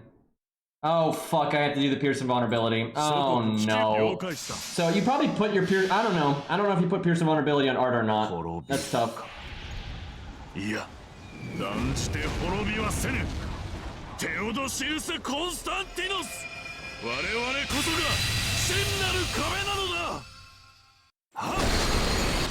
It's like, you need to get in P game, but you gotta get through the shield as fast as possible. That's a really hard, like, middle ground. Damn, this background is awesome, actually. It's not just a cool castle, it's like the sky. That's fucking awesome. Love it. Okay. This turn's not going to be great. Yeah, starting to lean towards, though, Pierce and Vulnerability on art. The thing is, once the shield's gone, you're gonna want Pierce and Vulnerability on Buster, I feel. He might need a Pierce and Vulnerability CE. It is very difficult for him to deal with this gimmick, actually. Like, way more so than normal. Also, we're already almost dead. Which, I can't say I'm super surprised by, because I am well aware of, like, how much better Ku is at soloing compared to Constantine, even though I haven't mastered Constantine yet. But, he only has one more left. Fuck. Okay, you know what? This turn's gonna suck, but it just is what it is. Ooh, boy, though, you can see what I'm saying. This is incredibly hard. Soloing this at neutral is a pretty serious accomplishment. Especially without the Yang CE. Like, wow, this is rough. Okay, I want to do Scaff before I wrap up. I want to, because he's a big boy. Or big girl, whatever. You know what I mean. I do think she's abnormally good here. I think Stun is just super good for this stage, but that's kind of her stick, so let's see what happens. I need someone else though, because she's really similar to Ku. I need someone that's very good at soloing, but very different from Ku. I really want to see that. Okay, I have to do this. Okay, just crit for I actually think he might be able to solo this on a very lucky run with command codes. I know that's like a real weird turnaround, but I just realized once the shields are gone, he really can just blow this stage up if he gets a good crit setup. So I actually think you go Anniversary Blonde and you go with a... Yeah, I think he can do it. I think he can do it. Now that I see this, I actually feel like this stage really favors units that do really big damage. And you try to get the shield down and they just instantly kill them. Now, he's gonna die, like, super hard right now, and he's not even close to doing it right now. But I think with the right setup, he might be able to... I'm not 100% on this, but I think he might be able to do this. Because basically with one more good setup crit turn, he's got it. So, and what that tells me, I can already, like, get some useful information from this, is if the solo requires burst damage, Constantine will be okay. He will be an okay solo unit for boss fights that require burst damage. Or burst damage just has an option to beat it. But there are some boss fights that is just not a thing, right? There are some boss fights where burst damage is actually punished. There's actually quite a few boss fights where burst damage is punished. And then I think he's going to struggle. I think he's going to struggle. But I think he might be okay. I think he might be okay as a solo unit. We'll see. I'm going to be testing him a lot going forward. I'm curious. Because he's got damage, and he has some survivability. It's just the damage is a little wonky. I think he's going to beat that stage. I'll probably do it tomorrow, though. Because he's going to need to, like, min-max the Mystic Code and stuff like that. Like, probably Anniversary Blonde. But I think he can burst that down. I think he can actually do the damage. Burgess would be a joke because she's a Saber, so it's too easy. Like, it's way too easy on a Saber. Like, counterclassing is just... Because I have to stress this. The reason why I don't counterclass stages like this is because these stages are not as hard as a real challenge quest or a real main story fight. And so doing them at neutral mimics It basically doubles their difficulty, and then that makes them more like a main story fight or a challenge quest, right? Because if you were going to use Burgess seriously to solo something, you would want to be counterclassing, but it would also be a much harder stage, right? So it's basically a way to make Hector stronger. Because with Sabers, it's just too easy. Yeah, Jason will have a hard time, okay? That's not going to go well. But for most Sabers, it's just a joke. I mean, you're just going to kill it so fast, because you're literally cutting the boss's damage in half, and you're cutting its health in half, right? That's nothing.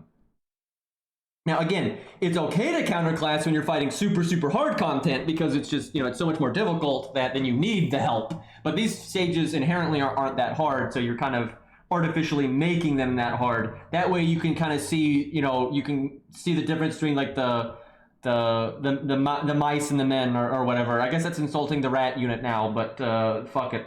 Okay, Scath, there she is. She's gonna need command codes. We'll do no Yang CE because Ku won without Yang CE, so we'll get rid of that. ようこそ let's see レオナルド・ here. ダ・ヴィンチの強化ラボへ Fucking rat 今日も jam. 元気に You take 始め that ちゃお back.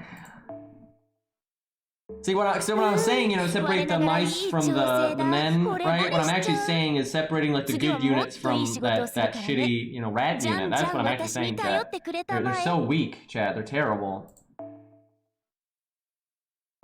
That's actually not true though, by the way. Just to be clear, they are a pretty solid unit. I don't. They're not like god tier or anything. I've seen some people acting like they're just like some crazy amazing thing, but like I mean they're just good, right? They're good.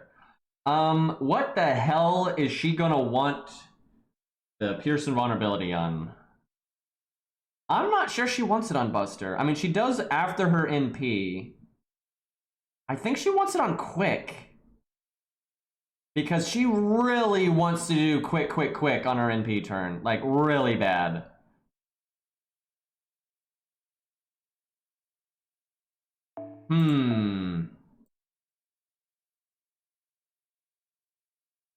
Yeah, I think she wants it on quick.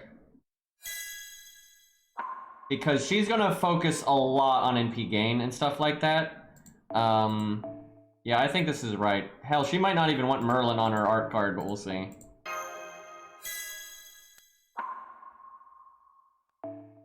I'd like to point out, people come out in droves to defend the rat gang, but not a lot for Kiara. I'd just like to show the difference there.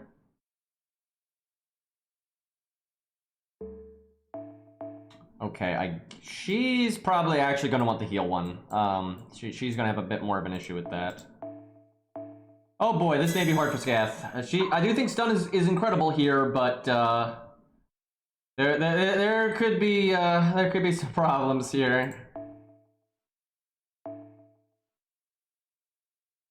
By the way, chat, Rat Rolled is a godly emote. I just gotta put that out there. Rat Rolled is such a good emote. I love that so much. Especially because it's a rat doing it, right? That's what makes it so good. Like, it's such an amazing emote. Yeah, we probably should add it. It's pretty widely liked, I think, so that's probably a good idea. I think I spent the money to unlock more emotes anyway, so I'm pretty sure I don't have to worry about it.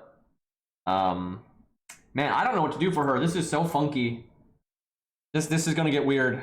I think I do Star Bomb, or no, maybe Heal. Oh god, yeah, I think I actually do Heal.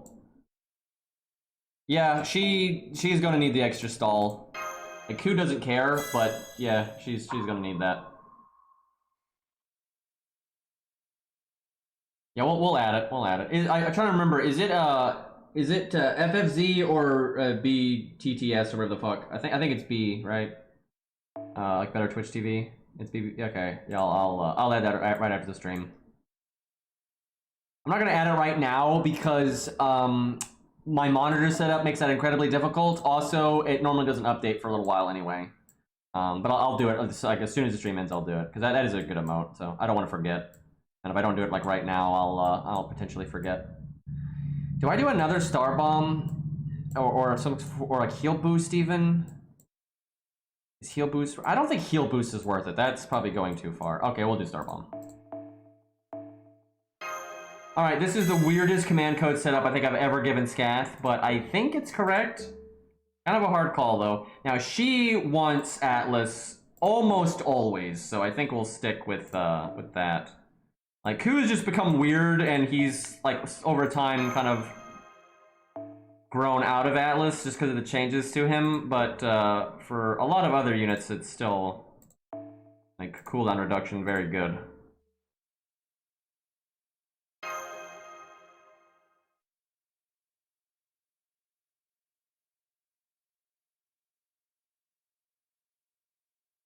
Alright. Yeah,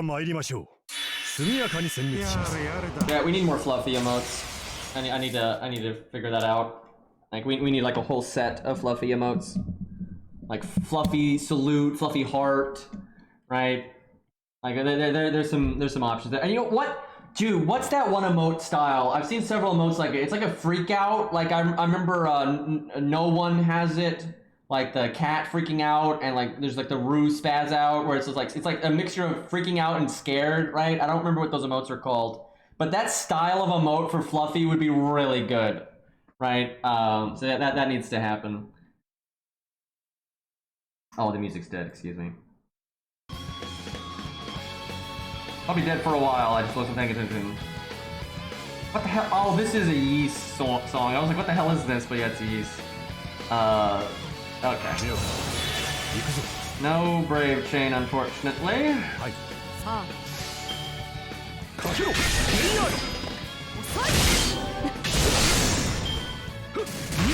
But does anyone have any idea what I'm talking about with like that spaz out emote? I don't see them very often, and the only two I can think of is like No One, K, and Rue, where they have like... Arjuna, are you here? Because I know you have it. I know you have it. I know you're like a really big fan of that emote. So Arjuna's here. It's just like a Rue emote, and again, there's a few other people that have it. It's not like a Rue only emote, but it's a style of emote I see every once in a while. I think Arjuna might have puckered out on us here, but yeah, I would really like one of those for Fluffy. I think that'd be amazing.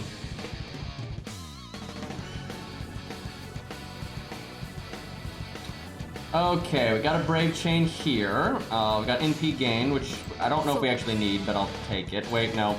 Time to do a weird combo, because Pierce vulnerability. It's not exactly like Aqua, but it's that style, right? It's not like necessarily that specifically, but it's definitely that style, like freak out, yell, you know, at the same time. It's a bit more freak out though than like crying. Like I don't see an emote like it very often. Like No One K, I think it's their channel name. I think they had a really good one, but Rue had a really good one too. No, it's not quite a re. It's kind of a mixture of a re and a freak out. Like the one Arjuna has is exactly what I'm talking about. So I wish I Love Arjuna was here because that is like exactly the style that I'm thinking of. I'll have to message Arjuna later. Yeah, it's kind of like Panic. It's like Panic, but with much yelling, right? Okay, I almost wonder if you NP to stun at some point, even if you don't do damage. That seems horrible, but I don't know. Well, we definitely do this. Crit's gonna go to waste, but fuck it. This has got to be the weirdest turn ever.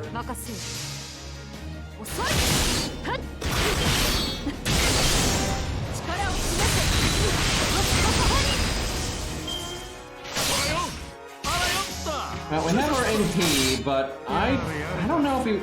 Like, the stun's awesome, we could certainly use it, but we'd be throwing away a hell of a lot of damage. I'm gonna not use it, and hopefully I don't regret that decision. Let's see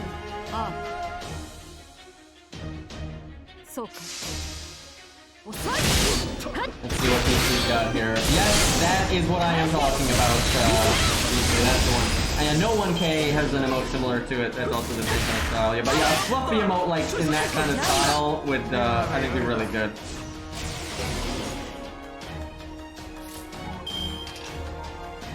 Okay, so kind of ping that off.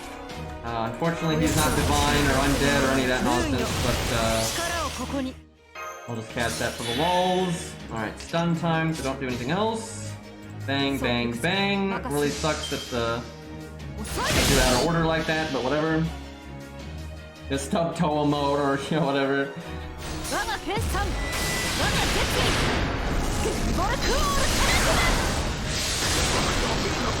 Oh no. Oh. That's not good. Oh boy, we in trouble.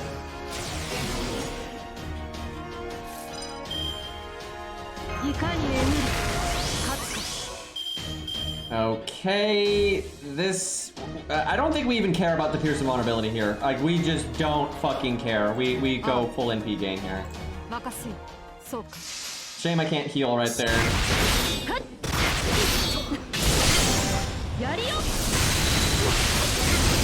Uh-oh. We might be able to... Palm Scream. Oh my god, yeah, that's a good one.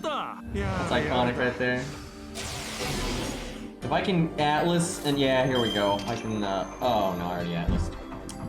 Of course I did. That's right, it wouldn't be that close otherwise. But I could battery an NP right now, which would be really nice, but, nope! We'll probably die this turn. Let's see. We'll get our NP no matter what. Do I focus on stars? Do I focus on stars? Yeah, I guess I do. This is okay. We should get our NP no matter what, and then we can heal here. And maybe that heal will buy us a turn. It's unlikely, but it might.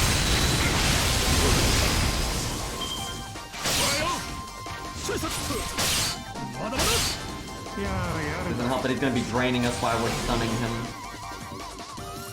Oh god, the one turn on our skill. I almost want to wait a turn, but I guess I'll do it and hope for a miracle here.